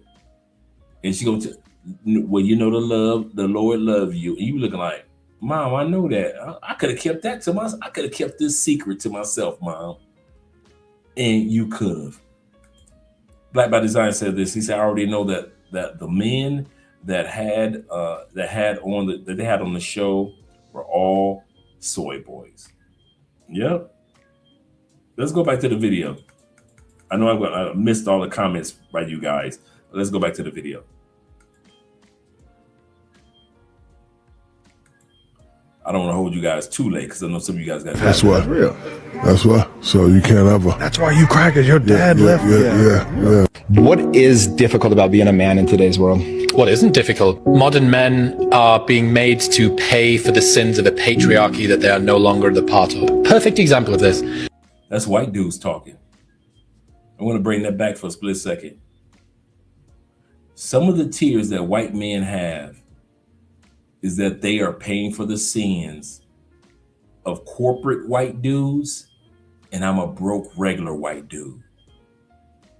Of the masters of the past and the racism of the past. And I'm just a regular ass white dude, and I don't even know how to move with racism except for maybe I say something slick out my mouth. That's as far as my racism go, some slick ass line that my uncle taught me. But when it comes to like racism with power, I ain't got shit to prove. I don't own nothing like that for real. I'm just a regular ass white boy trying to make it through this life just like you brothers. But the United States won't let me tell you I'm just regular like you. Because the United States keep trying to tell me that I'm better than you. But shit, you broke and I'm broke. How the fuck am I better than you and I'm broke? But you can't talk like that when you're a white boy in the United States. So you got to go somewhere and cry. The fact that your woman leaving you just like other cultures, women leave them. And then you go to other countries and people worship your whiteness and they don't even want to get the fuck know you. They just give a fuck that you white. So you must got money. You're like, wait a minute, don't you want to get to know me? No, as long as you white. And you looking like, wait, whoa, pause, wait, whoa. My name is George. What is your name? Lee. Okay, Lily, how you doing? Don't matter how I'm doing. You white, that's all that matter. So there's a lot of white dudes also that realize life ain't fair. Like shit, they set this shit up long before I came along as a white dude. I was born and these motherfuckers told me I was better. And I've been on this planet 50 years and my life is no better than a black dude, an Asian dude, a Latin dude. I gotta pay these high ass medical bills. When I pull up to a gas station with my white ass, I gotta pay for the same high ass gas that the brother gotta pay. When I go to work, my boss ain't shit and the brother's boss ain't shit. When I get done with the women, they will divorce my ass as fast as they will divorce a brother. They take 50% of my shit just like they take 50% of the Latin brother shit. But they try to tell me I'm better as a white man. In whatever country I go to, they keep talking about I'm better as a white man. I lost 50% of the shit that I worked for, just like that brother did when his woman left him. As a white man, they'll never let y'all know my woman ain't shit, just like the brother woman ain't shit, just like the Latin woman ain't shit. But y'all try to tell me shit, my woman better because she white. I'm gonna tell you something now. We go through shit too. And there are white dudes that shed their tears because they never get a chance to talk like that. They gotta pretend and halfway pretend like they halfway want to wear a hood. In their heart, they be like, man, I wasn't even born for no fucking wear a goddamn Klan hood bullshit. Cause that Klan hood ain't made me no money.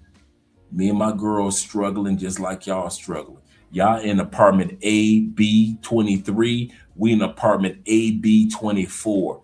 Y'all over there, black people struggling. Y'all think my white ass got it better. If I had it better, I wouldn't be in AB24, huh? We all struggling. But don't nobody want to talk. I can't talk like that as a white man. Because don't nobody feel sorry for me. I know Andre said he don't feel sorry for no white dude in a white country with white opportunities. So if I don't take advantage of him as a white dude, and Andre and other black men don't feel sorry for my white ass, I gotta shed my tears to my God in my shower, in the rain, because I can't talk to my white woman and tell her my whiteness ain't got us no extra money. The kids still hungry, but my whiteness didn't put no food on the goddamn table. My whiteness, I get robbed by corporations just like you do, brothers, but I can't say that shit as a white man in the United States because everybody assumes as soon as I hit the planet, I'm supposed to automatically have it good. So I got to shut my mouth and I can't complain. Is that fair? Life ain't fair to no man. None of our asses. Don't you ever think that life is fair to any of us men. It ain't fair to Asian dudes. It ain't fair to Latin dudes. It ain't fair to white dudes. It damn sure ain't fair to our brothers. We get the ass whooping end of the stick. We get the ass whooping end of the stick of life. We always got to fight for some shit.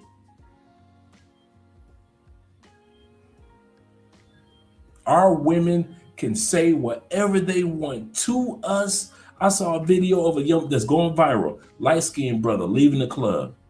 Dark-skinned sister with glasses. Bumps into him. He said, you could have said, excuse me. Some of you guys have saw this. You could have said, excuse me. This is what I get you. And I fuck you, bitch, mother. He look like, what's wrong with her? He's recording the whole time. You could tell she drunk. She got a drink in her hand. She turns around, throws the drink in the brother's face. He turns and said, this is the shit I'm talking about with black women. Light-skinned brother. And then she was like, fuck you. And all of a sudden you turn around and she attacks him. He hadn't put a hand on her.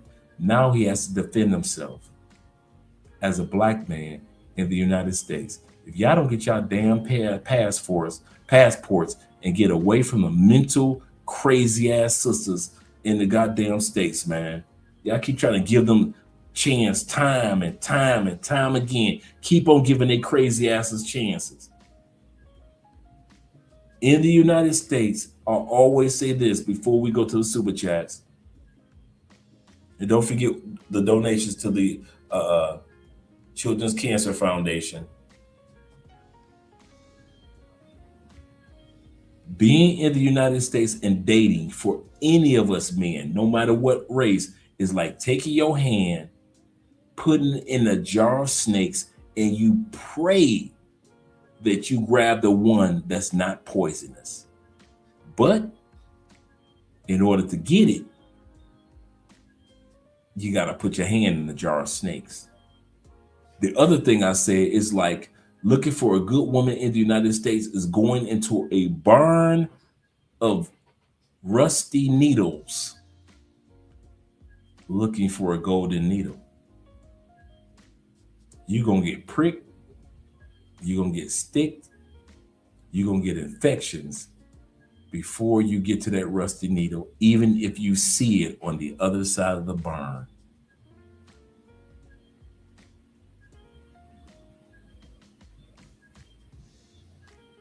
That's what dating is like in the United States, Canada, UK, Western Europe,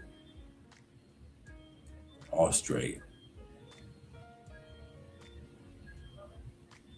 Until you come to that conclusion,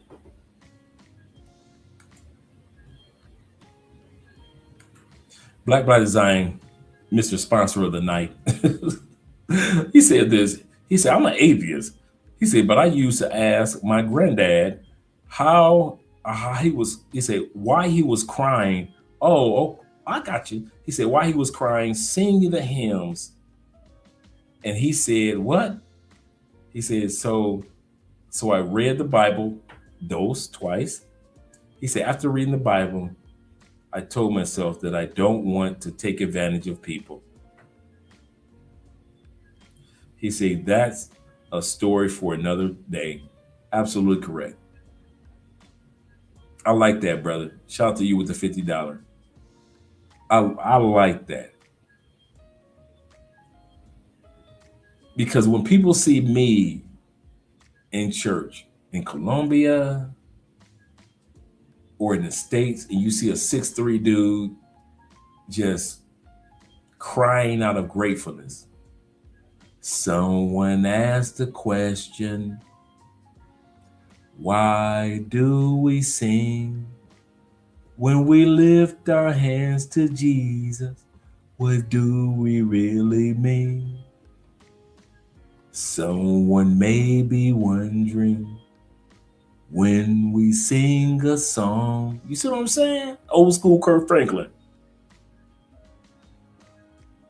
Sometimes we may be crying and nothing even wrong. You see what I'm saying?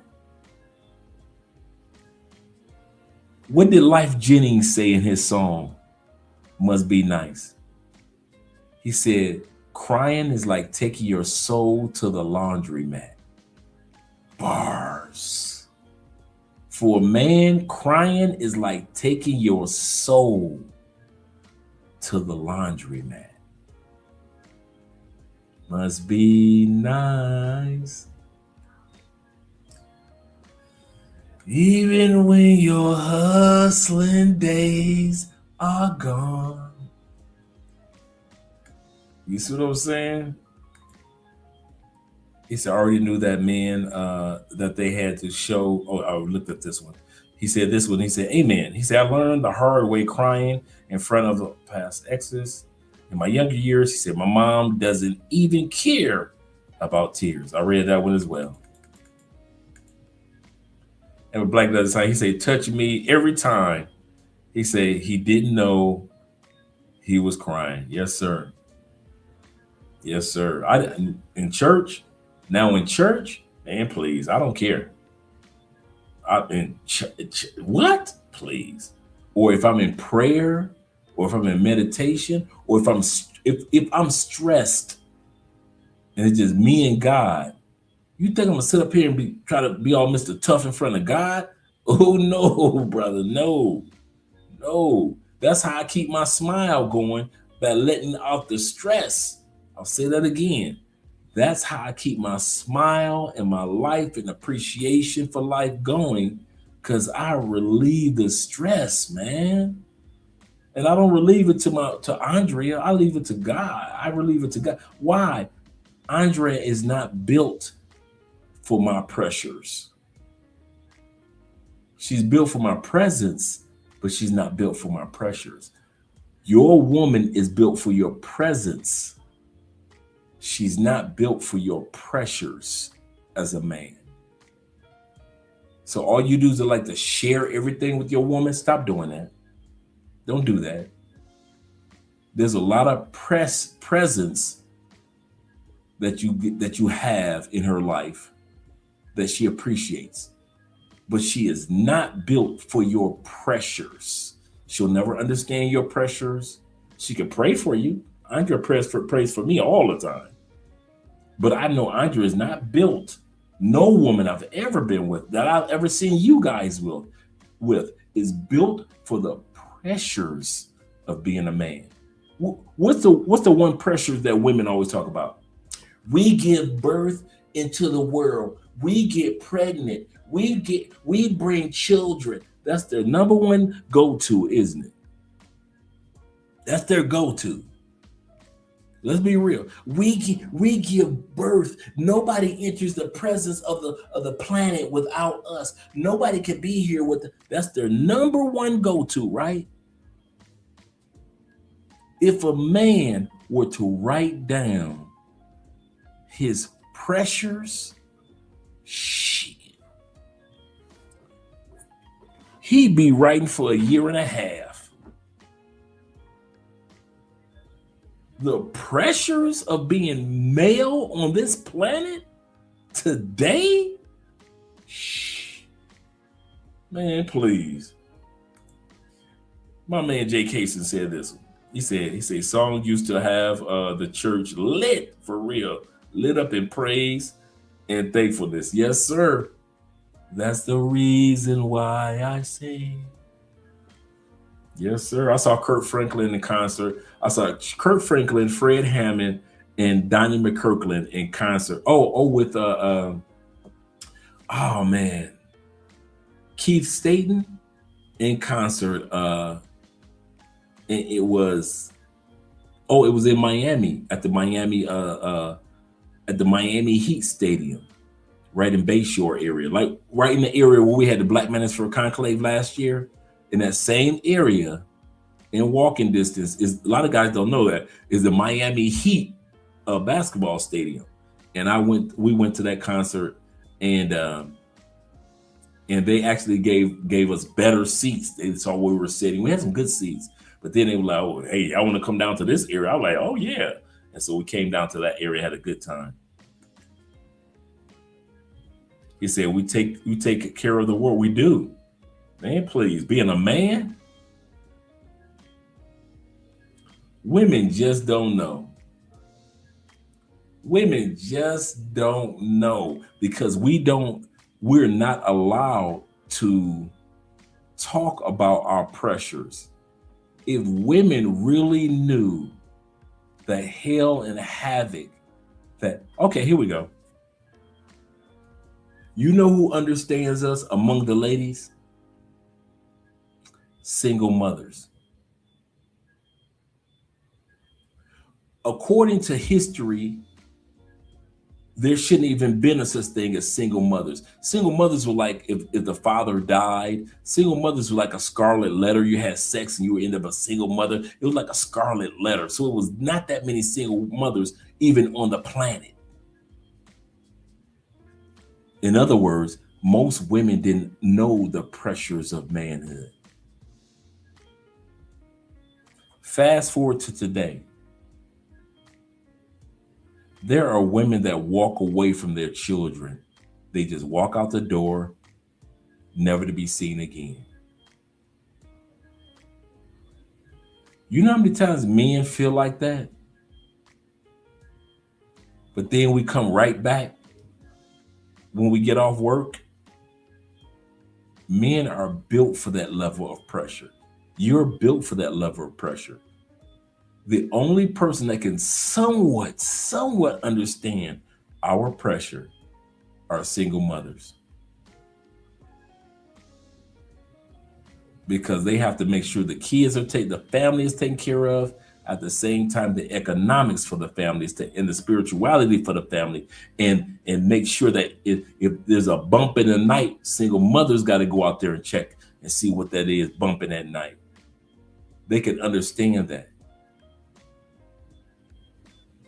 But men, it's par for the course for us for thousands of years to be the atlas. Every one of you men, every one of you that don't think you're an atlas, your ass is an atlas. Every single one of you. You were sent to this planet to be an atlas. You carry pressures that nobody can carry. You just don't even realize. It's the crazy part, man. If I did an episode on just men, just infrastructure, you dudes drive down the street like it's nothing. You don't even think about all the brothers and white boys and Latin boys that are in the sewers, making sure that your shit make it from when you flush the toilet to its destination. You go to the gas station, you put the pump in, and you don't realize how many men went through hell and high water to make sure that oil was turned into gasoline for your ass. Men have always lived historically under the pressure of wars or whatever it may be. We've always been under pressure. Shout out to David Bowie. Boom, doom, doom, doom, doom, doom, doom, doom, doom, doom. Under pressure, coming down on me. Okay, let me let it go.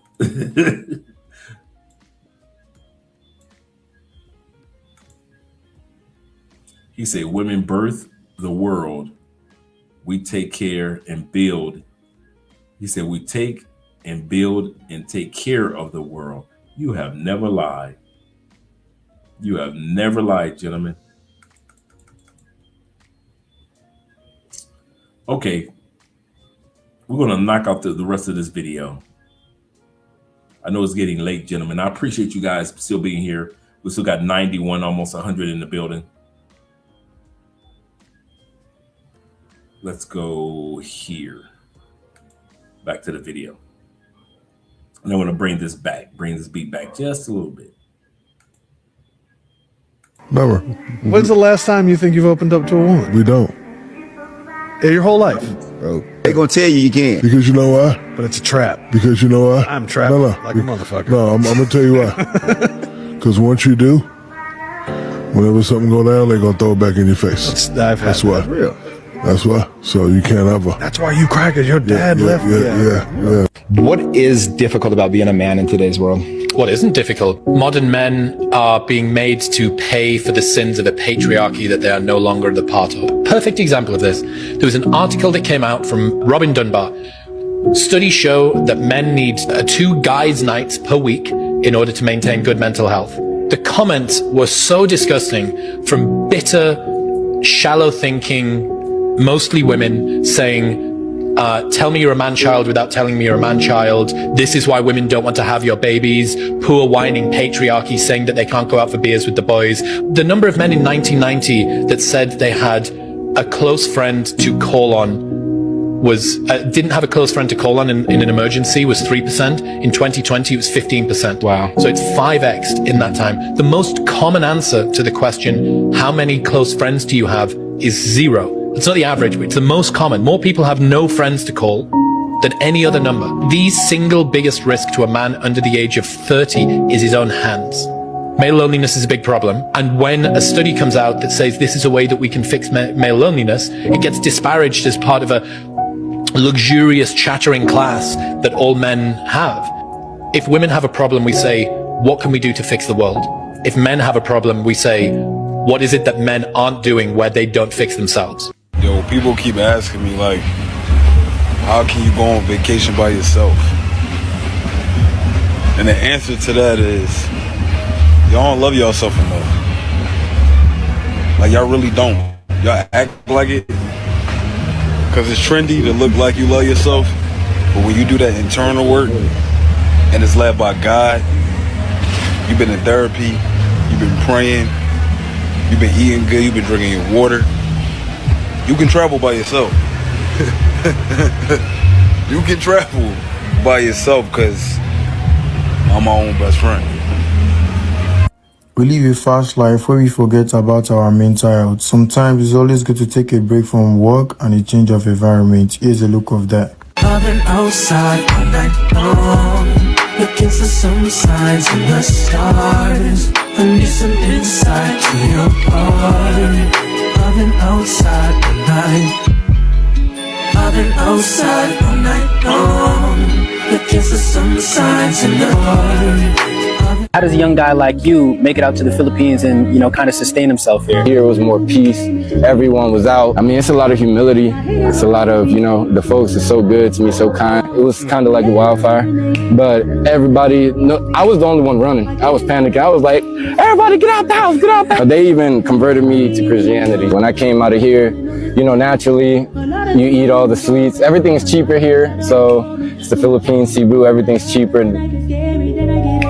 Right guys, a day in the life as an English teacher in rural Morocco. So I came into the school a little bit early in the day. This past week has actually been a school holiday, so the only classes that are actually happening are my one-to-one sessions with some of the students. Here's some of the stuff that I put on the board, literally just freestyling it. Guys, I'm not gonna lie, being an English teacher here is not easy. Some of these kids, they either speak like zero English, like listen to zero English, and I'm expected to have a whole conversation with them, but they don't understand anything I'm saying. So later on in the day, I went to a cafe to go watch the Champions League. And it's actually mad. Whenever there's any kind of match going on, the whole city just stops. Moroccans don't play about when it comes to football. It's literally right after the game, everyone went to go kick ball. Of course, everyone got hungry after playing so much football. But I have no idea why they were craving snails. It's good? Yeah. Yeah, as you can tell, that was not good. Bro, even looking back at it now, I'm not even sure why I tried to lie. But either way, it was a good new experience that I probably won't be doing again. What if your next vacation isn't just a break, but actually therapy? I'm Dr. Dan Kessler. I'm a clinical psychologist. And as a psychologist, I talk a lot about routines, how they keep us grounded, how they support mental health. But here's the flip side. Ruts. When life becomes a loop of the same spaces, same faces, same stressors, our brains stop engaging the way they were wired to. Shout out to Zeta in the building. Here's where travel comes in. There's research that shows that travel, whether big, long, expensive trip or a weekend local getaway, it stimulates creativity, improves emotional regulation, and even strengthens cognitive flexibility. Why? Because unfamiliar settings challenge our default patterns. We have to think differently, see differently, respond differently. Even small changes like trying new foods, navigating a new place, learning new words in another language light up neural pathways they don't normally use. It's like a workout for your mental health. Travel also invites mindfulness. You're more present, more tuned in, less stuck in autopilot, and more in the moment. And mindfulness can have a pretty good impact on depression, anxiety, and other things. So weekend away isn't going to magically cure anxiety or depression any more than going for a run or cleaning your house is. But the more we do, that brings us into the moment, including things like exercise, taking care of day-to-day tasks and activities, those things you've been procrastinating, and getting away for a bit. All of those things can help enrich our lives and move us away from feeling burnt out or stuck. What do you think? Let me know in the comments. Just a couple of my friends and we inside for friends. Going on right on time, I'm coming clutch.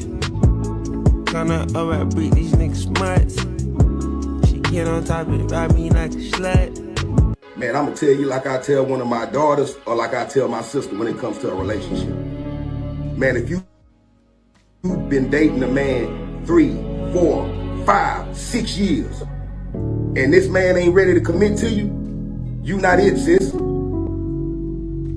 Y'all stay together, y'all been playing house, he's already getting the milk, why should he buy the car? A man knows what he wants. A man will meet a woman, date her for 6 months and say, yep, this the one for me. How many of you guys put a 1 in the comment section if you agree with that? I saw my man Black by Design say, yeah. Dude, put a 1 in the comment section if you agree with that. Put a 2 if you disagree. They'll be married years, stay married happily. You'll see somebody else been dating, playing house for 13 years. After 13 years, they decide they want to get married. And they can't even stay married a year. You want me to tell you why? Because he didn't want to marry you in the first place. That nigga married you out of obligation. And when that obligation became too big for him, he had to move on. You wasn't it. Niggas are getting mad, oh, he's saying, nah, man, it's the truth. Because it's good men out here that know what they want. They want to be married. They want to settle down. They want a family. And there's women out here that know what they want too. And some of y'all women and some of y'all men that ain't ready to settle down, y'all wasting these people time. Move out the way. Get out the way so they can go find happiness. Stop dragging them along. Ooh. Like I said, sometimes I don't watch the videos ahead of you guys. So if you guys wonder if Andre watched the videos, the complete videos, and then I watch it after you guys. No, I watch, sometimes I watch it and see stuff for the first time along with you guys. Very common. I mean, very often. I think that's one of the big, if you want the truth, and I mean globally, that's one of the biggest mistakes that I've seen men do when it comes to relationship. I always say men are with a woman for 2 reasons. Two. You can shout me down all you want. It's only 2 reasons. Numero uno, because you want her in your life. Girlfriend, or as a wife, a side chick, a quick jump off, friend zone, co-worker, advisor, whatever it is, we want her in our life. There's something about her that shows value and we want her in our life. That's number 1. Here's the kicker. Numero dos. A lot of times men don't want to admit we have a woman in our life because I'll be damned if Keith down the street get this pussy. I will keep her for another 3 years, another 7 years, another 17 years before I let another motherfucker down the street. I wish a white boy would act like he want to get this pussy. I wish the pastor in our church would act like he want her to suck her off. I am so stubborn. I will be miserable and let her ass be miserable too. We should have broke up year 5, but shit, it's year 9. And I wish I would let another motherfucker get this pussy. I'll ride this out to year 13, year 15, year 24. I will ride this out ornery and selfish and egotistical for 24 years before I let another motherfucker get this good ass pussy.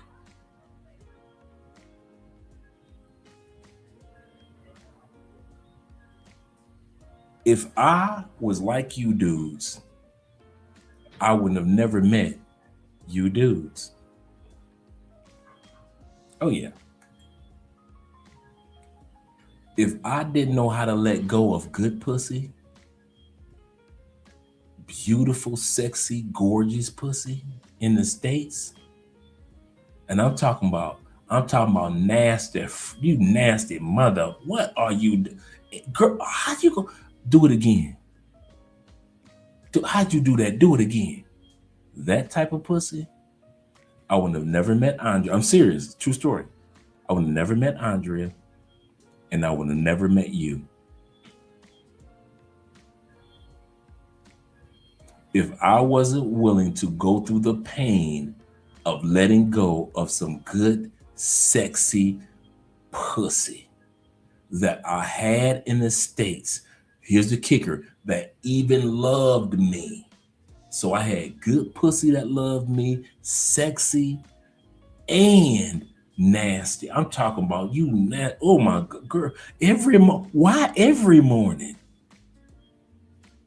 You mean you can't sleep no night without me nutting up in your throat? Not one?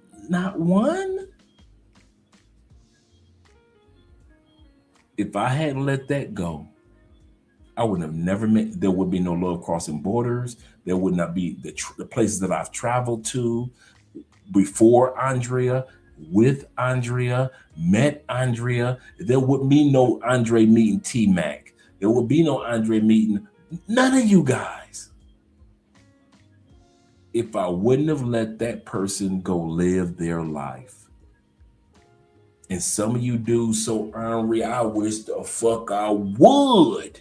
She got 2 of my kids, Andre. You don't know what the hell you talking about. She got 2 of my kids, and I'll be damned if I let another motherfucker get that good ass pussy. I can't stand her. We don't get along. We argue all the time. The money doesn't seem like we're being blessed. I was more blessed when I was by myself with money than I ever been with her. But I'll be damned if another mother get this pussy. Nobody's gonna get that. I wish she would give another dude some head. I met her at 20. She is 33 today. We got 1 child. He is 6. I am never gonna leave. She been cheating on me and I've been cheating on her. And that's why I say it's 2 reasons. When I see a man walking through the mall holding his woman's hand, I often think, which one of the 2? Is it because A, he want that woman in his life, or B, Keith down the street don't get that pussy? And some of y'all are still with your woman because you don't want Keith down the street to get that pussy. And I promise you, let Keith down the street get that pussy, and life will open up for you in ways that you never imagined. Is it going to hurt? Yes. Are you going to be stressed? I can't believe she got a new man. Yes. But your shoulders are made for pressure. Your shoulders are made for pressure. You're Atlas. You are Atlas. Atlas. You were made for this type of pressure. But Dre, we've been together 15. Dude, I was married 14 years, got married at 17 years. Stop giving me them teen ass years as if I don't know what it's like to let go so they can move on with their lives and I can move on with mine.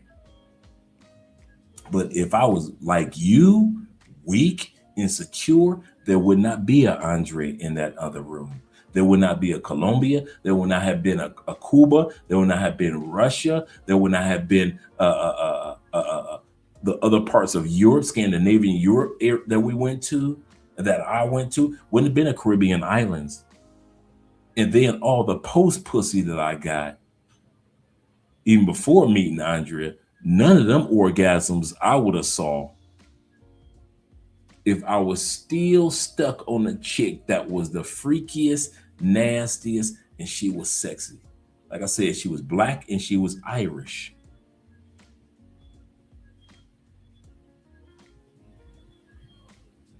I'm talking about every night, 3 to 5 orgasms. And I'm talking about hard. I don't care if it's in her ass. I don't care if it's in her coochie. She gon' nut and nut hard. First night we were together, I mentioned this before, 9 orgasms the first night. But none of that was worth me not meeting you guys and not meeting my wife.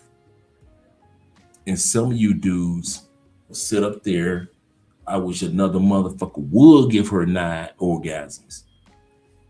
Andre says, I wish another motherfucker would. Please give her 9 orgasms. See, yours is, I wish another motherfucker would. Mine is, please, I wish another motherfucker would.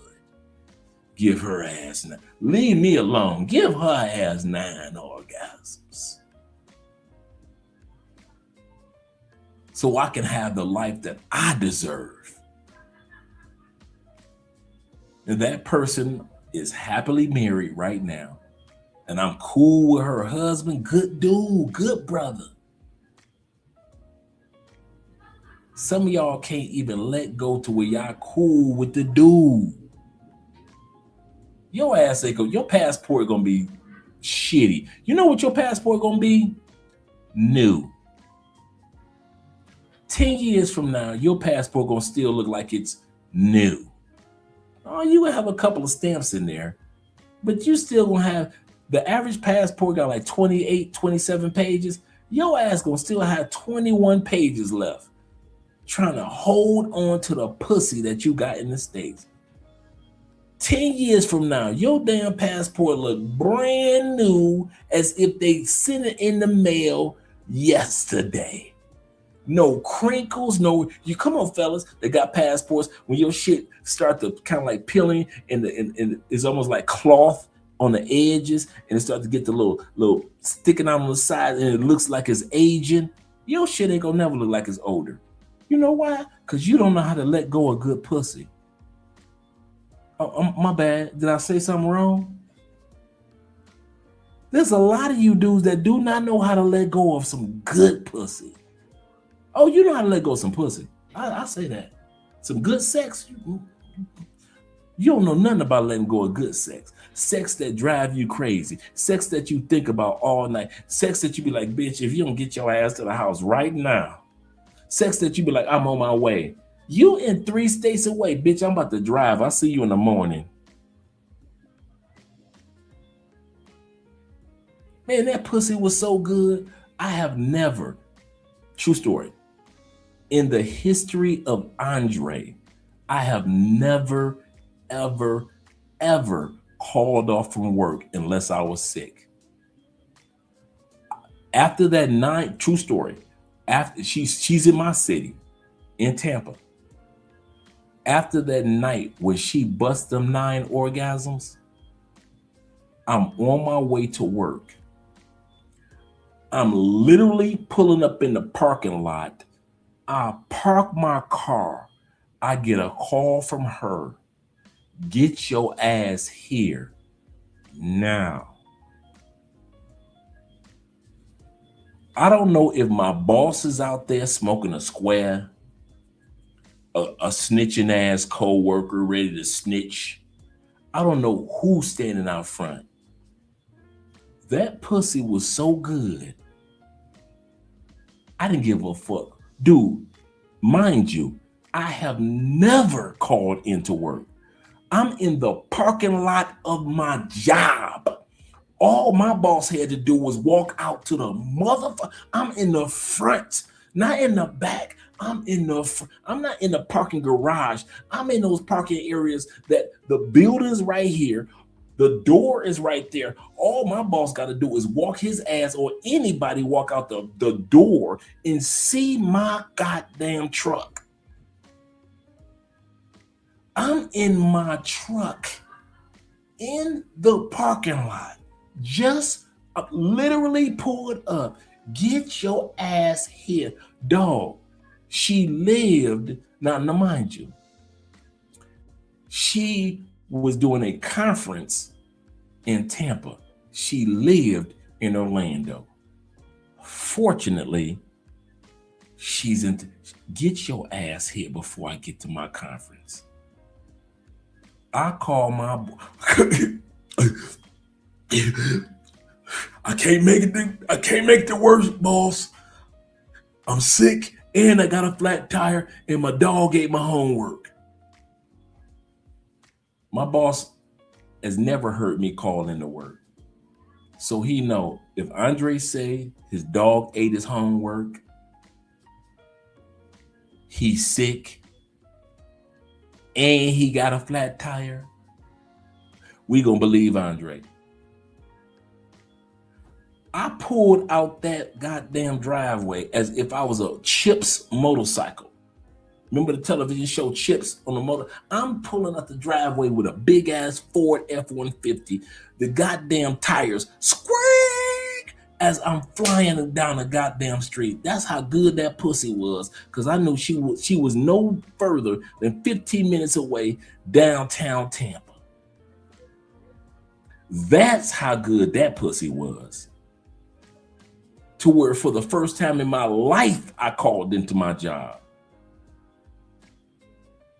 We were together for 3 years. That was the one I told y'all that cried on my chest when I told her I decided I'm leaving America. I don't know what country I'm moving to. I had met Andrea. I don't know what country I'm moving to. But your good pussy ass, I gotta let you go so I can go. Some of you dudes, you do not know how to let go of good pussy. And I'm talking about some good pussy. I know what it's like, fellas. I'm serious. I know what it's like to have some good pussy and don't know how to let it go. But if you plan on living in another country, some of y'all need to let that good pussy go so she can, here we go, I'm gonna hurt your feelings, so she can get some new good dick. Yes, you good dick. Yes, you are. She good pussy. Yes, she is. Let her ass go so she can get some new good dick and you can get the good life that you deserve. And some of you dudes will never do it. Your ass gonna be stuck in the States, not because you ain't got no money, not because you ain't got no opportunity. You gonna blame it on the kids and shit. Oh, she got my kids and I don't want nobody else around my kids. Nigga, you don't want nobody else around that pussy. Who you think you talking to? Them kids gonna grow up to be adults. They gonna be all right. They got you in their life. Them kids, ain't nothing gonna be wrong with them kids. You don't want nobody else around that pussy. Who you think you lying to? I don't know why you sit up there trying to tell them barefaced lies. I don't want nobody else around my kids. Nigga, please. You don't want nobody else around that good ass pussy. She used to suck your dick from the back, didn't she? You know, she tell you, bend over, baby, bend over. Let me pull that dick from the back. And you sucking that dick from the back, and you went crazy. So don't be acting like, yeah, it's for the kids. It's for no, it's not. You don't want her to suck somebody else's dick from the back. But you forget she didn't learn how to suck dick from the back from you, did she? That means that she already came to the party when she met you, and she already knew how to suck dick from the back. And here your ass go don't want another motherfucker to get his dick sucked from the back. And you want to blame the kids. Nigga, who you think you talking to? Tom Tucker, that dumb motherfucker? Y'all funny. Y'all funny. Y'all should be on TV. Y'all should be on TV. Not me. Y'all should be on TV. At least I'm honest enough. And look what God gave me for being honest. What would have happened to my life and that woman's life if I'd have kept on lying?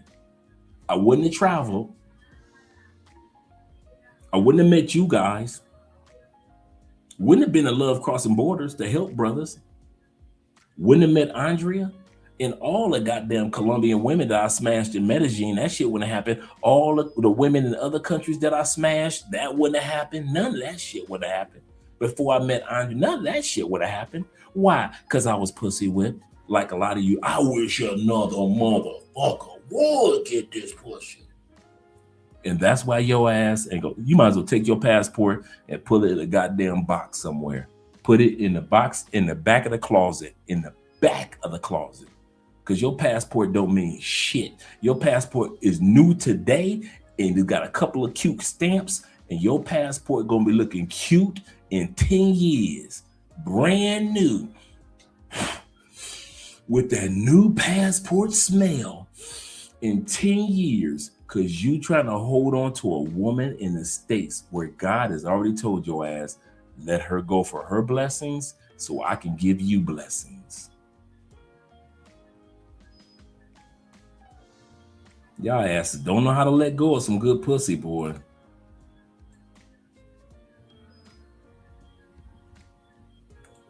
My brother Black Nubian said, he said, you don't want nobody else to have her. A lot of dudes are like that. I said Black Nubian, but Black by Design.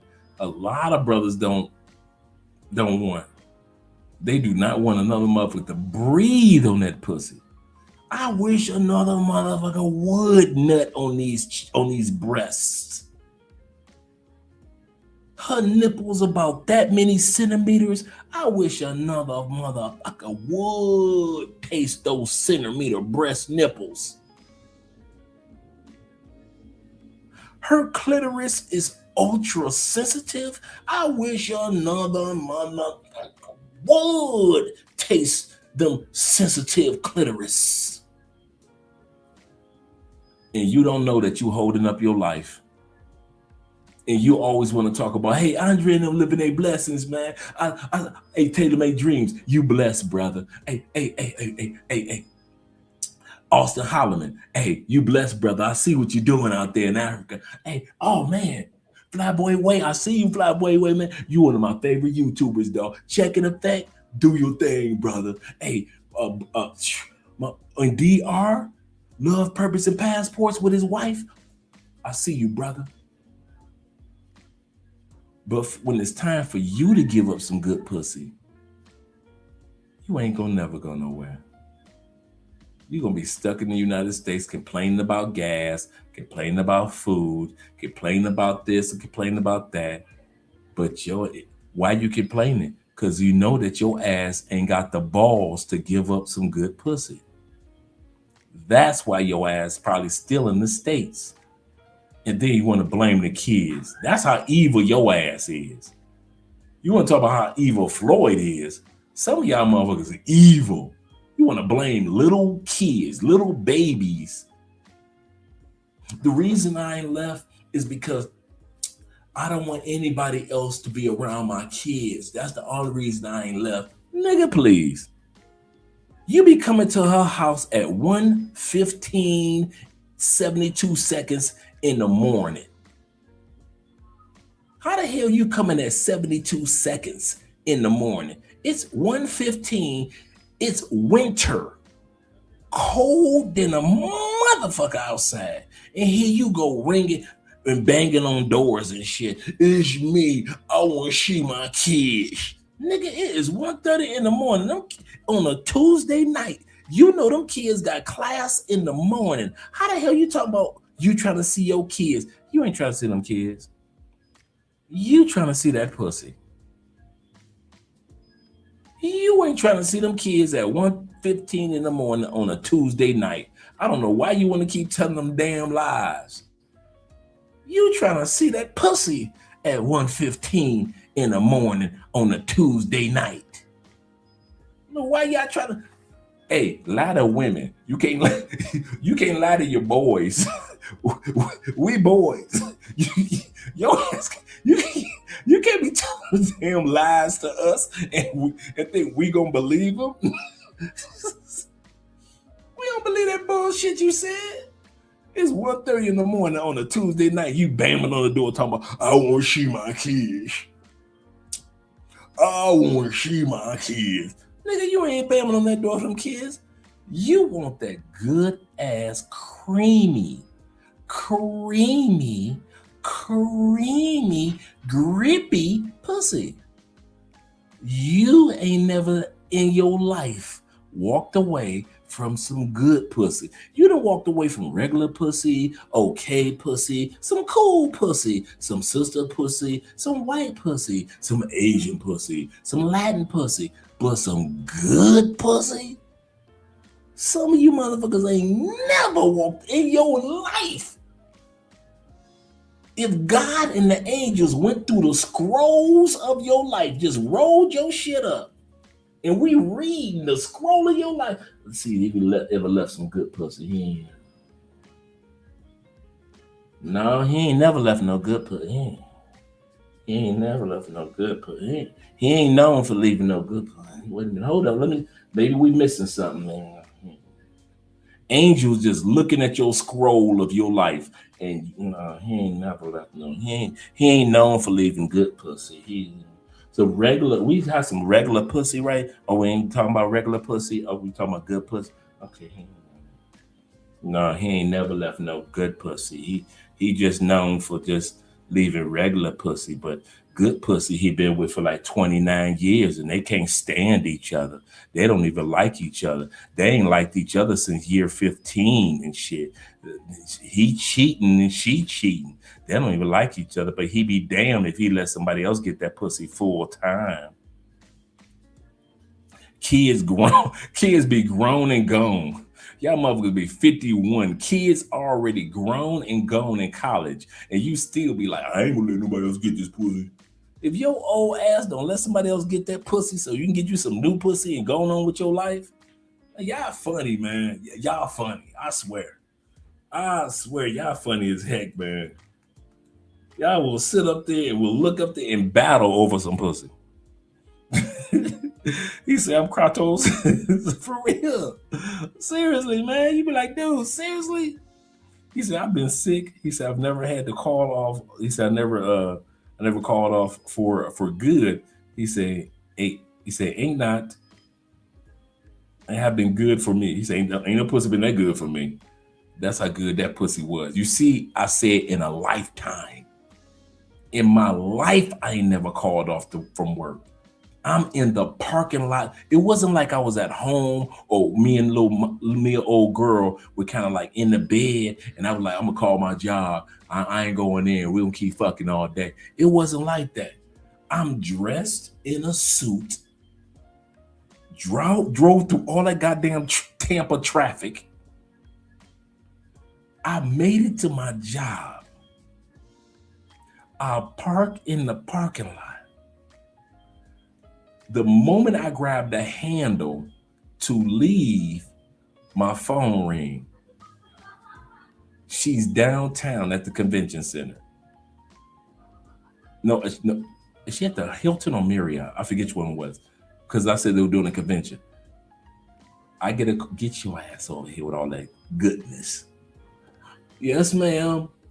I damn near said yes, ma'am, on the phone. That pussy was so good. Yes, ma'am. Yes, ma'am. I will bring this loving over to. Yes, ma'am. What else? Yes, ma'am. I'll bring that too. I called my damn boss in the parking lot. Hey, boss. Hey, it was a hurricane slash snowfall in Tampa. I can't make it to work. He said it's all pink on the inside. Nah, it's all pink on the inside. But some females, man, I ain't gonna lie, some females got fire pussy. Some female got regular sex, but then there's some motherfuckers, they got that sex where you be like, damn, do it again. So when you get that do it again sex, like, do it again. Like, damn, what you do to me, girl? Do it again. He said, whenever I'm ready to travel again, he said, I need to see these, he said, these nigeritas only. The sisters, yeah. Yes, sir. Shout out to the sisters, the Latin sister. I can imagine y'all laughing on the other side. He said, please take care. Get her off me. Seriously, man. He said, one man's crazy for hey, man, I wish I was lying. He said, Andre could be a comedian, man. Man, I kid y'all not. I wish I was straight lying. All my stories be true stories. He said, well, he said, there's no making good for your nookie. Oh, my goodness, man. Yeah. Facts. Shout out to the 813, them Tampa boys in the building. He said, loud shout out from all you 813 showing up. Good morning, Ron. He said, please take care. He said, that was Ronan that said that. I didn't even notice. Shout out to Ronan, man. I appreciate you, brother. Yes, sir. He said he didn't want to see them damn kids first. He said, the fuck, get out of here. For real, man. Y'all, come on. It ain't like I'm lying. Y'all gonna quit pretending like my stories, I'm the only one that experienced them. Motherfuckers be on boom, boom, boom, boom.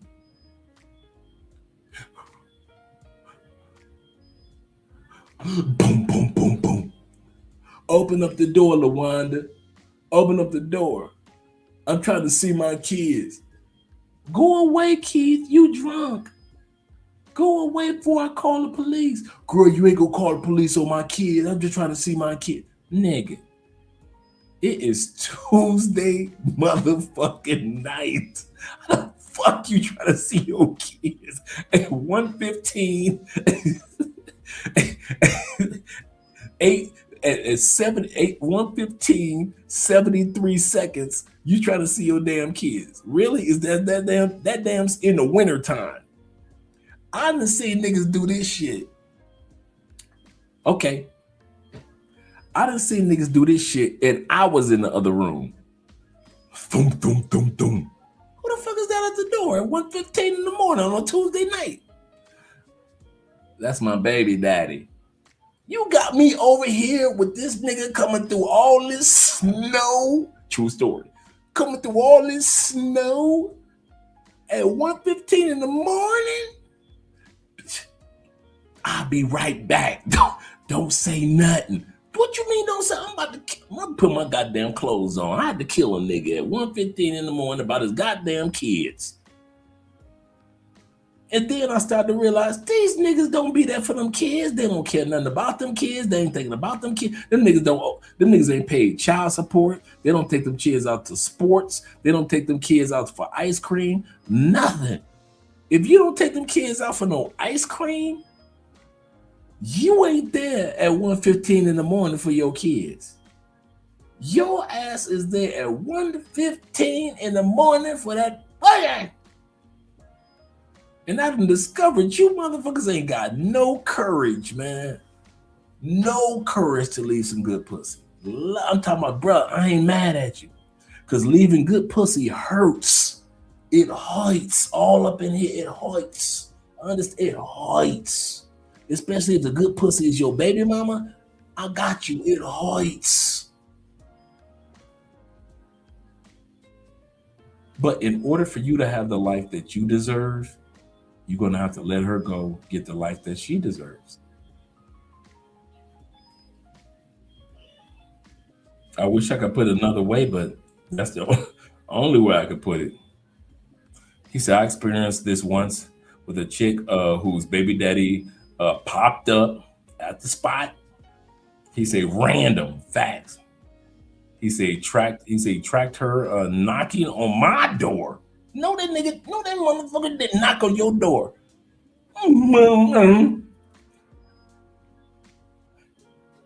Is Kishana here? Hey, brother, is Kishana here? Her car outside. Is Kishana here? Nigga, Kishana in here getting fucked, dog. What the fuck you doing? Nigga, don't you see my nuts dripping? Nigga, it is cold. I am not about to open up this door again. It's snowing. Take your ass home, nigga. Can I talk to her for a minute? She back there? Is Kishana here? Nigga, you at my house, not Dog, bruh, hear me out, bruh. You gonna have to see Kishana tomorrow, bruh, at her house. Don't be coming to my shit looking for Kishana. Kishana at the house, dog. She'll be at the house tomorrow. But right now, I'm fucking the dog shit out of Kishana. Kishana! Kishana! Kishana! Come on out here. Kishana! That be you dudes, man. That be you dudes. My man, Kishana got her black ass in there. She in there scratching her booty. Who that out there calling my name? Who calling my name? Who out there calling my name?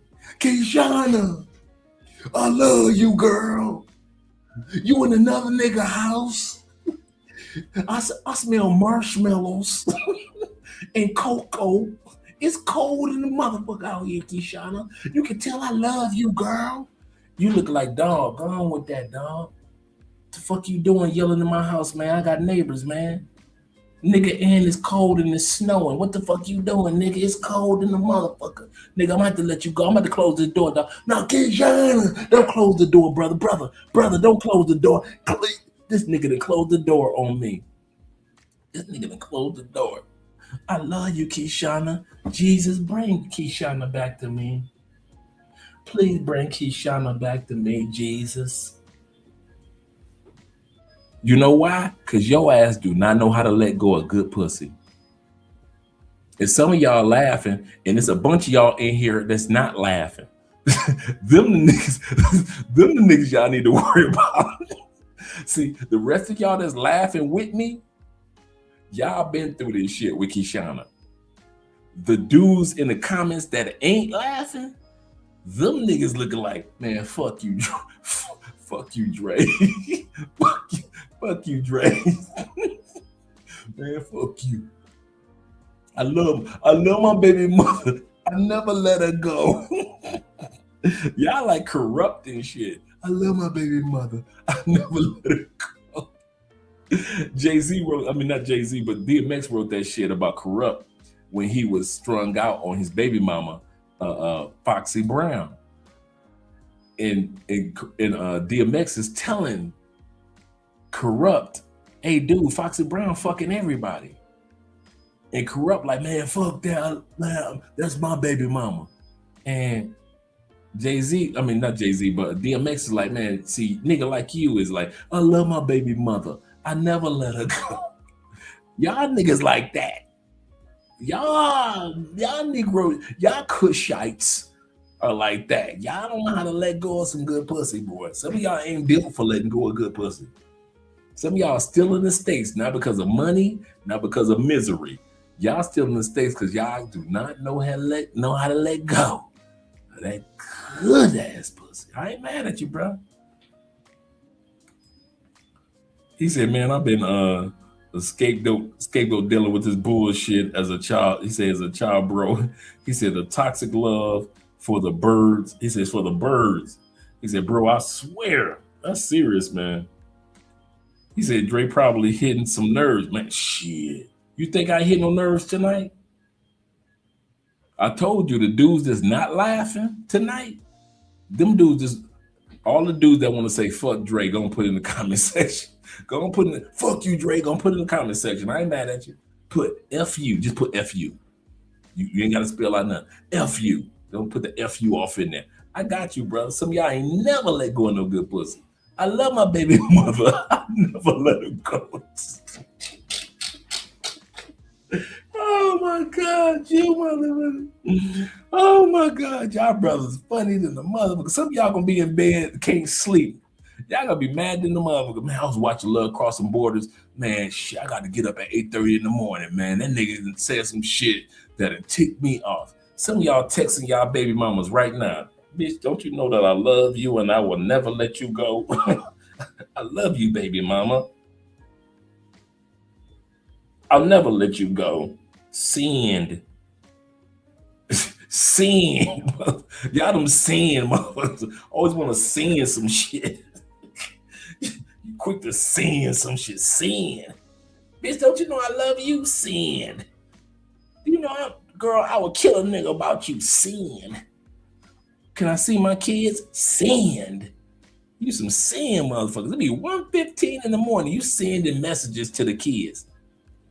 Wake your mama up. Send. Junior, I'm outside. Send. Kids be looking at you like, they be sleep like, Mama, Daddy just text me. He said he has.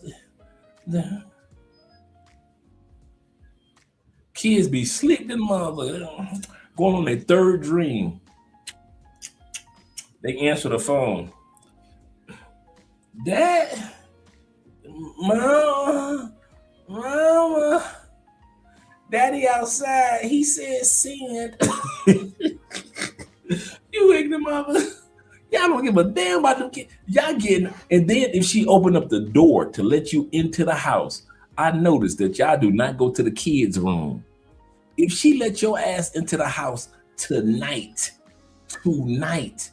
your ass are not going in there and wake them kids up talking about, I want to fly a kite. A fly a kite? Daddy, it is 1:13 in the morning, 57 seconds. Daddy, it's snowing. How the hell we gonna fly a kite? Y'all kids get dressed. We about to fly some kites and play baseball. Y'all don't do that shit. It's 1:15 in the morning.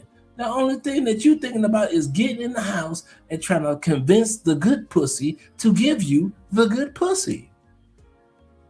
See, us brothers, we tired of playing dumb. I'm serious. I'm about to wrap this up. Damn that video. We're gonna watch the rest of the video later on. We're gonna show that tomorrow. Us brothers, we are tired of you dudes that we know how you act, but we don't talk about it on social media. On this channel, we can talk to each other. We are tired of y'all acting like y'all ain't never had no good pussy before. You got 5 baby mamas. How the fuck at least 3 of them don't got no good pussy? So you had babies by at least 5 bitches that ain't had no good pussy? Oh, so the other, go to the other 3. Go to the other 4 baby mamas' houses. I know this is your favorite pussy, but she getting fucked now by dudes like me. You need to take your ass to the other 4 baby mamas' houses at 1:30 in the goddamn morning. You trying to disturb my groove. Your baby mama was about to nut one more time. She about to have one more orgasm. And here your ass go banging on the goddamn door. Talking about I don't want to see my kids. You know, take your drunk high ass. You drunk and high. Take your drunk high lonely ass some goddamn way. You done drove through the snow for this shit.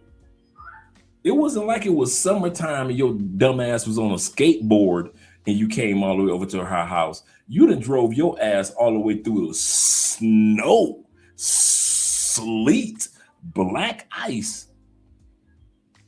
Talk about I'm trying to see my kids. Nigga, if you don't take your ass home to go to bed, you better jack off and then leave us the fuck alone.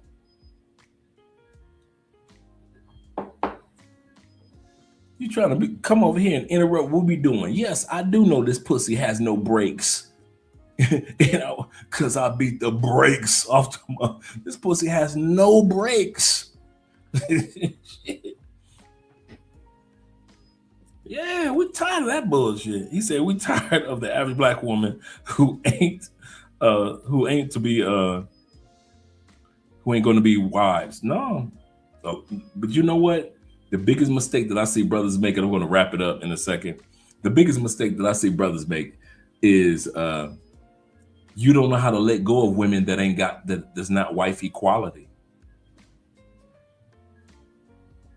Some of us as men, we will stick around with a woman because she got the fire pussy, fire head. It's been 9 years. Your ass know there's nothing about her that says wifey. Nothing. Nothing about her that says wifey.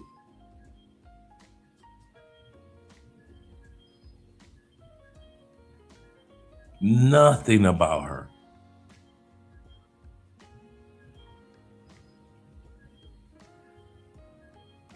But you keep hanging around. He ain't lying. Taking them throughs it. He's the baby mama's taking them. No, them dudes be taking their own selves through it. That's the crazy part. You ever notice that it'd be a motherfucker that missed the pussy, but the pussy don't miss him? I'm serious. You ever notice it be them dudes, the dudes that the baby daddies that be tripping the most is the baby daddies that he missed the pussy, but the pussy don't miss him. That's what hurt y'all heart the most.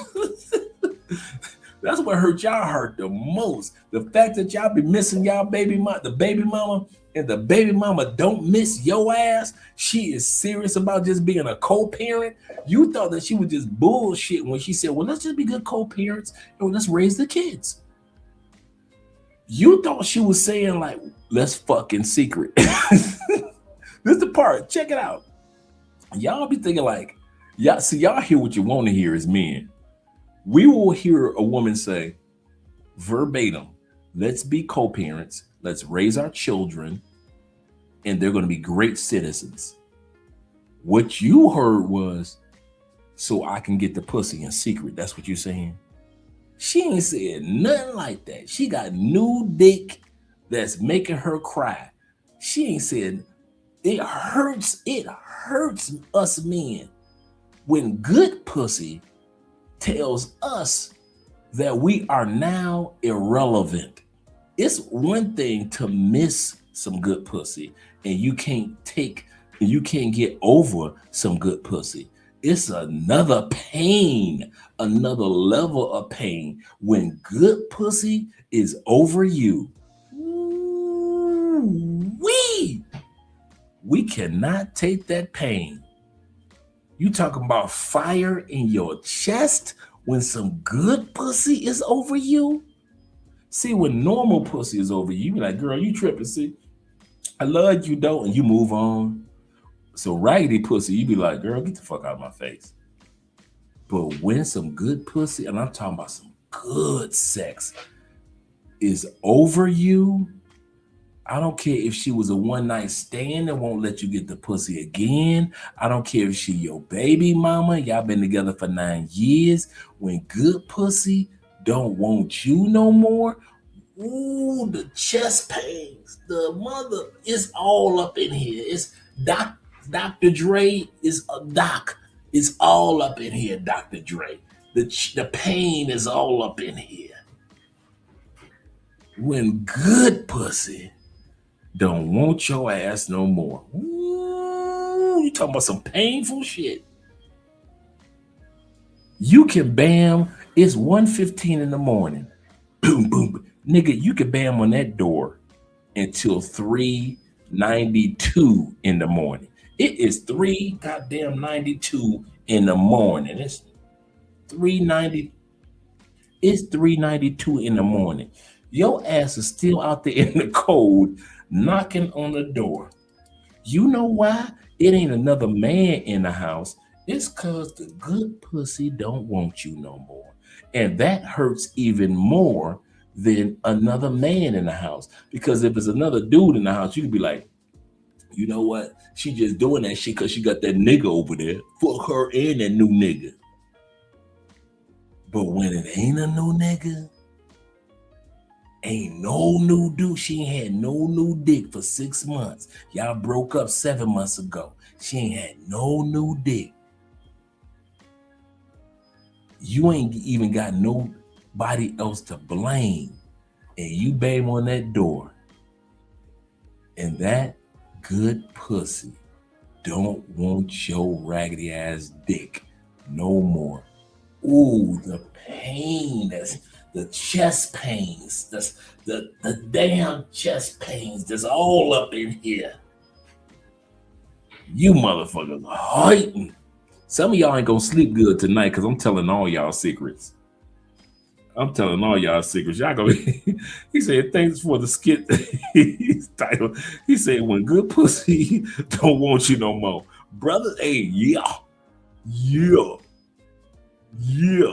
Man, dudes don't want to feel that pain. Dudes do not. We all been there. I don't know why y'all try to act like when I tell these stories that I'm the only one that been through some shit. We all been through my stories. I have not had probably the swinger world stories, but most of the stories that I tell them because I know that you guys can relate to them. Now, you can lie and say, I can't relate to that. Okay, cool. But the brother that's watching the live stream, he could be like, I get it. I've been there. Shit, y'all trying to act like I can't, like I'm an anomaly. He said, I'm sleeping absolutely great tonight. Hell yeah, man. I'll be snoring and shit. Just snoring. Hell yeah, seriously. He said, clench your chest like Yoda. After the order 66 was executed. Facts. Man, I get my computer back Tuesday. I can't wait to bring the sound effects. I kid y'all not, man. Y'all ain't never lied. Seriously. Seriously. He said, boy, that hurt in the heart, mental dick confidence. Because you can't blame it on another dude. She ain't got no new dude. Anytime she be looking at your dick like, that's all right. What do you mean that's all right? We fucked for 4 years. I'm coming over at 1:72 in the morning. How you don't want this dick? I haven't had any dick in 3 months. That's all right. You be like, bitch, you ain't had dick in 3 months and you don't want mine? That's the pain. When she ain't had nobody and you know that she horny than a motherfucker and she don't want your shit no more. She don't want your shit no more. Damn your dick. Damn your dick. You be feeling like, what the hell?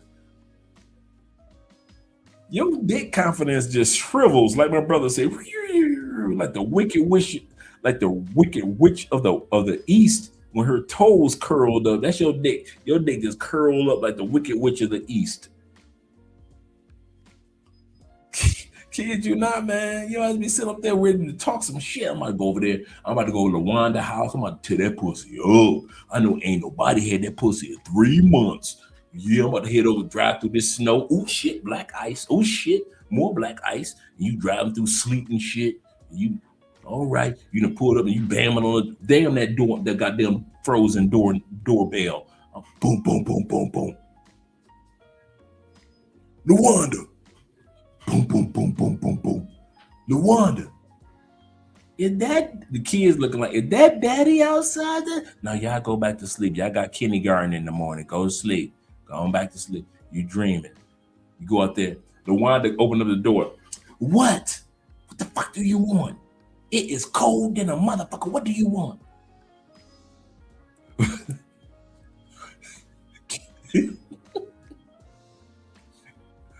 I want to see my kids.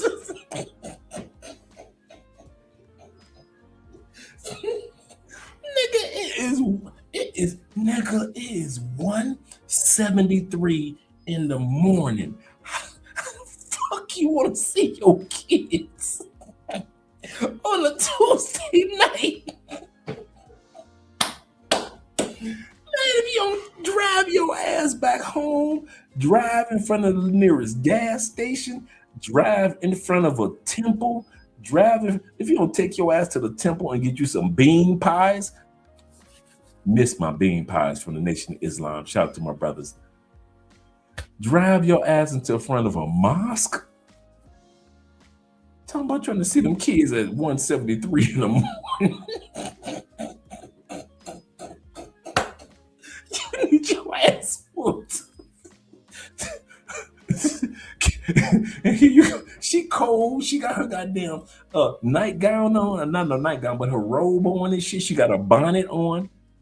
What the fuck you doing here? I'm trying to see my kids. I'm trying to see my kids. Can I see my kids? Nigga, if your ass don't come back in 2 days, the courts say the kids come in what you do in the middle of the week. What the hell you doing here Tuesday night at 1:73 in the morning? Oh, you niggas are funny, boy. You funny. You motherfuckers do not. If somebody paid you, some of you brothers, if somebody paid you $1,000 to walk away from some good pussy, your ass can't walk away from good pussy for shit. And that's why you still stuck in the States. That is why you are still stuck in the United States of America. And you try to blame it on, this is the opportunity, the land of opportunity. Nope. This is where my kids are. Nope. This is the people coming from other countries to come here. Nope. Anton Daniels said I should be here. Nigga, nope. You are still in the States because of that good ass pussy 15 minutes away. You can lie to somebody else, but you cannot lie to us. I know why your black ass, why your white ass, why your Latin ass ain't moved. Cause that goddamn pussy got you so whipped. It ain't got nothing to do with them kids. Ain't got nothing to do with Trump. None of that shit. Y'all will blame Trump and shit while you still stuck in the States. Nigga, I'm only in the States because of Trump. No, nigga, you still stuck in the States because of that pussy so good that you can't let go of. Keep trying to tell your ass let go of good pussy so you can get some more pussy. Y'all was crazy, man. And be swearing, y'all be swearing that don't no other man ever experienced what you experienced. Like I ain't never experienced what you experienced. I might not have knocked on doors at 1:73 in the morning, but shit, I drove my car away from my job, right? You may have never did that. You have never had pussy that was so good that made you leave your damn job. I ain't never called in, but goddamn it, I'm gonna call in today. You ain't never called into your job about no pussy. I did. But I ain't never been in a goddamn winter 5 foot of snow standing on somebody's porch talking about I want to see my goddamn kids at 1:73 in the morning. Shit. We all done had our moments. Damn, let them babies sleep. Used to hate, used to hate you motherfuckers, man. Goddamn kids sleeping. Leave them kids alone. Me and her mama in here fucking. Hear your ass go calling all the goddamn night. Oh, let me talk to my kid. I want to talk to my kid. I ain't trying to talk to you, girl. Fuck you. I'm trying to talk to my kid. Put my kids on phone. Put my kids on the phone. It is Wednesday. 1:92 in the morning. Them kids are not gonna wake up. They got to go to school. They got to wake up at 7:15 in the morning. It is 1:92 in the morning. You think them kids need to wake up for your ass? You over there drinking on a Wednesday night. You know I love you, Brandy. When are you coming round? I'm so all alone. I really miss you, Brandy. You calling Brandy on the phone. Can I talk? Let me talk to the kid. Put the damn kids on the phone. Brandy, stop playing with me now. Put the kids on the phone. All 12 of them. All 12 kids, put them on the phone. Okay, now. I'm going to wait now. Here y'all ass go. You know daddy love you. Yeah, I'm gonna bring some money through there tomorrow. Uh-huh. What your mama doing? Where your mama at? What's she doing? Your mama had a man over there? You gonna tell me if your mama had a man around y'all, right?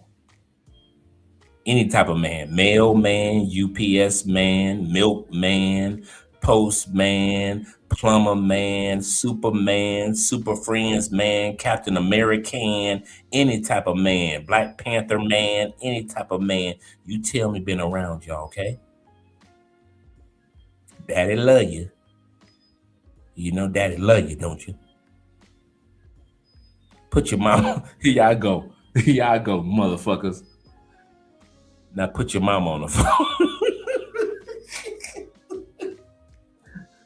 You had that whole 3-minute conversation with the kids at 1:52 in the morning.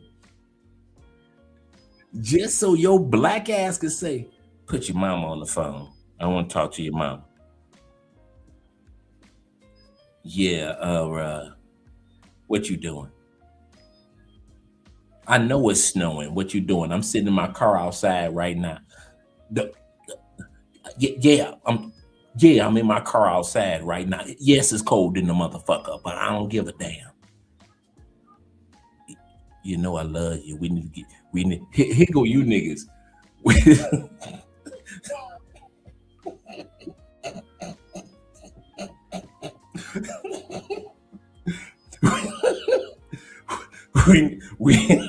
We need to get our family back together.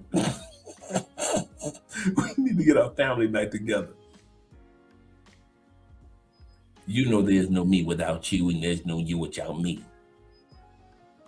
We got 12 kids, girl. Why you gonna leave me with? Hello? No, hello? This bitch done hung up on me. Oh, you niggas. Talking about it's 1 o'clock in the morning on a Wednesday night. Talking about we need to get our family back together. Nigga, if you don't get your ass out that one parking lot before the snow plow come through, you blocking the snow plow. Goddamn snow plow's trying to come through and hit your ass the only car blocking the snow plow. Get your ass back to the other side of the city. I'm not to let go of no good pussy, motherfuckers. Y'all need y'all ass kicked, I swear. Oh my God. He said, I know niggas like this. He said, I'm smashing a chick. He said, like that. He said, 3 kids. Bruh, I know. He said, Andre, he said, I sent you a super chat. Oh, here we go. Shout to you, AMSM. Let me make sure I don't miss you, brother. AMS, he said, thanks for the skit. He said, when the good pussy. I thought I read this one. Let me make sure I don't miss another one. Maybe one before that. He said, Andre, it was 2019, September. I remember. September. He said, I woke up with a chick, baby daddy.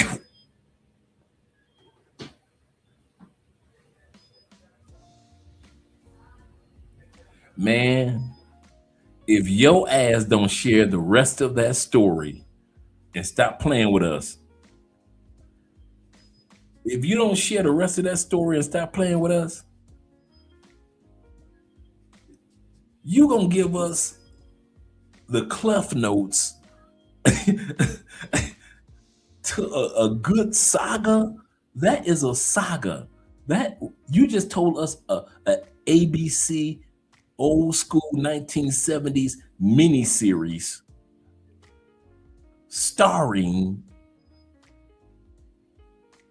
featuring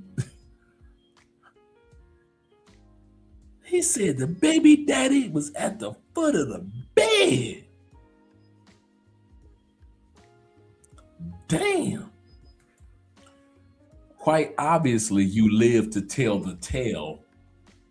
And that's the key part. I live to tell the tale.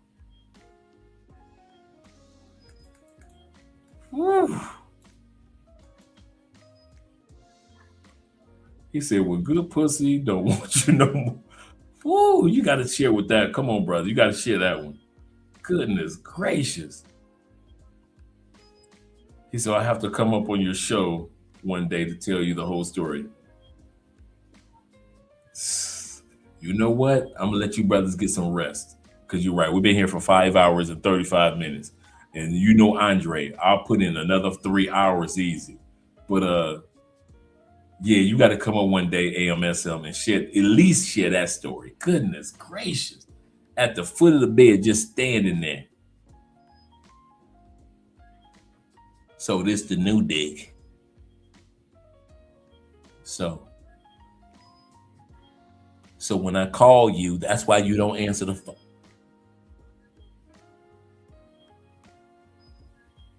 So why my kids over my mama house, this what you...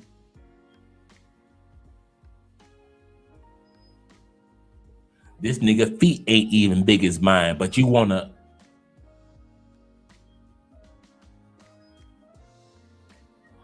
So I'm talking to myself while y'all still sleep. Is this what's going on?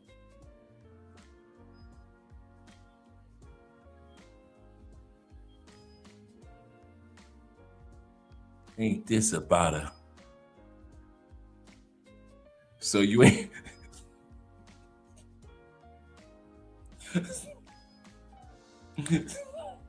So you ain't tell AMSM I still got a key to this motherfucker.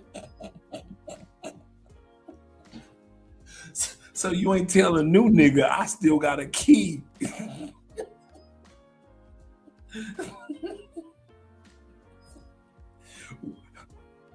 Bitch, when did you let your pussy hair grow back? I know the hell you ain't let your pussy hair grow back for this nigga. For this snoring ass nigga. As soon as I used my key to get in, I saw this nigga, I heard the nigga AMSM snoring his ass off. So that just means your pussy's still good, huh? That nigga AMSM sleeping like he's sleeping like you used to put me to sleep, bitch. I used to be put to sleep like this. How this nigga is in my spot on the bed. That's my crease. I put a crease on the bed right there. That's my mattress crease. Got this nigga on my mattress crease. Oh shit. Oh. That nigga AMSM just sleeping like a motherfucker, pillow in hand, just cupped. He looked up, he like, something ain't right.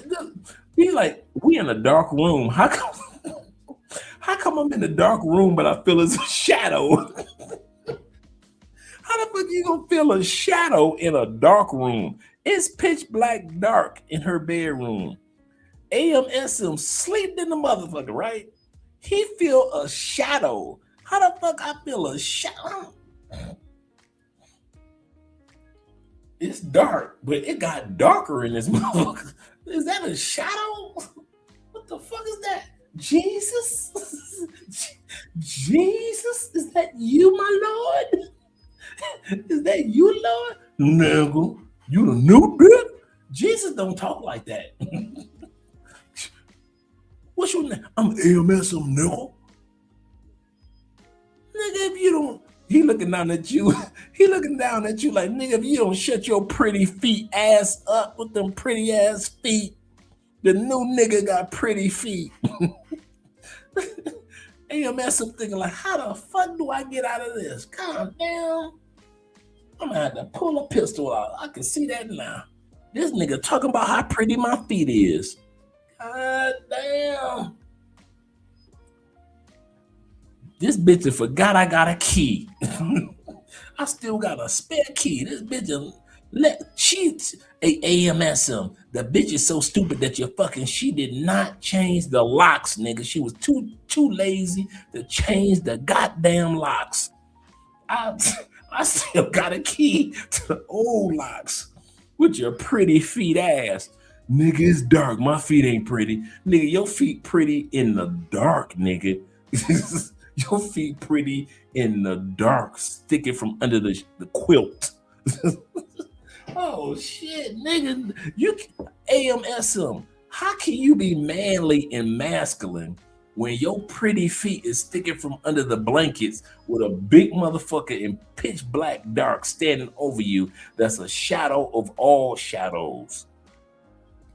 I love to hear that story. You be like, hey Dre, I jumped out the bed and shit like it was like the devil or something. Niggas ain't the devil, nigga, no.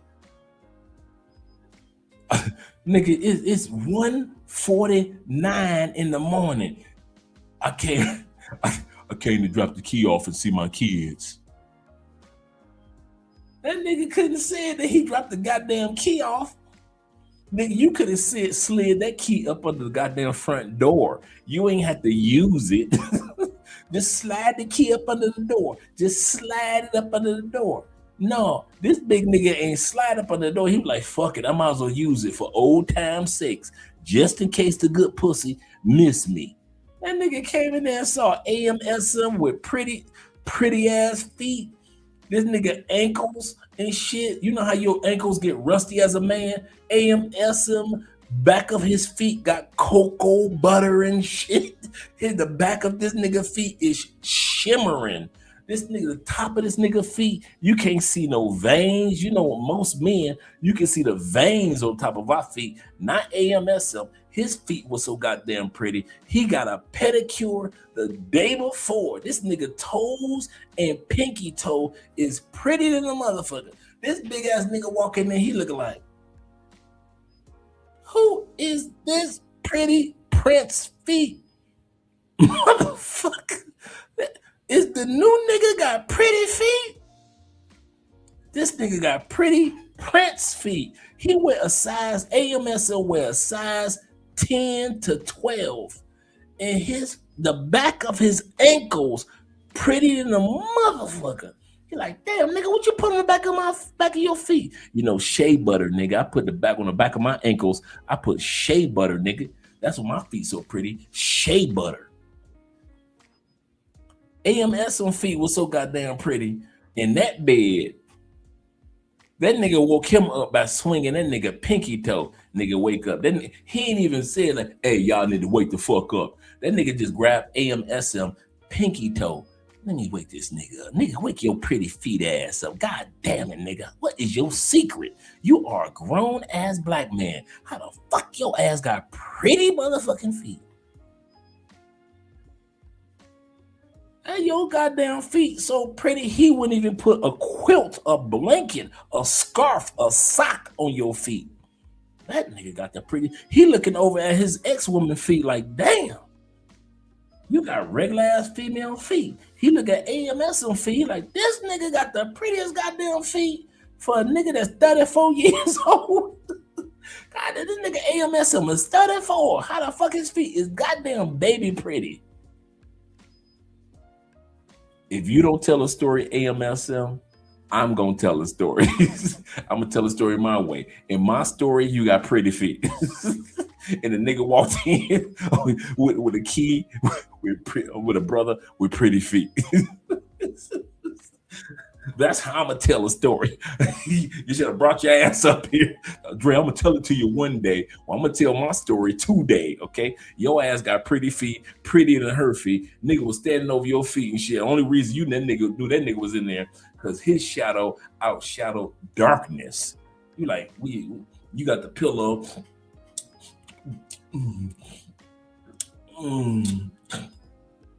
Damn, that pussy was good. You sleep, that motherfucker just snoring. And it's jet black. And I mean jet black. Ain't no sunlight coming through there at 1:30 in the morning. Ain't no moonlight coming there. She got the blinds going down. She got the curtains closed. Ain't no light in there. Ain't no cell phone light. Ain't no light. It's jet black in the bedroom. AMSM sleep in the mouth. Thank you, Jesus, for all the good pussy you can get. You just holding on to the pillow. All of a sudden, you feel a shadow. How the fuck you feel a shadow in jet black room? It's all black. Ain't no bathroom lights on, nothing. All of a sudden, you feel a fucking shadow over you. And the first thing come out of your mouth is, Jesus, is that you? Is that you, my Lord? Thus saith? I'm too young to pass on. Nigga, if you don't get your pretty, how does this nigga know that your feet pretty in jet black dark? So this is this the nigga you left me for? The nigga with the nigga with the pretty feet. I would have got a pedicure to keep our love together, girl. I would have got a pedicure. You ain't had to leave me for this nigga down here with the pretty ass feet. The pretty feet nigga. I don't know how you handle a situation like that. Seriously, if you, come on fellas, let's be real. You in bed, right? You in bed. You in bed, you done fucked and farting. You fucked and you farting. That means that she cooked for you and she fucked you. So now you're fucked and now you're in the bed, you just farting because you had a good meal earlier. And you feel the presence of a presence. And goddamn baby daddy dangling the key in his hand. Bitch, the dumb bitch ain't changed the locks. You think to yourself like, bitch, you ain't changed these locks. What type of lazy hoe is you? He looking at you. Why you think I ain't with her? Why you think I let her go? Bitch didn't change the locks when we got hooked up. Bruh, you ain't the first nigga she ain't changed the locks for. Hey, check it. Hey, I went through the same thing you was going through, nigga. I was in the same position, and another nigga walked in. The dumb bitch don't know how to change the locks. Shit, nigga. Hey, I don't want no beef, nigga. I know what it's like to be laying there, and the bitch ain't changed the locks. How you know the nigga was there? The nigga laid the key on your chest. AMSM just in bed and shit. Nigga woke up the next morning, a goddamn key on his chest. Like, who key is this? Like Janet Jackson. Remember Janet used to have the zoo, Michael Jackson's zoo key, earring and shit. Motherfucker just laid the key. Nigga came in there, looked at AMSM pretty feet, laid the key on his motherfucking chest and walked out. AMSM wake up the next morning and shit, butterflies and shit flying in the air and shit. The morning birds and sparrows are playing outside. Here come AMSM. Hey baby, what's going on? This nigga, what is this? It's the goddamn key to the house on his chest. From the last nigga, they had a key put on his chest. This bitch don't know how to change locks for shit. She don't know how to change a lock. She know how to raise them kids though, but she don't know how to change locks. If you paid her to change a goddamn lock, she would not pay a motherfucker to pay a lock. You are not the first motherfucker that motherfucker just so happened to waltz in on and shit. This nigga walked up in there swearing he about to beat that pussy up. He walked in there, he saw your pretty ass feet sticking from it. And it wasn't both feet. It was just 1 foot sticking from up under the quilt. That nigga said, this nigga wear a size 11.3. I ain't never seen a nigga wear a size 11.3. 11.5 maybe, but 11.3 in shoe size? This nigga went 11.3. His goddamn pedicure is immaculate. Back of the ankles got shea butter and shit. Not cocoa butter, shea butter. This nigga foot from Africa and shit. He got goddamn pretty ass goddamn boomerang feet. And this nigga looking like, and this bitch still ain't changed this lock. I'm the third mother. This is the third time I done walked in here on a new nigga. AMSM thinking he the first new nigga. That's the funny part. You ain't the first new nigga. You like the fourth new nigga. He's so used to walking in on niggas like, see, you got another new nigga. You got another new nigga, huh? One more. Get out of here, Keith. Get out of here. He's still asleep. Bitch, I'm gonna leave the key on his chest. I'm gonna leave the goddamn key right there on his chest. I'm tired of walking in here. You got like 4 new niggas. You still ain't changed the locks. How the fuck a motherfucker walk? I would love to hear that goddamn story. Oh my God. He said I would have ran down to the kitchen. You in the bed. Your pretty feet got shit. Come on.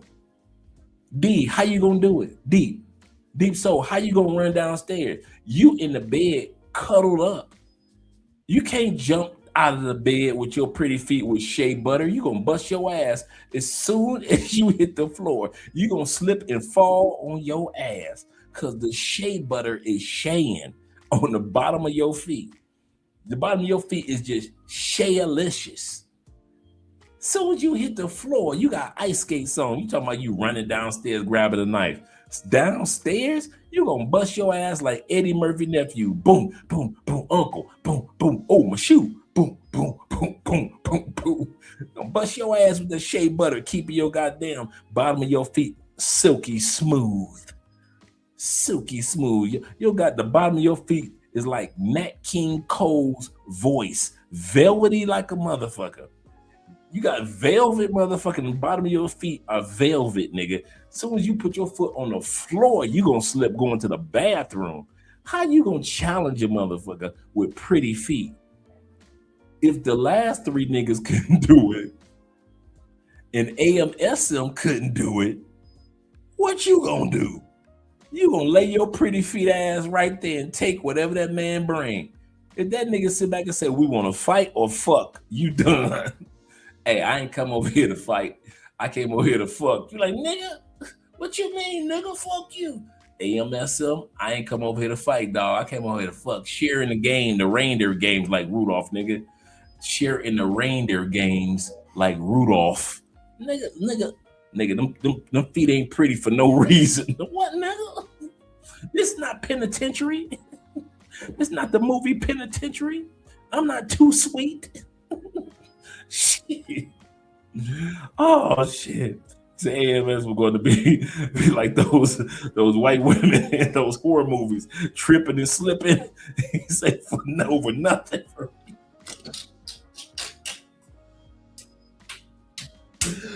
For real, just Jason walking slow than a motherfucker, and them white women, them horror movies be busting their ass falling down. That's gonna be AMS and this shit. God, that nigga said I woke up, it was a nigga standing over me at the foot of the bed. Jesus? Is that you? Jesus. You are tall, Jesus. You are tall. They don't talk about how tall you are in the Bible. For real. They don't talk about how tall you are. He said, this make a hell of an R&B song. Hell yeah, they need R. Kelly to write this song, Trapped in the Closet. He said, that's why I keep metal under my pillow for real. Shout out to Zeta. He said, from the town called, he said, you know what town called? He said, I wish a ninja would. Seriously, man. Shout out to Esco being in the building. He said, I would love to hear the other dudes take on this situation as well. He said, like, bro, how long were you standing? I didn't even think about that. Nigga, how long you been standing there? I've been standing here about... Well, I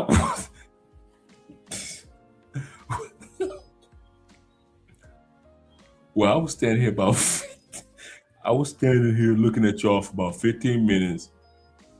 I fell asleep too.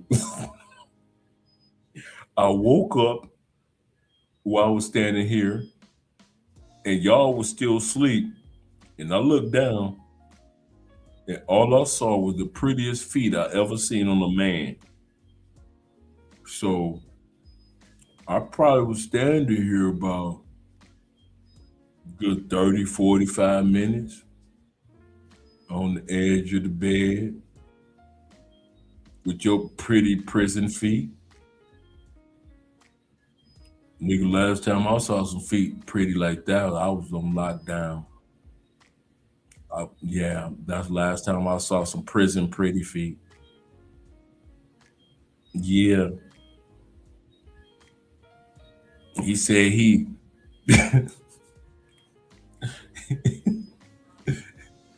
he said he a man supporting men. I'm a man. Niggas stood over the bed and say, support me.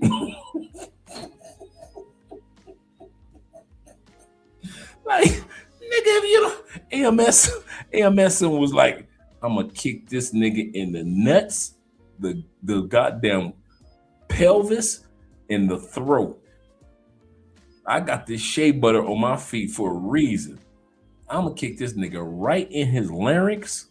I'm gonna kick this nigga in his nuts. If this nigga act like he wanna come on this bed, I'm gonna kick this nigga in his goddamn pelvis. I'm gonna kick this nigga in his throat. The fuck he would come on talking about pretty ass prison feet. Nigga say, nigga, you got the nigga. Last time I saw feet like that was penitentiary 2. Oh shit, he say dude was standing there.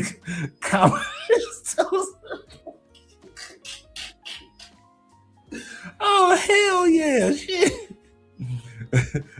Nigga was like, this little piggy went to market. This little piggy stay home. This little piggy had roast beef. Oh my God. This nigga going through the piggies on your toes while you sleep in the mother. Hey nigga, this little piggy went to market.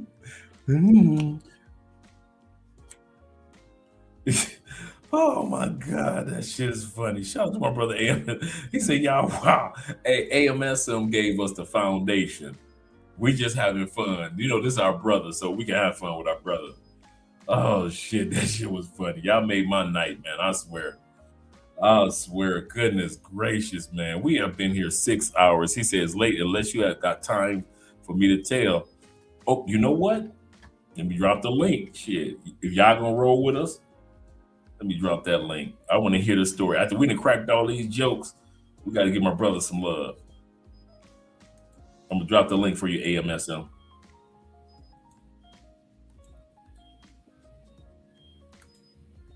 There you go.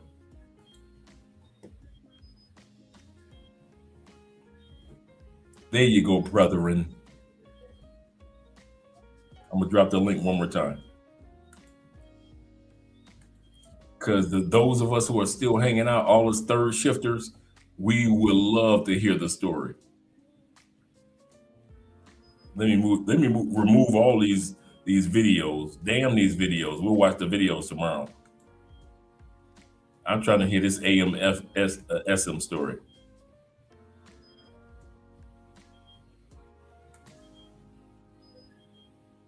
Yeah, I gotta hear this one too, man. Cause I know if I was seriously, if I was in that situation, I'm sleep with a chick and I roll over and I see her niggas standing out. Okay, here we go. We got our brother. Shout out to AMSM. Let me hear your audio. I don't hear you. Can you hear me? There we go. Okay. You can hear me good? Come on, brother. We want to hear this story. We all like this. What's going on, man? What's up, family? So, just to tell you about the story, it was on the first. I'm gonna start off there. It was the first floor. It was. It was on the first level. But but what it was a chick I had went and spent the weekend with her for the first time, right? So from Saturday to Sunday, she was outside with her dad working on her car. Right. I went back in the room and she came in there. We were chilling. She went back outside. So I just laid there, went to sleep. Like you say, you had a good weekend. You tired. You about to take a nap.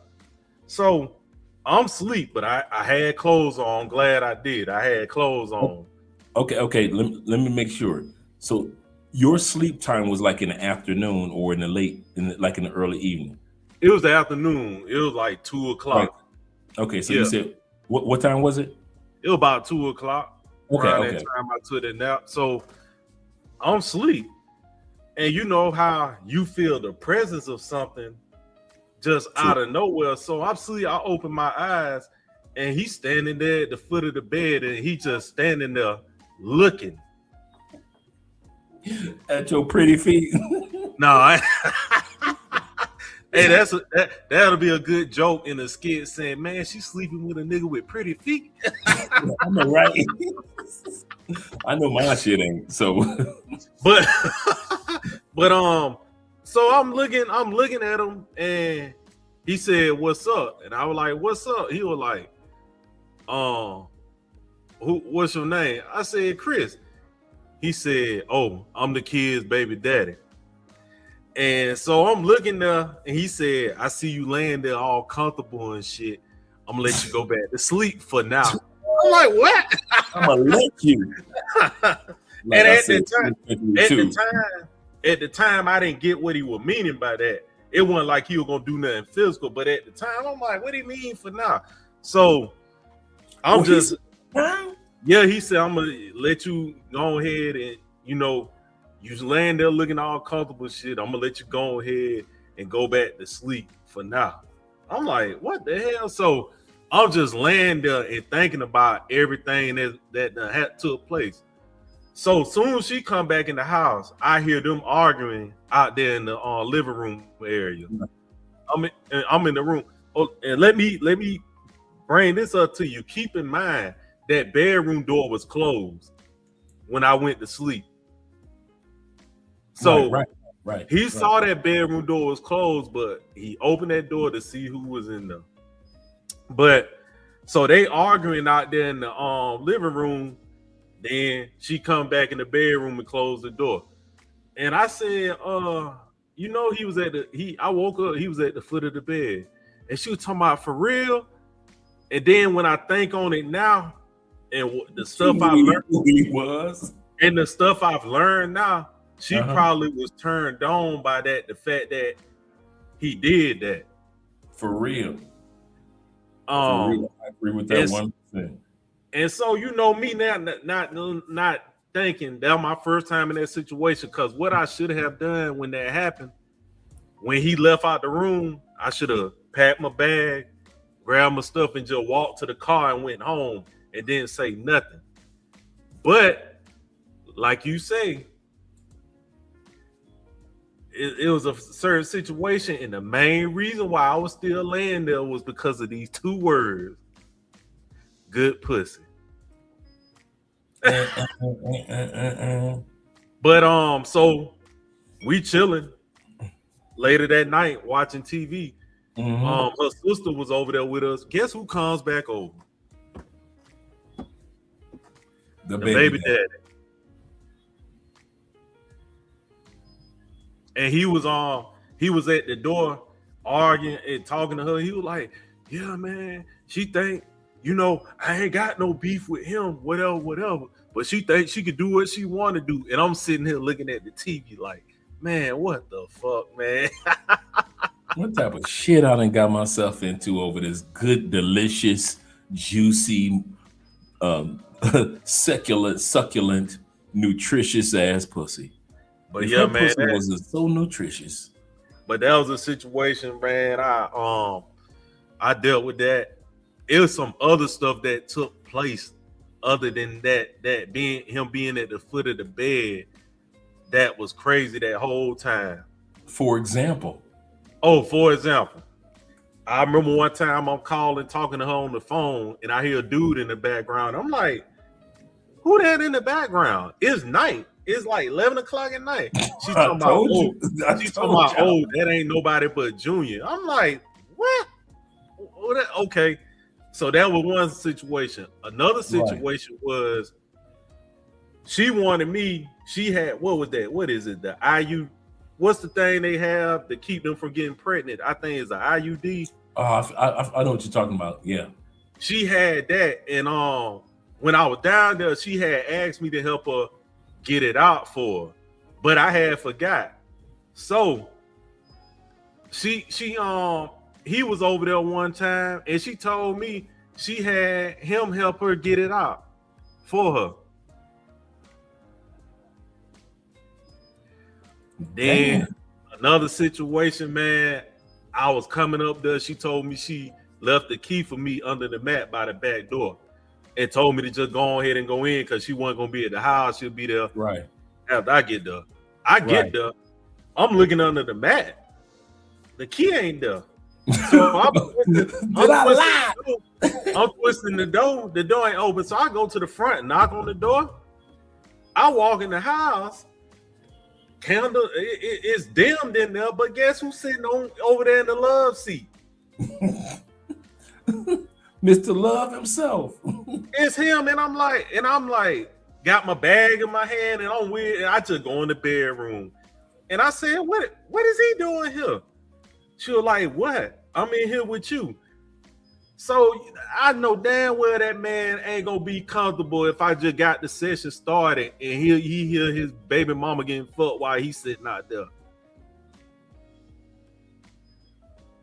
Damn. But like you said, what the whole situation, I think on it now, they probably broke up. Yep.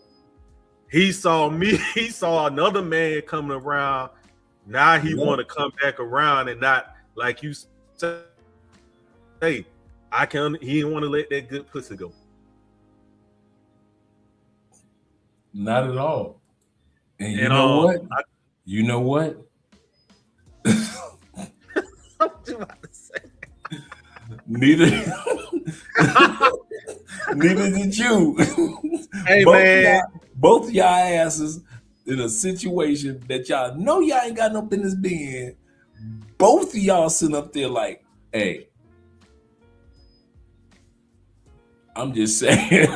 I ain't saying her pussy good, but I'm saying her pussy good.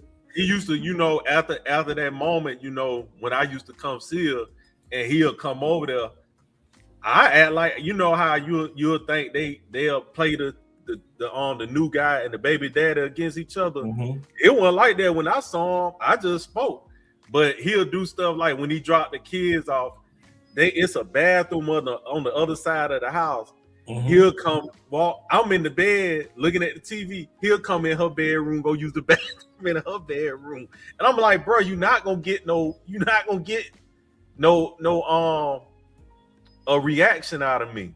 That brother in that condom counting. Condom count. And y'all trash and I have to condom count. I have to be honest. After that first time I met her, it was 1-1. After that, it came off.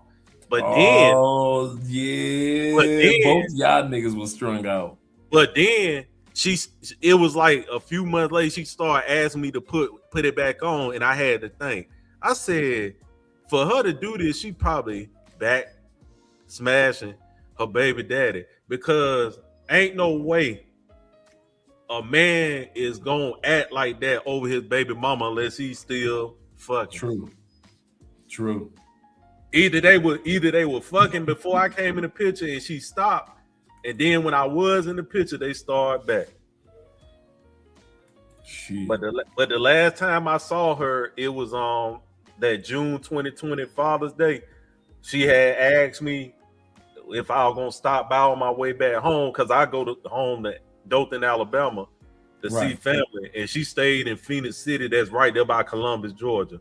I don't know if you're familiar with that area. I definitely know where it is. Yeah. But I went that way, got my Father's Day gift. She asked me was I'm gonna spend the night, and at that time, that's when, like you say, I was going through it trying to get over the chick and stuff.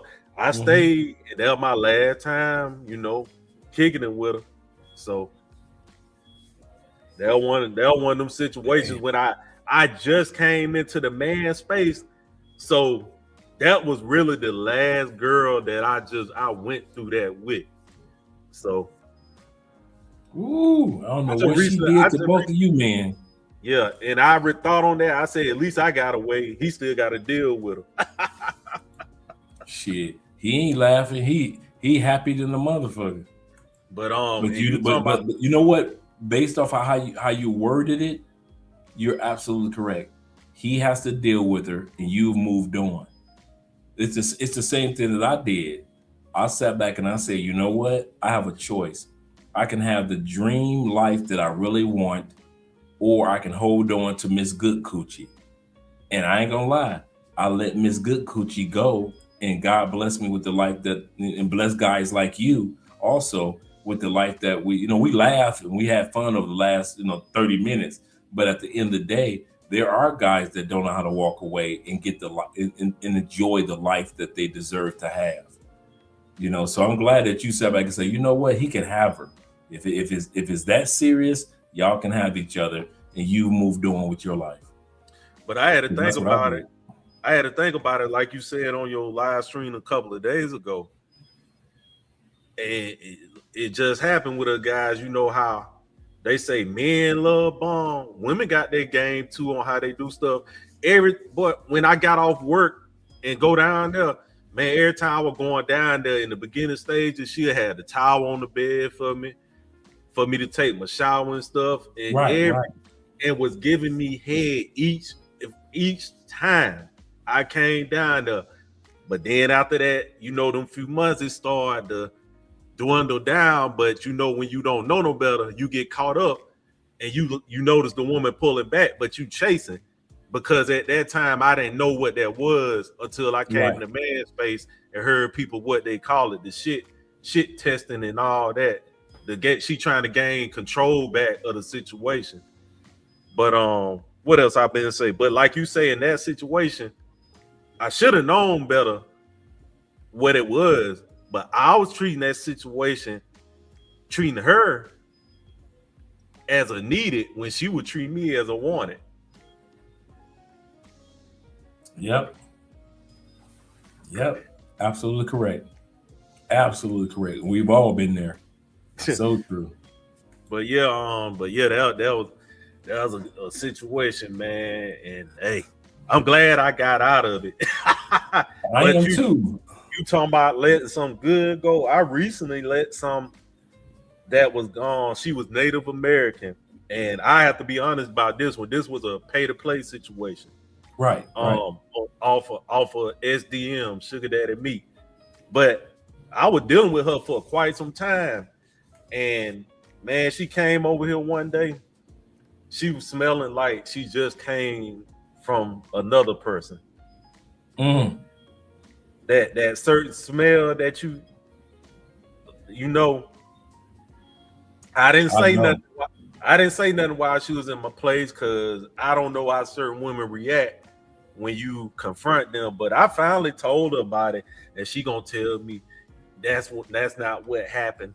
It was something else. And I went to the doctor for the BTV, the BV. But like I told my female cousin said, even if that was the case, why she even come see you smelling like that? She should have waited till everything was good. That's true. But even that man, those some good times, man. That it wasn't as much, you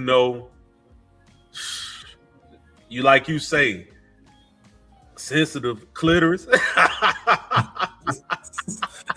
No, this bitch ain't got a sensitive clitoris. If you don't stop all that goddamn squirming, squirting everywhere. I love you, girl. I love you squirter.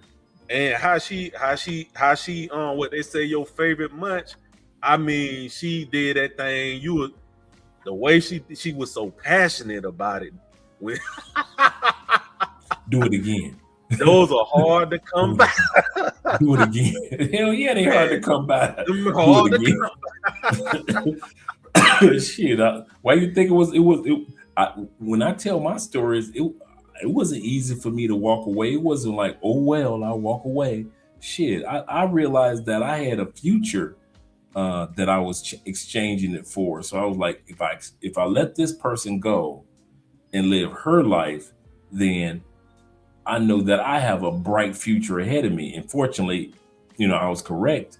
But no matter what, it is not easy to walk away from good, passionate intimacy. And I think that's what it is. That passionate intimacy will get you caught up every time. Because there's that attraction when y'all both on the line. But I've heard men say this. Most men ain't never locking in with the freak. No. The one that you have your best with, that's the one you really don't supposed to lock in with that one. No. That's supposed to be your, like what they say, your concubine or your side piece. They don't supposed to be the main. And most dudes don't put a ring on the freakiest freak anyway. Most dudes don't have their main, no matter what country we go to. I've yet to meet the dude and we talk and their main was the wildest one. It was like I said, it's the one that you need and want compared to the one that you only want.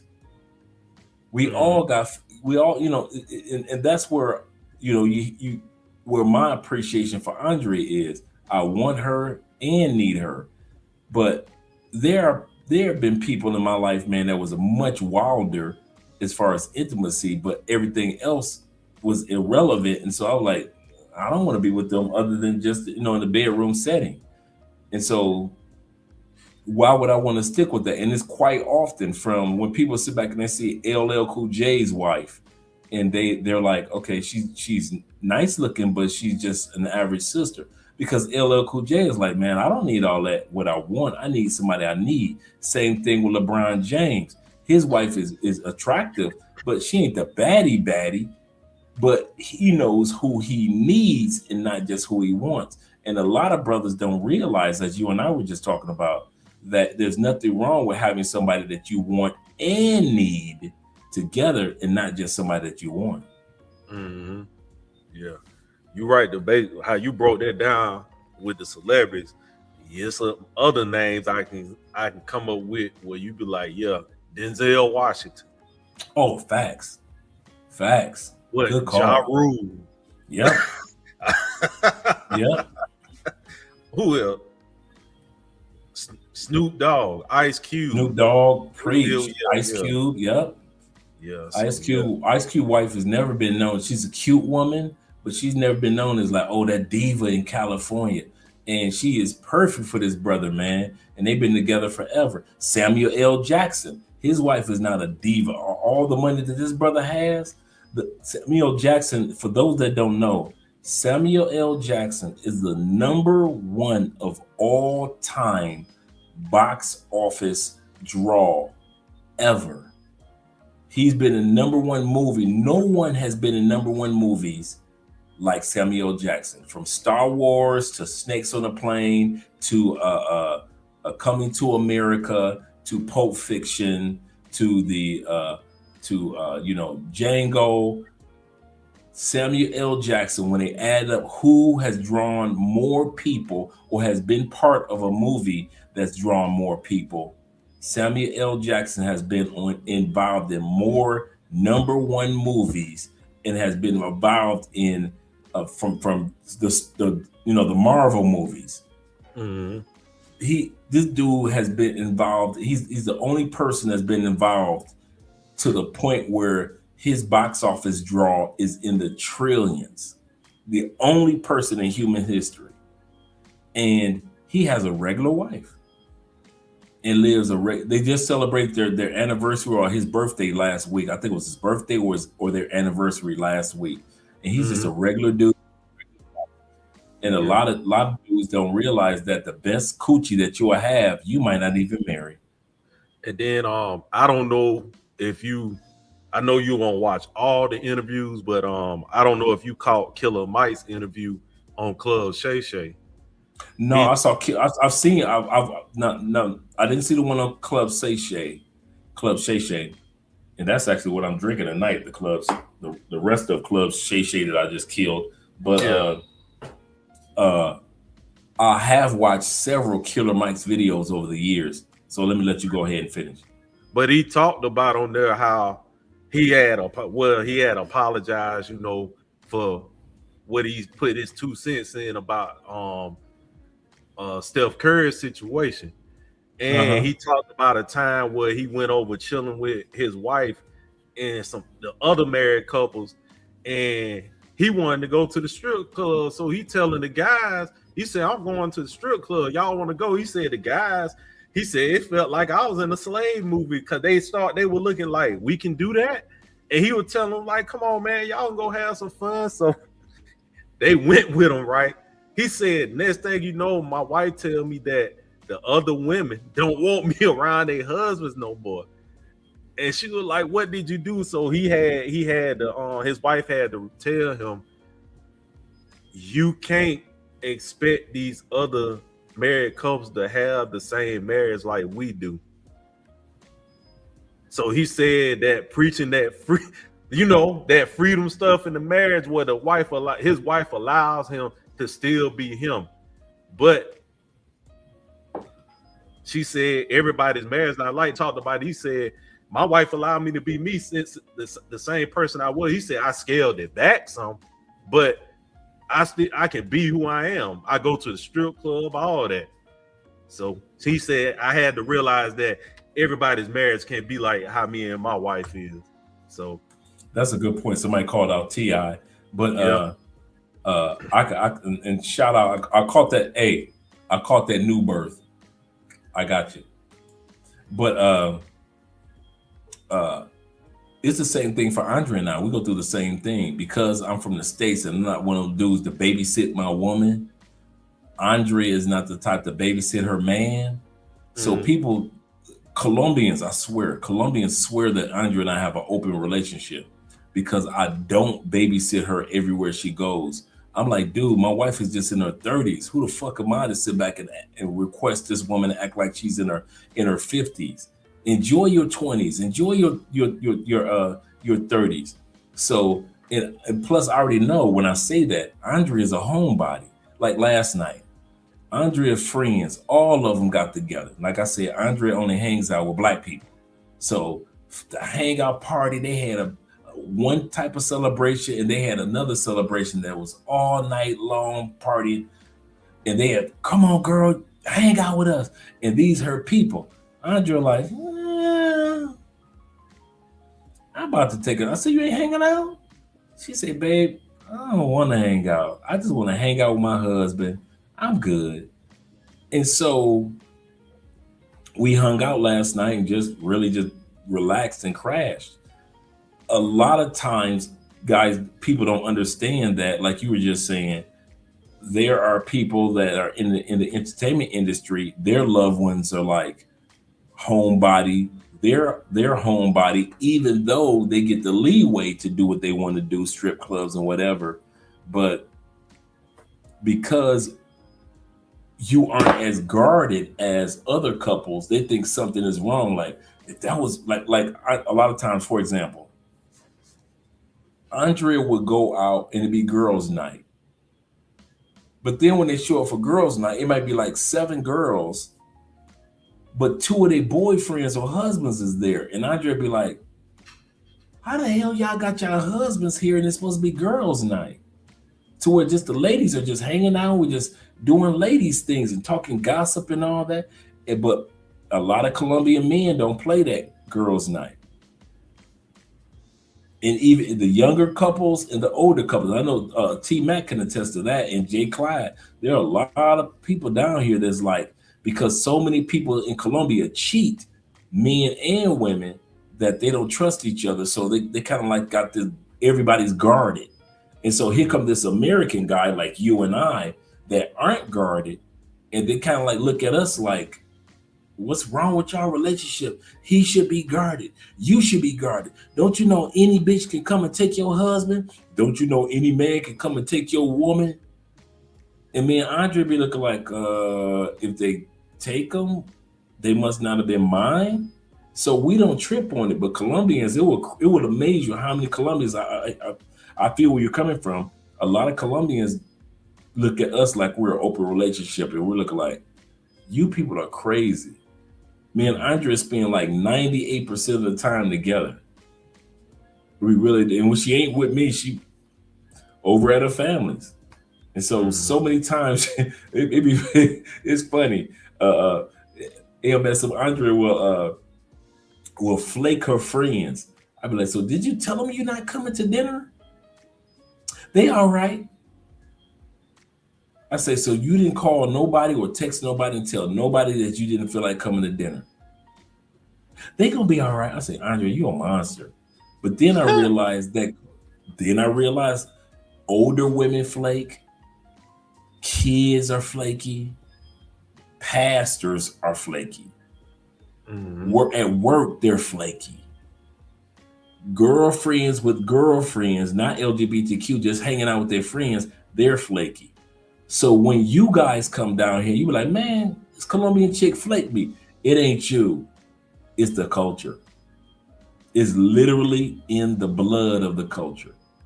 Everybody flakes. And it is what it is. I mean, they don't look at it like, it's not like I don't like you. It's just that I don't want to hurt you. This is how Colombians look at it. I don't want to hurt your feelings by telling you no. So you would rather flake me and hurt my feelings? That's how Colombians think. They would rather flake you than say, well, I'm not going to be able to make it. And they think that they hurt your feelings. And so instead of hurting your feelings directly, they'll just flake you and hurt your feelings behind your back. And then I remember I asked you this question. What's your definition of being happily married, right? So I asked my homeboy that, and your situation explains what he talked about. He said there's only two types of marriages. He said if a man is happy, he said if a man says he's happily married, he's either faking it or he gets to be a man in his marriage. And how you explain your situation, and cause how I hear how you talk on the show, I'd be like, he comfortable. And I was like, I guess his lady don't trip. Dude, Andrea will be in the next room. She'll hear the stories.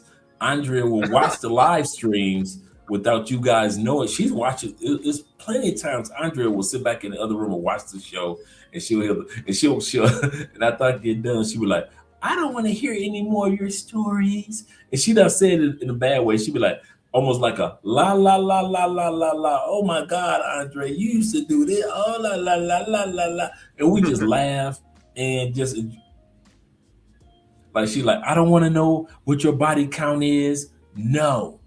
As long as you're healthy and as long as you're here with me, that's all I need to know. And so it's more or less like, I think it's a maturity that I carry myself with. She knows that she's not with the adult dude that's out here. I need to, like I tell guys, but a lot of guys often forget. Andre used to live in Medellin. She had a company that her and her uncle started in Medellin. They were doing really good. What brought her back to Cali was her mom and her grandma were fighting cancer at the same time. And so that's why she came back to Cali. But when she was in Medellin, she dated a ex-military guy. And so, Andrea, like brothers, older, and you're expat. So I'm not the first expat that Andrea dated. I'm just the first expat that didn't fuck it up. And so she dated a guy in the States, from the States. So I don't sit back and act like, I'm an anomaly. And so, if she get with me, her life gonna change, and if she don't, she in trouble. I'm not one of them dudes, because Andrea will tell you. She said if I wanted to be with somebody that was that was on certain levels, she said I could have stayed with the clown that I was with in Medellin. She said, that's all right. She said I got over that, and this when Andrea was like 20, 21. She said I got over that fast. I got past, and I'm glad I'm not the first expat, because Andrea got past that American men. Wow, she got past that shit real fast. She was like, yeah. And she got people from the States that she's still cool with to this day. But as far as being influenced by the fact that of America or Americans, she just judges people by their character. So if you're a cool dude, you're a cool dude. If you're not, you're not. That's how Andre is. Yeah. And I had to realize that, you know, the more experience I got, I realized, man, no matter how much money you got, no matter if you made her have an orgasm 9 times, she's still gonna leave if she choose to. Facts. So none of those even what else they say, you gotta act like you don't want her, don't show her that much interest. Everything is a temporary solution. If she don't want to be there, she gonna leave no matter what you do. Yeah. No matter what you try to do to, you know, keep her staying around long, it don't matter. and that's, I'm glad that you said that, because it's kind of funny, because that's one of the key things of our relationship. We don't put unnecessary pressure on each other as far as like, where you going, where you at, where you been, blah blah blah. Andrea will call me from no matter where she is more than I call her, like, where you at. Andrea will call me like, what you doing? And I'm editing a video, or I'm doing some classwork with Theo. Okay, babe, did you eat? Yeah, I ordered something. So she'll call me. I would easily say, as far as calling each other, just on call, I would say it is a 80-20. To where I'm starting to realize, okay, Andre, you need to call your wife more often just to call. But Andre will call from my mom. My mom said hi, my grandma said hi, and I'll hear all the voices I recognize in the background. So 90%, I kid you not, Colombian people are so family oriented, man, that if Andrea is not out nightlife with her friends, the brothers and sisters, she is 99% with her family. Guaranteed. She's 99% with her family. She's either with her brother, with her mom all the time, with her grandma, her dad's family completely, her mom's family completely, or she's home. She's home. She's extremely family oriented. And it's almost like all her true friends or gossip time is her family. It's her family. It's funny you say that, how she asked you, did you eat?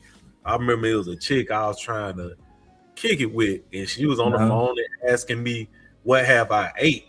And I told her it was something like, you know how a man to eat some corn dogs or French fries just to get by. She gonna say, that's not a man, that's not a meal a man should eat for dinner. And I'm thinking to myself, well then, if you saying that, why your ass ain't coming over here to offer to cook food then? Like, they say certain stuff, but don't put the action behind it. Over here in Colombia, they here in Colombia, they do it because there's a competition. If I don't cook for you, she'll cook for you.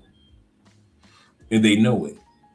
That's why when I see dudes get caught up in the beauty of Colombian women, I'm like, you just don't know.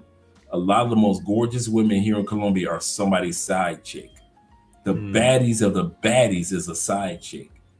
They're never the main chick. It's rare that you see a dude with like the baddie of a. You'll see dudes like us with beautiful women, attractive women, but the baddies of the baddies, all them bitches side chicks. Every single one of them. Every one of them. And bruh, it's so crazy. In Colombia, they don't care. If you are average dude, she a baddie. I'm not talking about average Colombian dude, not average American dude. If you're an average Colombian dude and she a baddie, she has no problem with being your side chick. She play her position.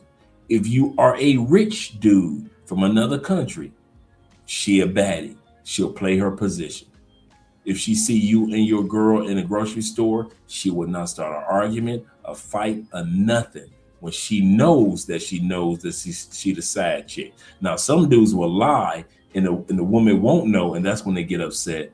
But down here, dude, it will amaze you how many chicks I have literally over the years have fought off who have said, I will be your side chick. I will never interrupt your wife. And I know how Colombian women move when they say, I will never come at you and your wife, blah, blah, blah. If I see y'all, I see y'all. If you do, and I'm more or less like, nah, that's all right, little mama. I'm a good. Done that. With that being said, and with you being over there and the culture is different from the US, why do you choose not to have more than one woman? Because it won't be one. For those of you that have heard me say this, that's a good question. And I'll say this in front of Andrea. I've said this to her, and I've said this on camera. I know that in my family runs addictive behavior disorder. And so in my family, anything that could be considered an addiction, drugs, alcohol, women, for the ladies, men, anything, workaholic. I'm a workaholic. Anything could be used as an addiction. We have, in my family, runs an addictive disorder, addictive order, whatever we get involved in, we're addicted, right? And throughout the time when I was married in the States, dude, I was married 14 years. I had to have easily ran through 300, like 315. Easily in 14, 15 years, I was, dude, 300 women was nothing for me.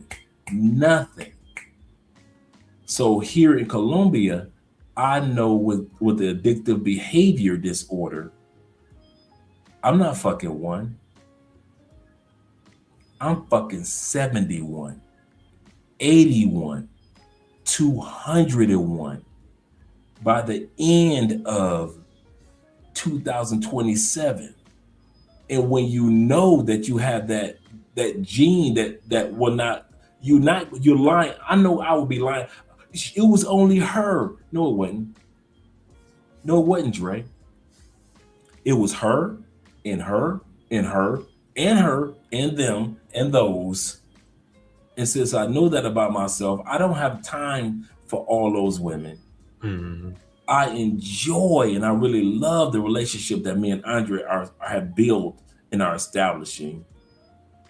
And for me to just run out here with these bitches, dog, dude, when I say the streets, I am the streets. So I always say, to thyself be true. When you know you, you know you. So a lot of dudes can lie and say, man, if I cheat, man, this is going to be my one chick on the side. Not me. This is going to be my 91st, 101st chick. It's Solomon, Solomon round. Right. And since I know not to lie to myself, I sit back and I say, Andre, you don't have time. Is it worth losing your marriage? Is it worth, if Andre don't see me, one of you brothers that come down to T-Mac, he comes down to Cali. He sees me like, what the fuck? Who is this chick? So now I'm feeling just as bad as if I cheated, if Andrea called me. Because I feel bad if all these 7 years of being on YouTube talking about how great Andrea is as a wife, and my ass is out here with a badass sister. She fine.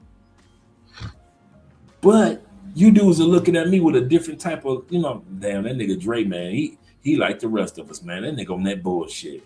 Man, I thought he was for real, man, but he just be faking. I don't want nobody to think of me like that. And once again, to myself be true.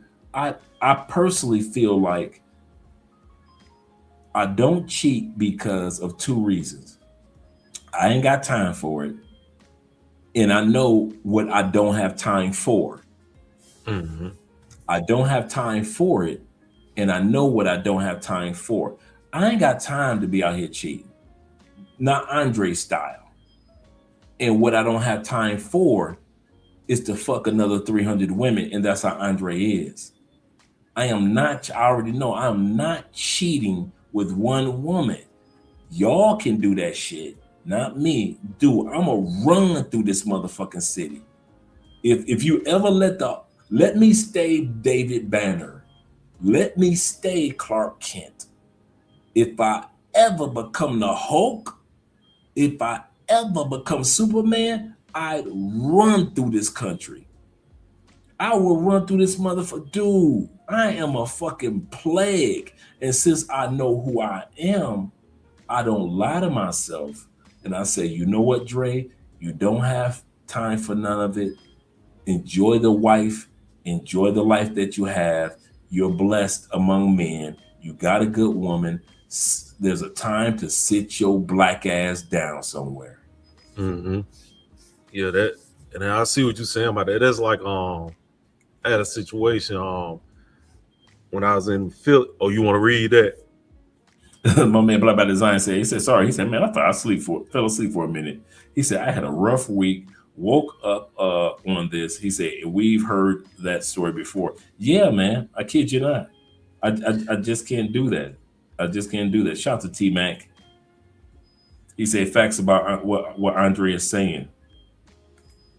And shout out to Black by Design once again with the Andre and Andre $2 love. And shout out to T-Mac still being here in the building and Black by Design. As you were about to say. Oh, but it was a situation where I had me and my homeboys in Philly, and I was getting ready to meet up with a chick that I had came across on my IG page, and I was in Philly, and we been keeping in touch. So I was in there, and I finally got up with her or whatnot. Mm-hmm. And this was my second time seeing her because I was up there for Halloween with friends who stay up there. I got a chance to see her, and then I went up there again. This was my second time seeing her. So my homeboy, he was like, "So you gonna, do whatever." I said, if that happens, it happens, but I ain't pressed for it. I just want to kick it with her. She feminine. Right. I just want to be around a feminine woman. She talks soft and all that. And I'm like, bro, I know it can happen, but I ain't pressed for it right now. Like they say, you can either run down the hill or walk. But I'm like, it ain't one of them situations. But I know when she saw me that second time, she hint to, I need to come down to Atlanta now. And I'm like, yeah, we gonna make that happen. Cause I know she said, but I be gone from home so much. So when I got back, I told her, when I get back, cause I'll be gone from home for a month, I want you to come down to Atlanta in February. but like, I just be honest with myself, cause I saw how I was doing in college with my daughter's mom. Uh-huh. And I think no more than, if I can do it, 2 and 3 for me. That's my max. I can control myself. 2 and 3, I'm good. I ain't got to do 300. You know what? And I kid you not, AMSM. I don't say it in a braggadocious way either. Yeah. When I sit back and I hear brothers say, well, I've only been with 10 women, or I've only been with 5 women, dude, I wish I could say that. I'm envious of dudes that haven't been out here, just out here like I used to be. But even with you saying that, I tell my friends, when I was in high school, I wasn't like that. But when I got to college, I think back on that now, and I'd be like, yeah, that's doing too much. You got to be picky and selective. Some chicks you be like, you shouldn't have fucked her. We know what we talking about. The 2, 3, the 12s in the mornings and stuff. Some of them chicks weren't worth. Cause like you say, after you buzz that nut and you come to your senses, you be like, you be sitting on the edge of the tub like, man, what was I thinking? What was I thinking, bruh? But I remember when I got caught, my daughter mom, she knew about one of them, but that one was the one I was messing with the most. And a female that I have hit that became her friend told me on me. So she questioned me about it, and I was honest about that one because that's the only one she knew. And I told her, I said, but this is how you met me. This is how we met. I was doing this when we met. And what they say, I thought you would change when we got together.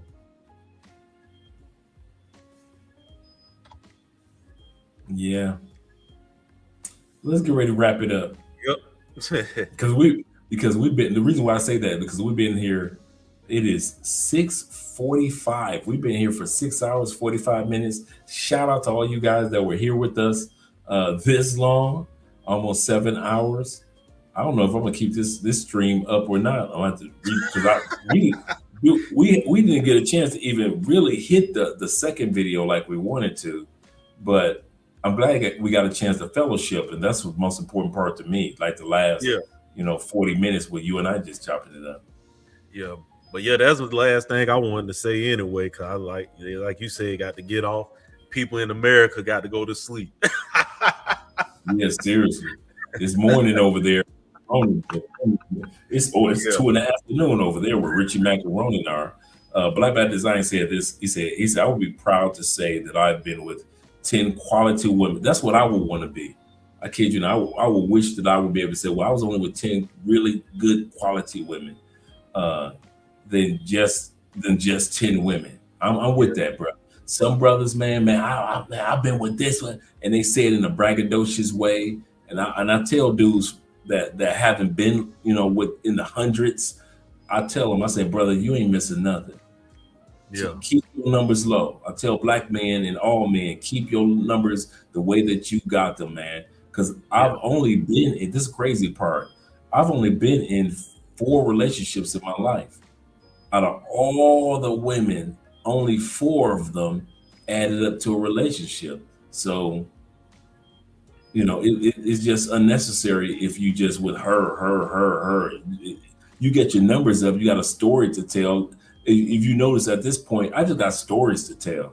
I don't care about those people. It's not like I miss it.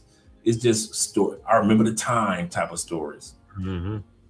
Yeah, because a lot of guys, like you say, for the ones who do have the high numbers, they don't never tell the truth that it's some ugly ones in that number.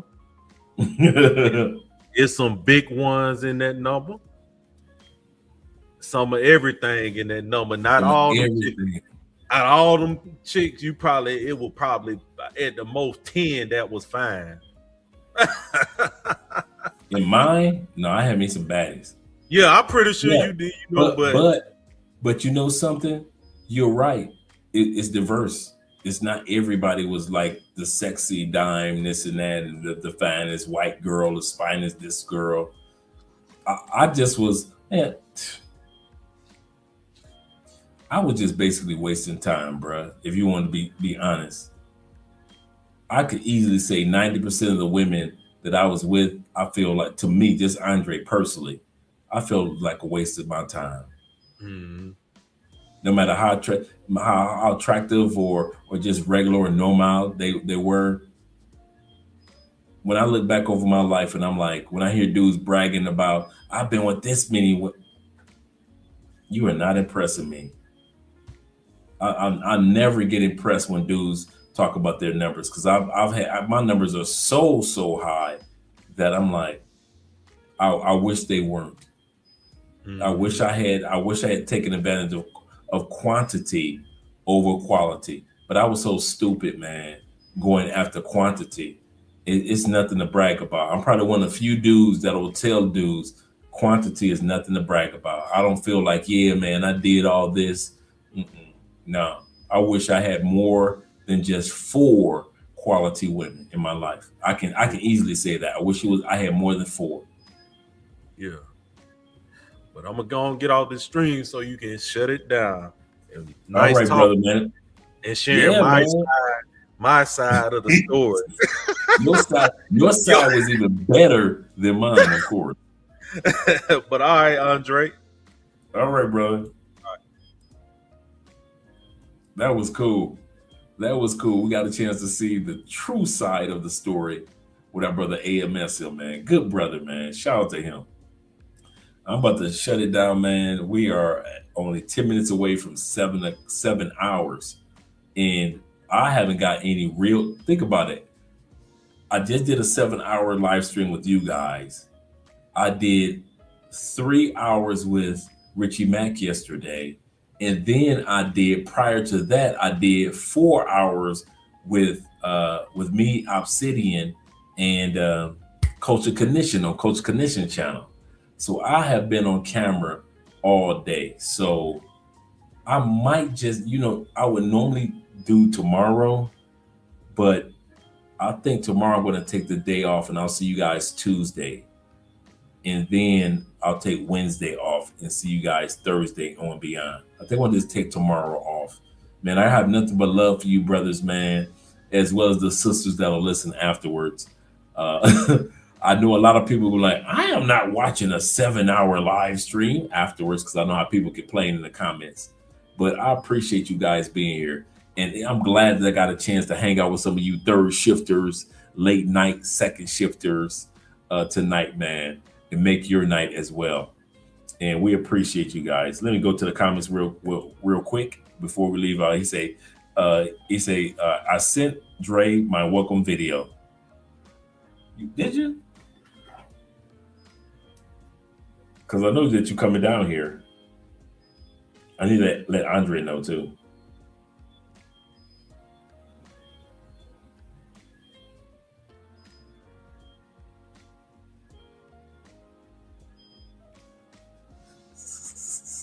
I know exactly how that feels too.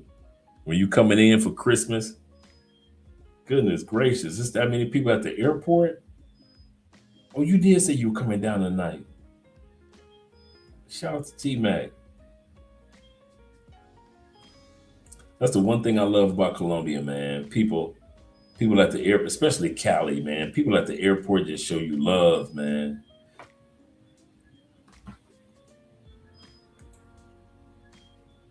He said, I love you, Dre. He said, love chat and love you, chat.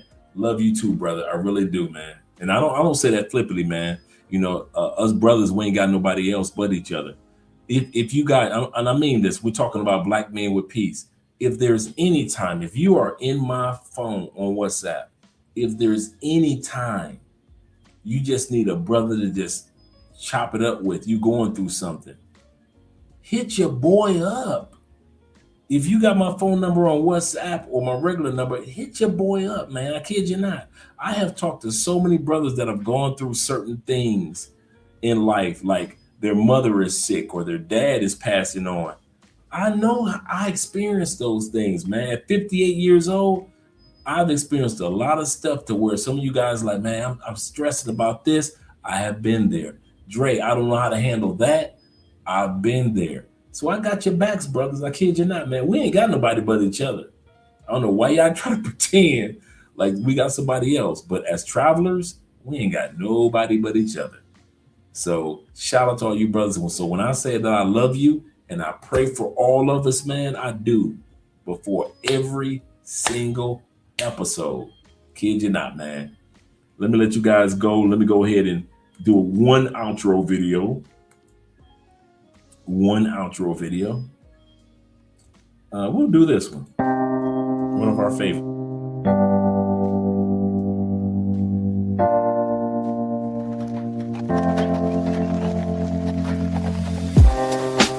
Living for weekends, wishing I could take a break from this world. Running on a hamster wheel, but searching for something I can't feel.